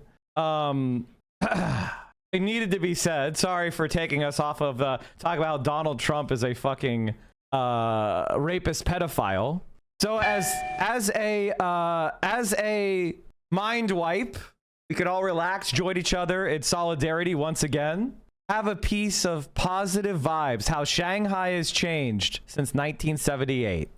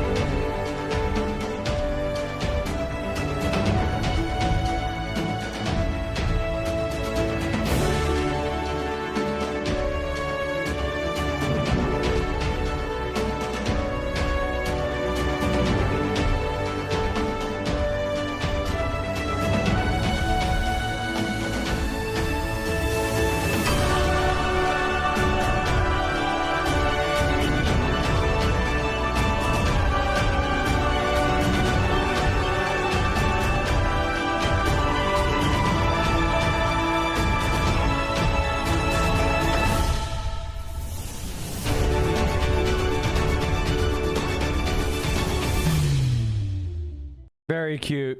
All right. And it's gotten even better since then. How did the boat take a year to zoom across the water? In Vienna. So I made a post about Viennese housing system. It says, funny you should say that. I was actually in Vienna last month. I visited the housing you're speaking of, and it's true. Rents can float around these levels. So I wouldn't agree about constant remodeling, but the government there recognizing how their policies impact the cost to operate housing and therefore keep costly mandates to a minimum to ensure safe, affordable housing that accounts for its cost. Rent stabilization enjoys all the cost of market rate housing and caps on revenue. They're not directly comparable systems. Wait a minute. Wait a minute. That housing looks pretty nice and safe to me. Years-long waiting lists. By the way, chat, takes 2 years to get into social housing. 2 years to go on social housing as an 18-year-old. And the rent is $500 a month for your own apartment. That's what they call years-long waiting list, by the way. All right, let's watch this Hassan on Pod Save America debate. This ought to be funny. Hi, everybody. Wow.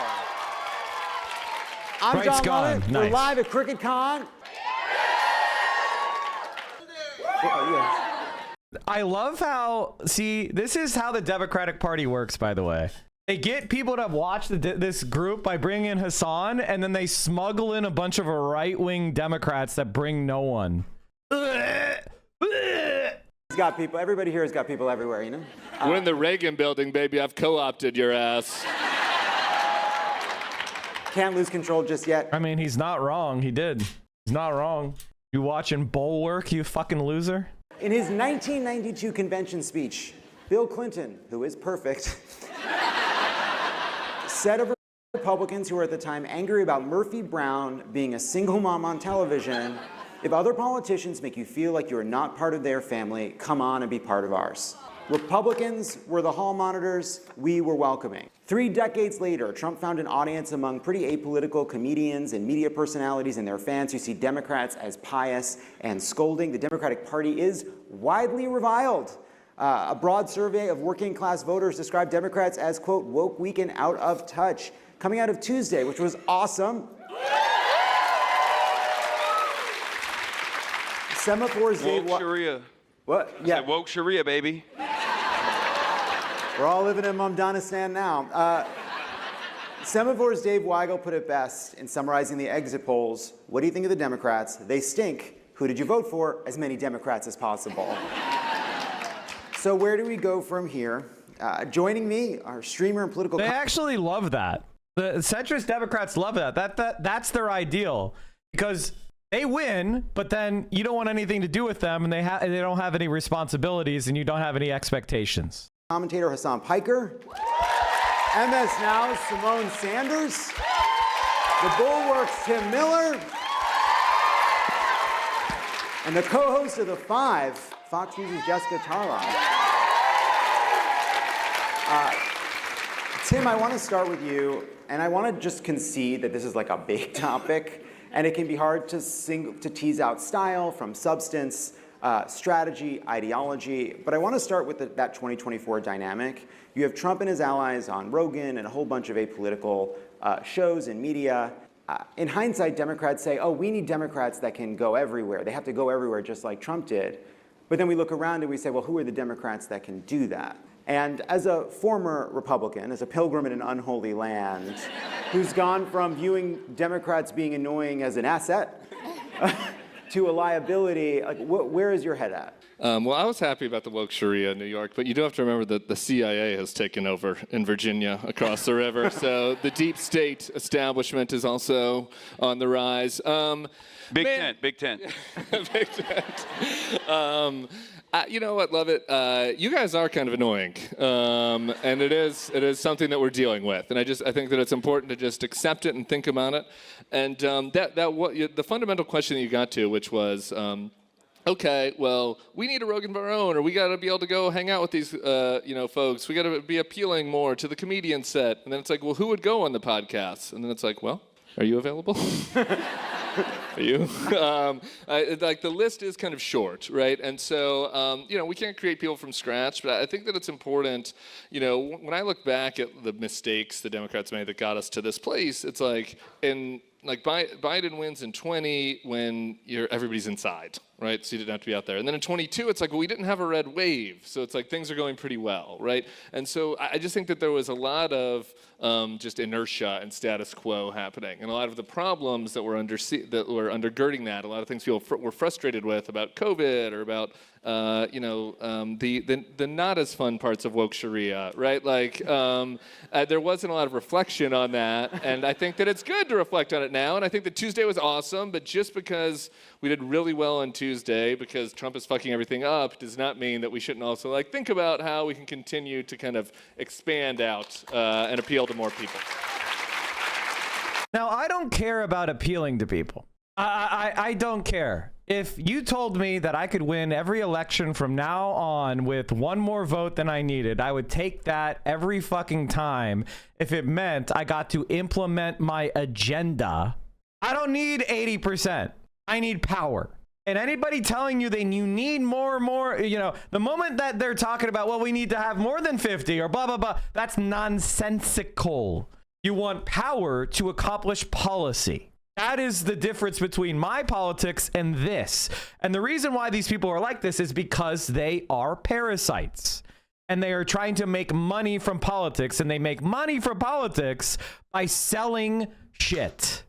Simone, it seems like Democrats are often in a trap, which is Trump or one of his acolytes does something genuinely offensive. Do you believe it's better if more people agree with my agenda?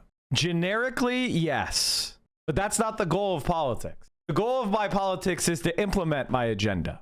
Now, if that sounds sinister to you, then you're just kind of not very, you're allowing yourself to be focused on style instead of substance of what I'm saying.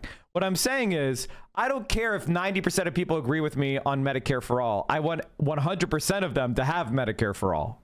Whether it's attacking or undermining a Democratic... I would rather have 50% plus one of people support Medicare for all and get it than have 95% of people agree with a public option and get that. Because Medicare for all is a much better policy for health care. Institution or going after a vulnerable group of people. And Democrats want to defend those people, right? But then at times, sometimes they seem like they're writing their own version of the Federalist Papers.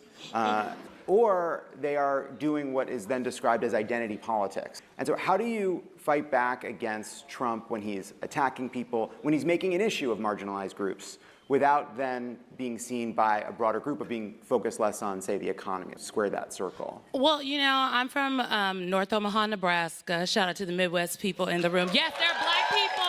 There are black people in Nebraska all over this country, maybe not North Dakota. And so I say that because earlier this summer, a black man who is a Democrat unseated a 3-term Republican mayor in Omaha, Nebraska. And we can clap for that. His name is John Ewing. John Ewing, I grew up knowing John Ewing. I know him very well.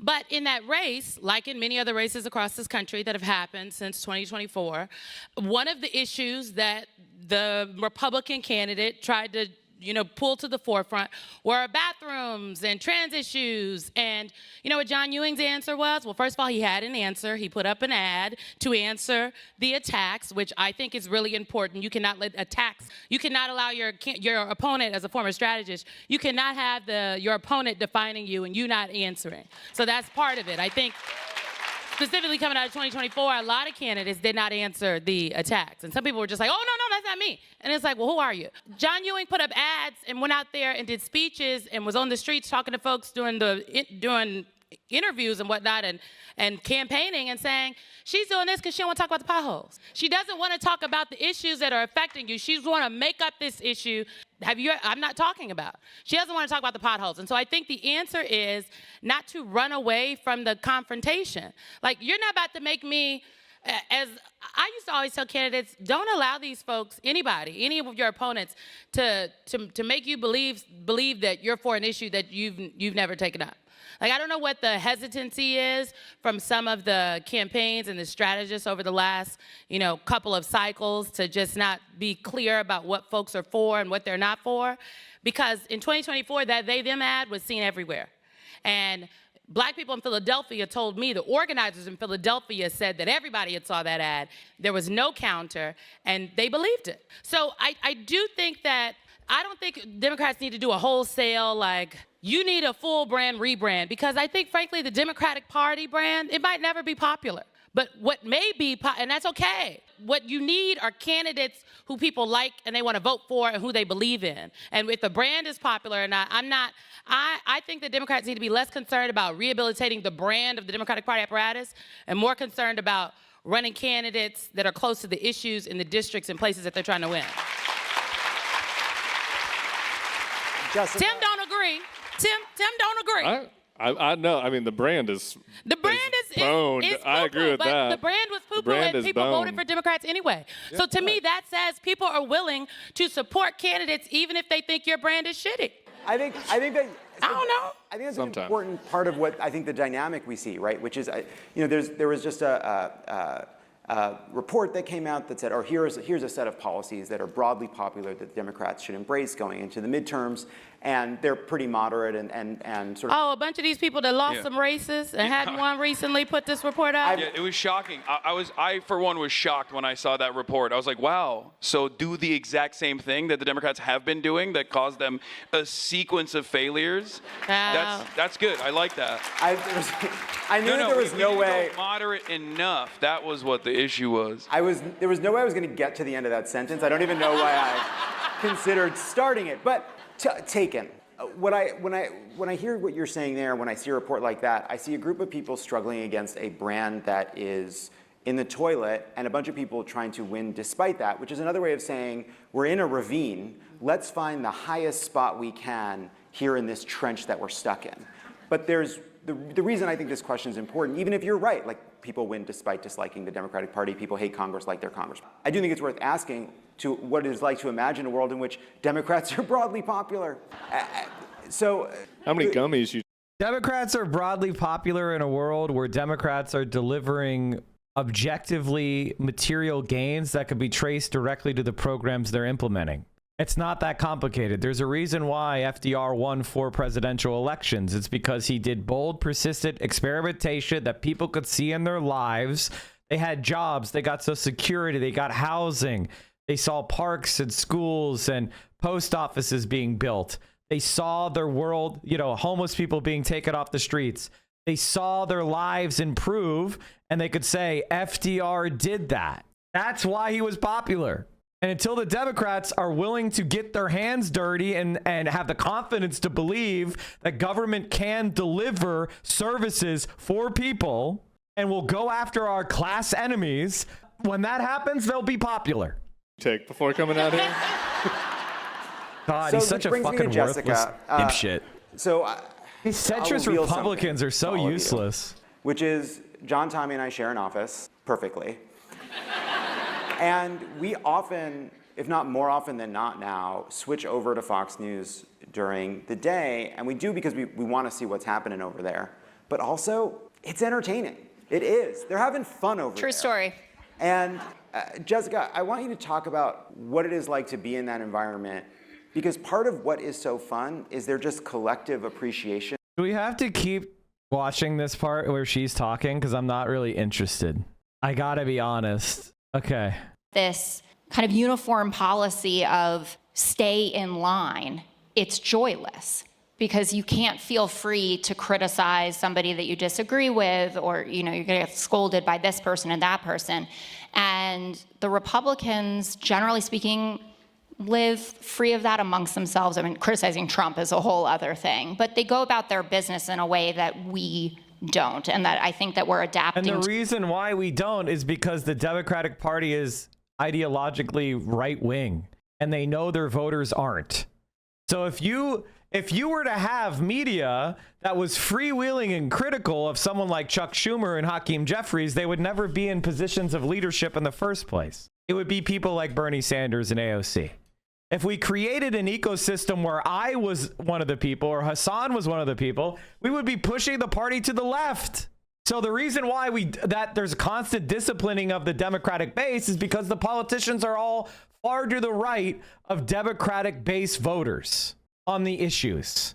In at least based on these election results. And Fox captures that there are people who have kind of like a shared core set of values maybe, but they're not taking themselves that seriously, scolding each other.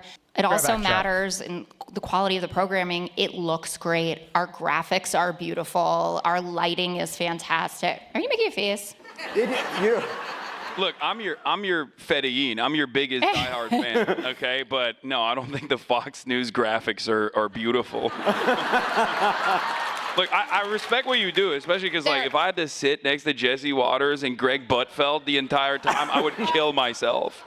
And the fact that you have been able to successfully sit in that room every day and just white-knuckle through Jesse Waters' snide-ass remarks is impressive. It is. Concur.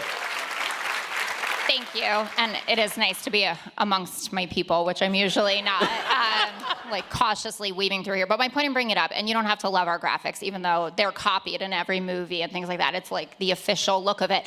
But even when... The PR people love Jessica. She is a favorite of the Fox PR folks. Nothing is taken that seriously. And that's not the case in liberal media. And that doesn't mean you're not talking about serious things, but there's this feeling like it is not the end of the world in every topic that you're discussing. And because when you're a rich white person, the consequences of government, say, for example, not sending out food stamps or cutting off health insurance, doesn't affect you because you go from your doorman penthouse apartment to your black car in the underground garage to the secured compound with your concierge doctor. You're immune from the government policy because you're rich, motherfucker.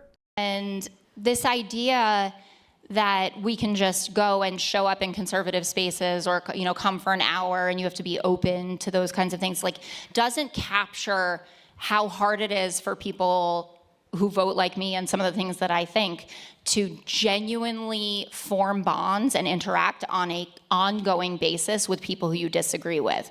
An hour, 2 hours, 3 hours is not getting to know the other side.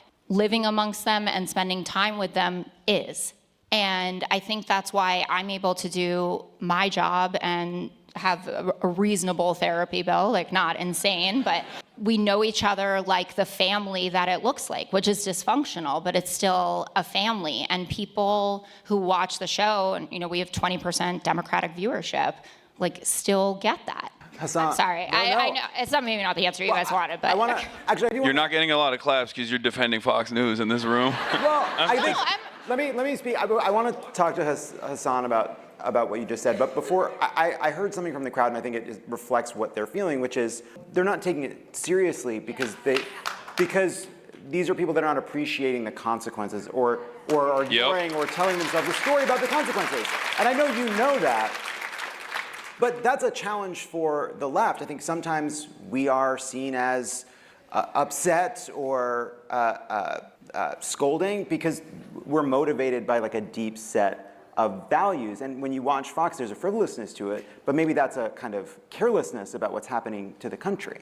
I totally agree with you about certain issues, absolutely, and I make that very clear, and they can make fun of me or whatever, but elections have consequences, and we saw on Tuesday night that the American public sees through it. That's the point. People get all hot and bothered about how conservatives are reacting to certain things and that they're being dismissive, but they are the ones that think the American public is stupid, and we're the ones who know that they can see what's going on. So whether you get 90 seconds of talk time or you get to talk for hours a day on your podcasts or on your live stream, all the things for Assad, they're the ones that are doubting people's capacity to understand. And so I get what you're saying, and I feel it, and sometimes I don't like being made fun of sometimes for being upset about American citizens taken into ICE detention and not getting to call their loved ones. But Tuesday night, people showed up all over the country and said, fuck off. That is unacceptable. This episode is brought to you by Blinds.com. The holidays come fast. You're decorating, you're shopping, you're trying to keep... Hassan. I got applause. Hassan hasn't gone 17 minutes without talking since 2014. The stage, He's dying right now. About to have an stage is anxiety vibrating, and I'm sorry it took this long to get to the fact that what we saw in New York on Tuesday in many ways feels like an antidote to some of this problem. You know, Zohran Mamdani is having fun out there, and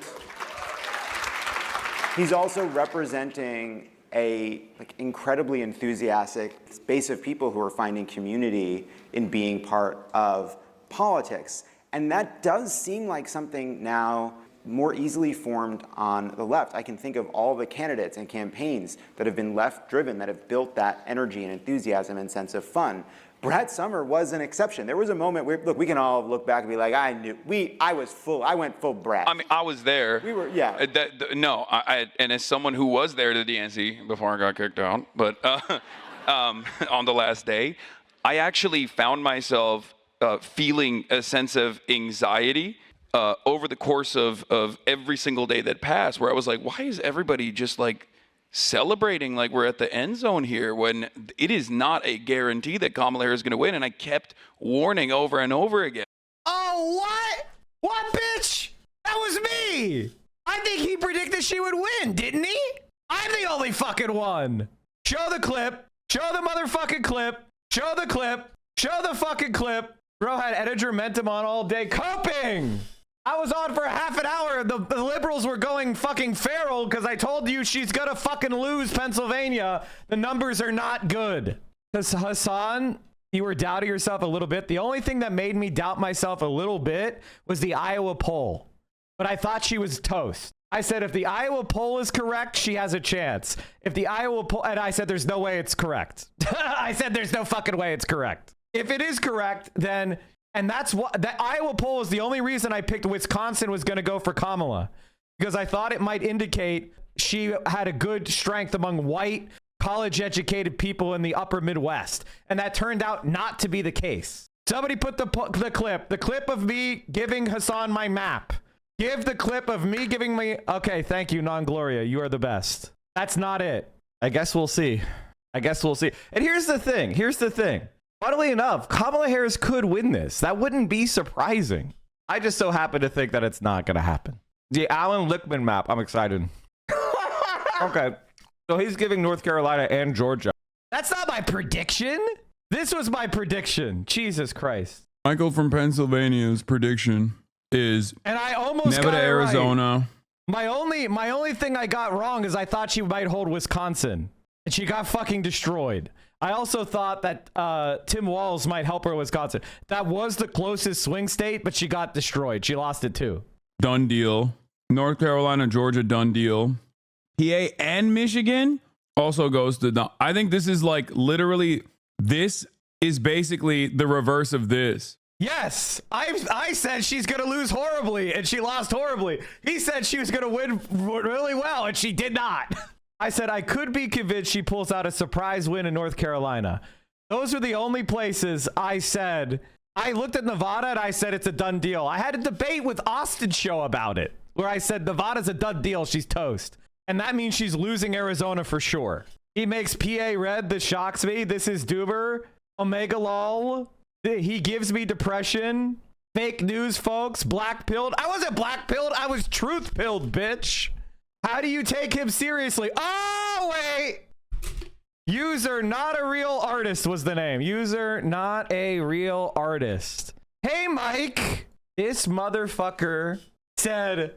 How do you take him seriously to Hassan after I posted the most accurate prediction? Motherfucker. Hasn't been here in a year or two. Did not reward me for being right. That there were a lot of unaddressed issues that the Democrats just kind of never wanted to acknowledge at all. And Can we not just be excited we had somebody who could talk, though? Why do Chapo and MR have editor Mentum on when he was wrong about his claims of fame? I can't figure it out. Because they don't watch streams. Is the answer to that. And he posts on Twitter, which is a website they... So you're saying like, wow, Mike from PA is also, you know, he's so correct. He was right about everything. Why aren't people giving him credit who are also streaming? And it's like, because I'm competition. And Editor Mentum tweets and writes dumb shit on Substack that he then deletes after it's proven wrong. No, like, you know what I mean? Like, they are Twitter users. So he's a content creator for them. That's the answer. Could we just have had 1 week? We were excited for a week because she could talk. No, but that was great. So just give us a break. No, but the excitement that came into the DNC was actually because for some reason, right? And the reason is because people finally realized Joe Biden was, you know, his brain was leaking out of his ear. I'm sorry. And for that reason, I know there's probably a lot of Democratic Party staffers in here. They're going to get really pissed off for me for saying this, but it almost felt like we had a competent party for once, and they were responsive to the people's needs. And that's the reason why everyone was excited. I was excited. When I saw Kamala Harris choose Tim Walz, when she could have just as easily gone with Josh Shapiro, for example, I was like, oh my God, is this happening? Is there like an actual progressive momentum backing this candidacy, backing this campaign? And then they backpocketed him. And Kamala Harris went from saying that she was going to do price controls, and she actually very decently messaged around that by saying we're just going to go after price gougers, right, at the grocery store, which was her most popular policy at the time, and directly addressed one of the main economic anxieties that people were experiencing. And then, lo and behold, her brother-in-law, who's, you know, head of legal at Uber, came on and was like, cut this economic populism shit out. And then you had $50,000 in tax credits for small business owners. And that was not addressing the problems that people were experiencing. And I think that we have to do the... By the way, notice how his analysis is so specific. He talks about the personalities. He talks about the policies. He's telling you a narrative that is true. so far above and away, historically grounded. Everyone else on that fucking stage just gives a random, unrooted opinion. They're all dog shit compared to him. Literally. I'm not trying to glaze too hard, but it's like he is head and shoulders above them, not just in height. Well, because if it was height, you wouldn't mention the head. He's mostly got height from torso length, but I digress. They make up some of the distance with their head sizes, but you get my point. The honest, he'd be 6'6" if he had a normal size head. Autopsy of this campaign and realize that maybe people were excited for the. Like, I have the torso of a 6 foot tall man, but I've got the legs of a 5'6" guy. Not great. I got short legs and a long torso. It sucks. Wish I had longer legs. How tall am I? Average. Average them. You'll figure it out. The progressive momentum that they perceived the campaign actually was going to have, and the responsiveness that the party finally had to the people's desires, to the base of voters' desires, but then they kind of just threw that. 5'7", Jesus, give me some credit. My God, 6. Like, come on, Jesus. Into the wind and just kept pumping Liz Cheney and refused to talk about. Sorry for wanting to help. Poor Liz Cheney. Liz Cheney, can I just do one thing on the honest autopsy? Sorry for trying to help. She's unpopular, you dumb fuck. And her policies suck. And every piece of influence she had on Kamala Harris was for the bad. She wanted her to have a warmonger foreign policy. You fucking dope. God, I hate these rat fucks because they always do these, like, Hassan has this really good analysis, and then he immediately tries to crack jokes to lower to make it like laughable. Fucking rat. God, I hate these fucking people. Ugh. You're not a comedian. You're Jeb Bush's communication advisor. Why are you on this fucking stage? What, we gonna lose more vote? What, we try to spend more money per vote than any other campaign? If the Democratic Party was a meritocracy, you wouldn't be on the stage, you fucking loser. Get the fuck out of here. The only thing he ever contributed to politics was putting the exclamation point at the end of Jeb. Get the fuck out of here. We can find some common ground on the economic populist stuff. I think that Kamala should have probably, in retrospect, obviously, had a more tangible message on economic populism. My problem with the walls thing, though, is that that relates to the topic of this panel, is that I think if we're having an honest autopsy and looking back at the campaign, there were a lot of liberals that live on the coast that were like, whoa, this dude can change a carburetor, and I can put on a camo hat. Like, he's gonna really, that guy is really gonna connect with rural America. Yes, of course that shit doesn't work. That's what you guys advise, you talentless, soulless hacks. Because you do that kind of gesturing towards masculinity as opposed to pursuing policies that will appeal to a broad swath of working class men because it's about taking money from your effete fucking knee over knee crossed leg ass bitch. Jesus. This is the ideal form of the Jeb Bush Republican. Because he seems like a guy that really connects with rural America. And people grew up in rural America who lived in red spaces are like, no, like that is the guy who was the PFLAG teacher at the rural high school. And by the way, being the PFLAG sponsor at a rural high school is awesome. That's a great thing to be. Everybody loves that. That's great. But like everybody who's from that world did not look at him and say, you code conservative, or like you have conservative values like me. They coded him, it's like, oh, you're the nice liberal at the school, right? And so I think that if we're gonna have an honest reflection on that's what he was, you dumb fuck. He shouldn't try to be a chameleon fuck and fake being something else like a slimy salesman, which makes him unlikable. People will vote for you if they disagree with you on a few issues, if they believe you're authentic and a good person and you have some policies they like. You fucking worm. You snake. Jeb Bush communication advisor worm fuck. Shut up! God, I hate this fucker. The economic populism stuff was a miss too. Was a miss for sure. But being seen as being to the cultural left and being out of step with the country culturally. Yes, but that's what you did because you shut him up about fucking economic issues. So that's all there was left. You fucking worm. on a wide variety of issues, whether it be social issues or COVID or free speech or just being able to chill on comedians' podcasts, like that was a miss, and it was and people misunderstood what Tim Walz was bringing to the table, because he was not able to do any of that. Yeah, I think the cultural stuff is only relevant if that is ostensibly the only thing that you're bringing to the table. And unfortunately for the Democratic Party, I mean, these used to be wedge issues for a reason, right? These were concocted in think tanks with the deliberate design to make it seem as though there was some significant disagreements between the two parties, and they were created to make the Republicans more popular so that people would focus on whatever, the Family Foundation decided was a more successful way to present anti-trans narratives after focus testing their message. And more, when people are focusing on that, they're always going to go, okay, well, the Democrats are silly. Why do they care about this? This is like a tiny sliver of the population.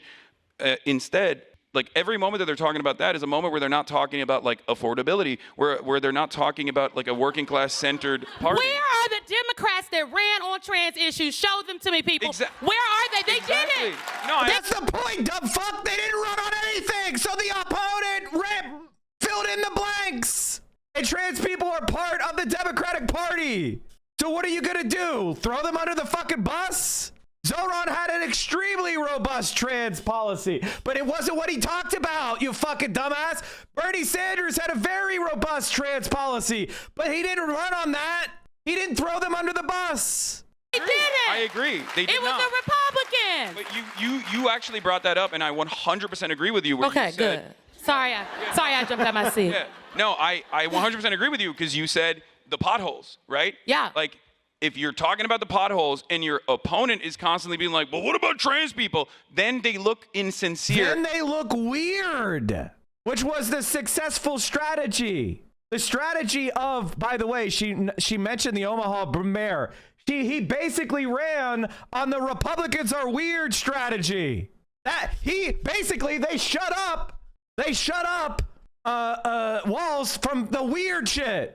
They made him stop talking about how Republicans are weird because they thought it might offend the moderate Republicans that Liz Cheney's gonna bring along, right? And this is the campaign. Jean is focused on potties. Jean is focused on fixing potholes. Do you understand that this is the weird shit that he was trying to get Kamala Harris to campaign on? But unfortunately, you have to have the pothole section. And what was Kamala Harris's potholes? There wasn't anything. She didn't run on anything.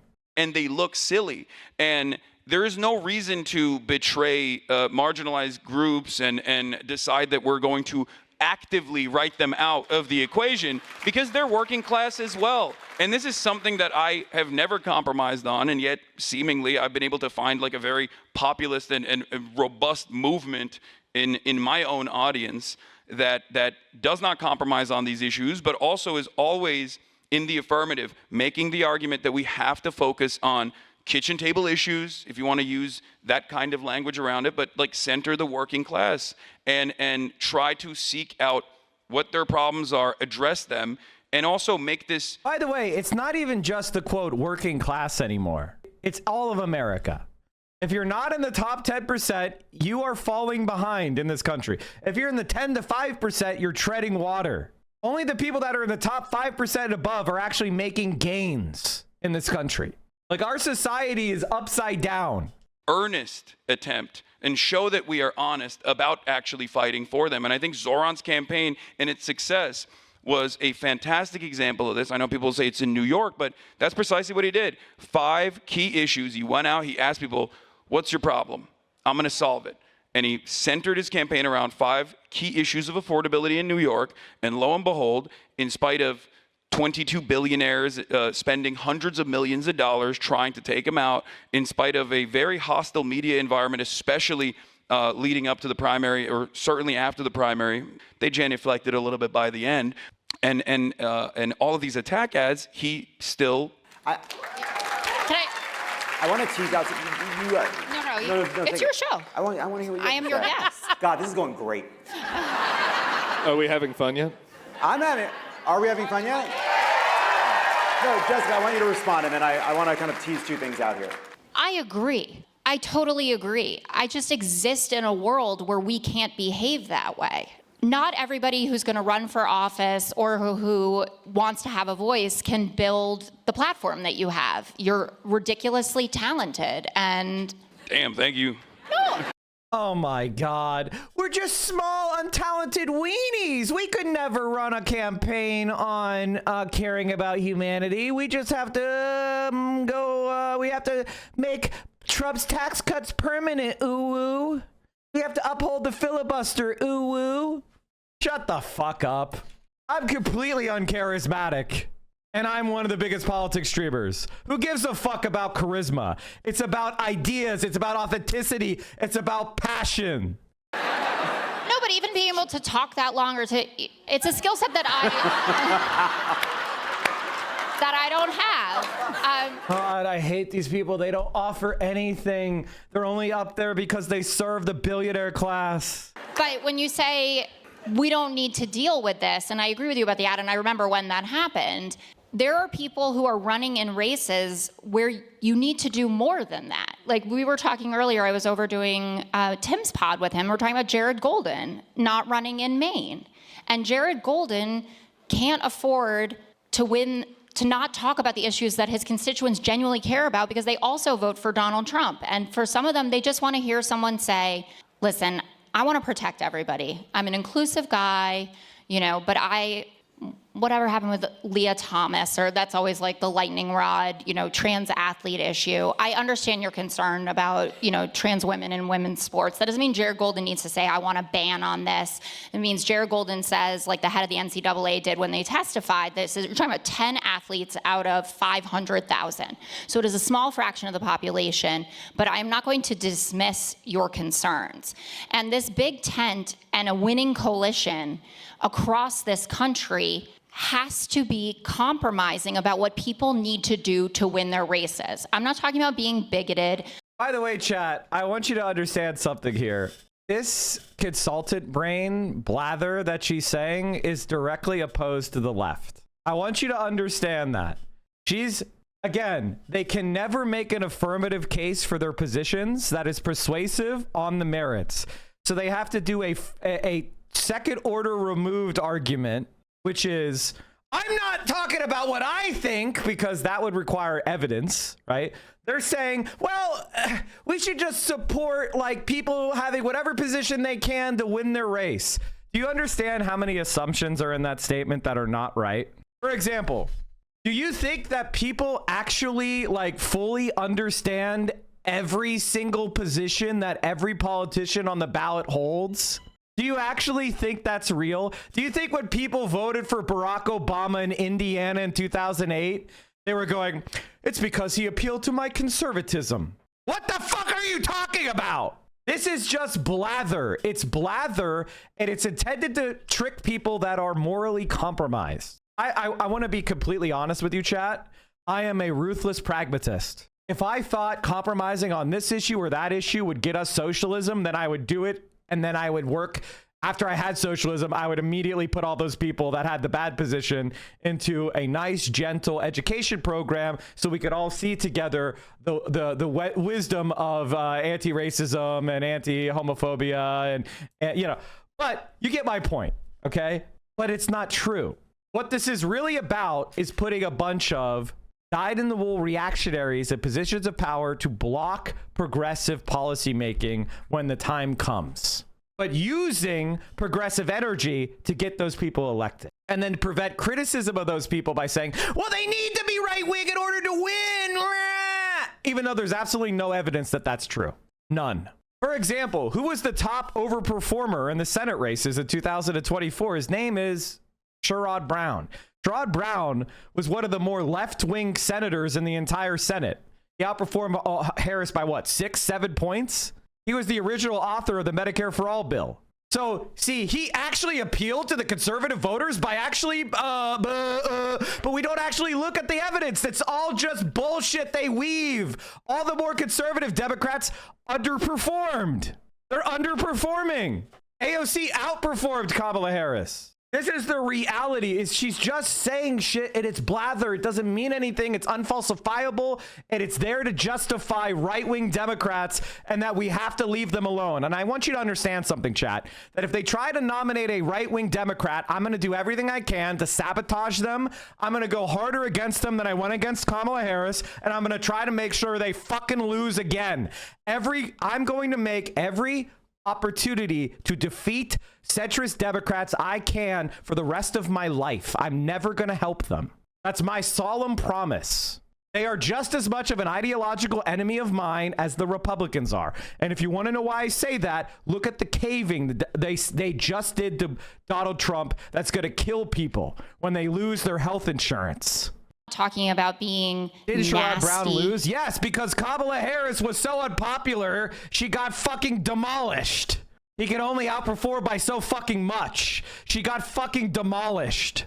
You're not going to have 30% of the people split their ticket. The country operates differently in different places. And I feel like we give lip service to that, but don't. That's wrong. It's actually just wrong. We live, I mean, that is some homespun bullshit. It's not true. A Democrat, they all speak the same. How do I know? I've got an international show. I talk to people from every fucking area. I've been all around the country. That used to be true in the 80s. It's not true anymore. We all watch the same media. We all consume the same shit. Republicans watch the same right-wing people, no matter whether they're in Texas or fucking Massachusetts. There's just more conservatives in Texas. That's it. The composition of the electorate is different, but not what they think and not what they're watching. It's just wrong. Always behave that way. The thing is, like, the Democratic Party defined by 5 key policies, okay? Medicare for all, a single payer system, socialized medicine, right? Something of that sort. And a plan to expand the available housing units. I want socialized housing. That is not even broached. That's not even discussed amongst the Democratic Party. I want a federal jobs guarantee and a jobs program to build those houses, free college, and better education overall from K through 12. If those were like your 5 key signature. Well, you need another one. Free childcare. Universal free high quality childcare from 6 weeks and paid family and medical leave, like every other fucking country in the world. Campaign promises that directly tackle all of the issues that people, the economic hardships that people in the heartland are actually going through, and not just like, highly educated liberals in big cities. Any moment that these people would turn around and be like, well, what about trans people? They're going to get health care too. You could just be like, okay, what do you not want health care because you think a trans person is going to get it? Well, I just want to be clear. There was a moment on a debate stage where they weren't talking about trans people, but in the Democratic primary in 2020, they asked, there was one of the large primary debates, and they asked, well, do you think undocumented people should have health care? And people raised their hand, and it was used as an attack ad. And the answer is you should say anybody who needs health care should be able to get it, and we shouldn't have undocumented immigrants. The reason why we have undocumented immigrants in the first place is because of the right-wing policies that Barack Obama and Joe Biden pursued, and they did not pursue an immigration policy that had economic migrants be documented, pay taxes, have identification documents, because we need that population of skilled workers that come across the border and they work here in agricultural, in construction, whatever, and they should have unions, and they should be documented. And we should stop interfering with their countries and causing fucking disruptions by interfering with Honduras's presidential election without sanctioning Venezuela and Cuba, which destroys their economies and sends millions of people to our country. We should stop doing that shit, like invading Iraq. Every single major mass migration that we've faced in the last 50 years has been caused by America doing dumb shit overseas. Stop doing dumb shit overseas, and we won't have millions of migrants flooding to the United States. it was an effective attack ad. So I think these sometimes people are so stupid. I agree with some of what you're saying, okay? The dig at small businesses, I disagree with, because the biggest driver of wealth in African-American communities outside of government jobs, which is why the fact that 300,000 black women have lost their government jobs is a blow to like wealth ascension in this country. You're supposed to be talking about your stupid small business program, and you're doing the woke shit. I thought you said woke shit was bad. He talked about class, and you start talking about woke shit, and you go, actually, you're racist for saying small business tax credits aren't exciting. You're doing the woke shit again. You're doing Theseus bullshit again. You're being an insufferable liberal again. Because we know that the vast majority of economic wealth from business owners is white men. Please stop.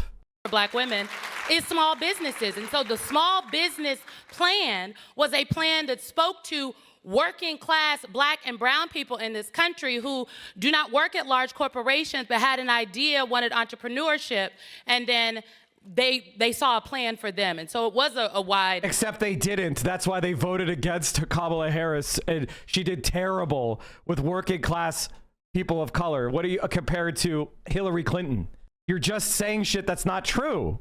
A wide, tense situation. This is why you worked for Biden. But I guess my point is to Jessica, what Jessica is saying, yes, I do think candidates have to be, you got to run for your district. You got to run for the race that you're in. I'm a black woman from the Midwest every day, everywhere I go. Okay, I live in Washington D.C., but I'm black and I'm bald. So there are some things I think I hear when these conversations come up, and I've said in strategist rooms when they've come up on campaigns I've worked on, and I hear them on the sets and the commercial breaks when we have some of these candidates on our show. It feels like to some people that look like me, people within the party apparatus want folks to compromise on issues that for me are uncompromisable when folks say that. And so, I do think that if the party is like, look, I think the answer is people need to run for the race that they're in. Okay, well, what does that mean? Does that mean because let's be very clear, Donald Trump and the Republicans, they aren't looking for a big tent. They're like, mass deportation, F you, look at my one good black person, shithole countries in Africa, all the brown people need to be deported. And yet, he did better with black and brown people. Why is that? And yet, he made improvements with black and brown people. Why is that? You're right. You're completely right. Because they were voting on what? Economics. They ignored all the racism and all the homophobia and all the bigotry, and they said, he's saying that to appeal to his base. He's actually going to make my life better with a better economy. So they were totally willing, like a large amount of people ignored his racist bullshit. They thought he wasn't serious about the deportations. They were wrong, by the way. But they thought he was going to be better on the economy. They thought he was going to be better on their pocketbook. They thought he was going to be less of a warmonger. Now, that's not true. That was a lie. But you're only underlining the importance of being the better person on the economy. Blood coming down their eyes, but yay, we're going back to a meritocracy, and that means only white men. Hold on, what? But they were winning. And so they didn't win because they opened up the aperture and let people do what they need to do. They won because they tripled down on what they believe. That's actually true. She's right. By the way, she's right. I want to say that I started this by criticizing some of the things she was saying, but the end of this is she's right. They tripled down and they looked authentic. I want to say that I thought I was wrong. I thought she was going to go in a different direction than she actually went in. I'm not a fan of Simone Sanders. She's a Biden employee. I thought she was going to go down this black capitalism is the solution to white supremacy. And I was wrong. She did not do that. She did not end up doing that. And so I want to say, I agree with her. She's right. She was kind of rambling and then she turned into a position that I agree with. The Republicans did not win by broadening the tent and saying we need to have pro-trans Republicans, right? They didn't say we need to have pro-trans Republicans in the Atlanta suburbs to win, right? Pro-tax cuts, pro-trans Republicans. That's not what they did. What they did is they came out strong and authentic, and they drove up their base, and they were strong on economic issues, at least perceived. Right. That's just not, I'm sorry. That sounds good, and I like it. I want it to be right. It's just not right. They didn't win because they tripled down on what they believe? No, they did triple down on what they believe. Yes, they tripled down on racism. Yeah. It was populism, but he was populism is a thin ideology mixed with a thick ideology, according to Cass Mudd. Simone, His populism was had a lot of things in. It was an economic. This is actually good. Okay, can I reevaluate my Simone Sanders? She's actually being smart, like really, this is really good. This is actually, I couldn't agree more. I don't say, like, populism is just an affect or an orientation, okay? It doesn't actually mean anything.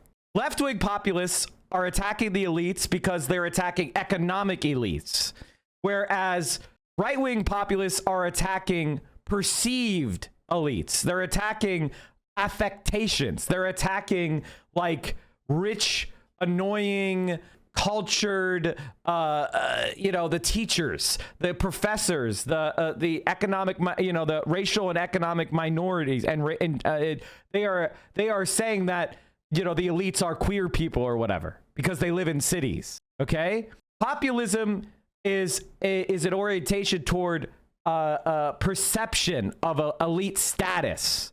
It doesn't actually have to do with the ideology. They're not really attacking the elites. They're redefining them. Populist, but populism has a little white supremacy in it, a little racism.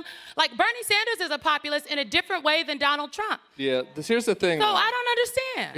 Here's the thing, though. Can I just say really quick, though? Here's the thing. Like, yeah, he doubled down on a bunch of terrible shit that they believe that's extreme. No doubt. No doubt.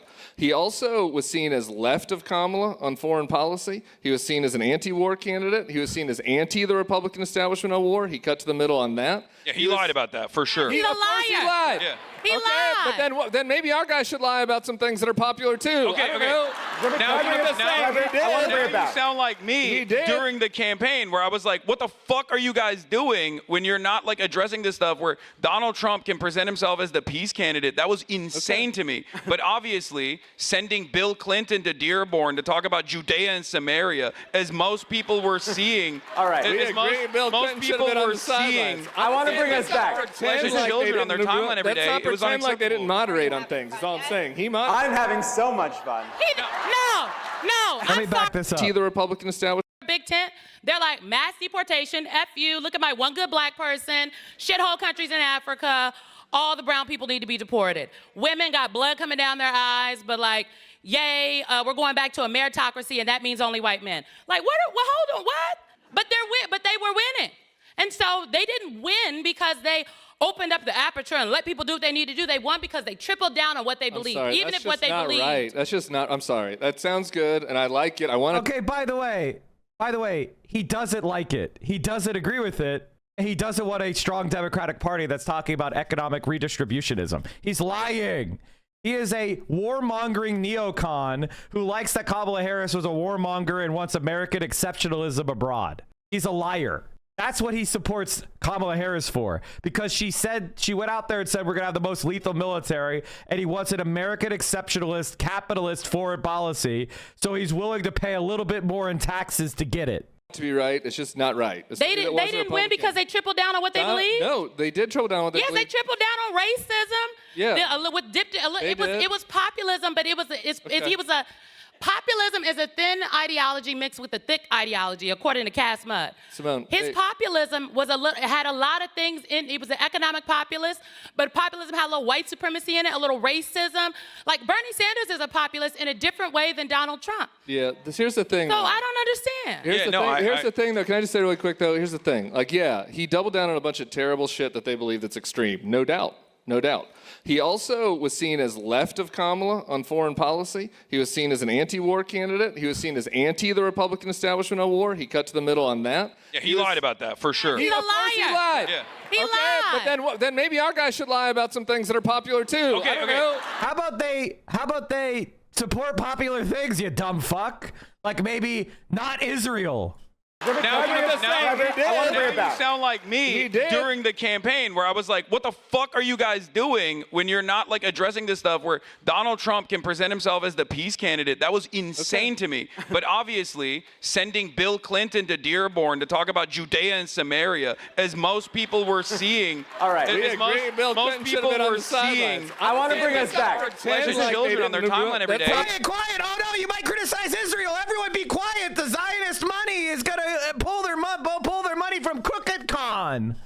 Stop speaking truth, Hassan. Wee woo. Everyone shut him up. It was like they didn't moderate on things. That's all I'm saying. I'm having so much fun. He moderated on things by moving to the left. If moving to the left is moderating, then we should all move to the left. No, I'm sorry. You cannot have a convention where you have signs that say mass deportation now. I'm not saying he wasn't a moderate. I'm saying he moderated on things. Ethnocentric nationalist version of this country and say that he moderated. What he did is say, people in Gaza, you should vote for me because Joe Biden ain't doing what you want. That's not a moderation. He had good rhetoric, but his policy was consistent. And the vice president on that debate stage said all of the things that he was saying that he would do, and he has outdone them. He said he was going to send the military into the streets. He was saying it on the campaign. That's not moderation. That's fascism. I agree. He said he was going to deport all of these people in this country. I agree. That is what he said. That it's not just the you criminals. said that he didn't double, triple down. She just proved you wrong, you white bitch. Jesus fucking Christ. You talk about white people in the Democratic Party that suck. It's these fucking never Trump Republicans that represent no one. It's not me. It's not Hassan. It is this white fuck. This is the guy that's supporting white supremacy and American imperialism, not me and Hassan. This is the fucking problem. All right, chat. I'm going to call it because I've been live for 7 hours and 15 minutes and I can feel that my mind is starting to separate from my body. And this is too good. This is too good for me to waste now.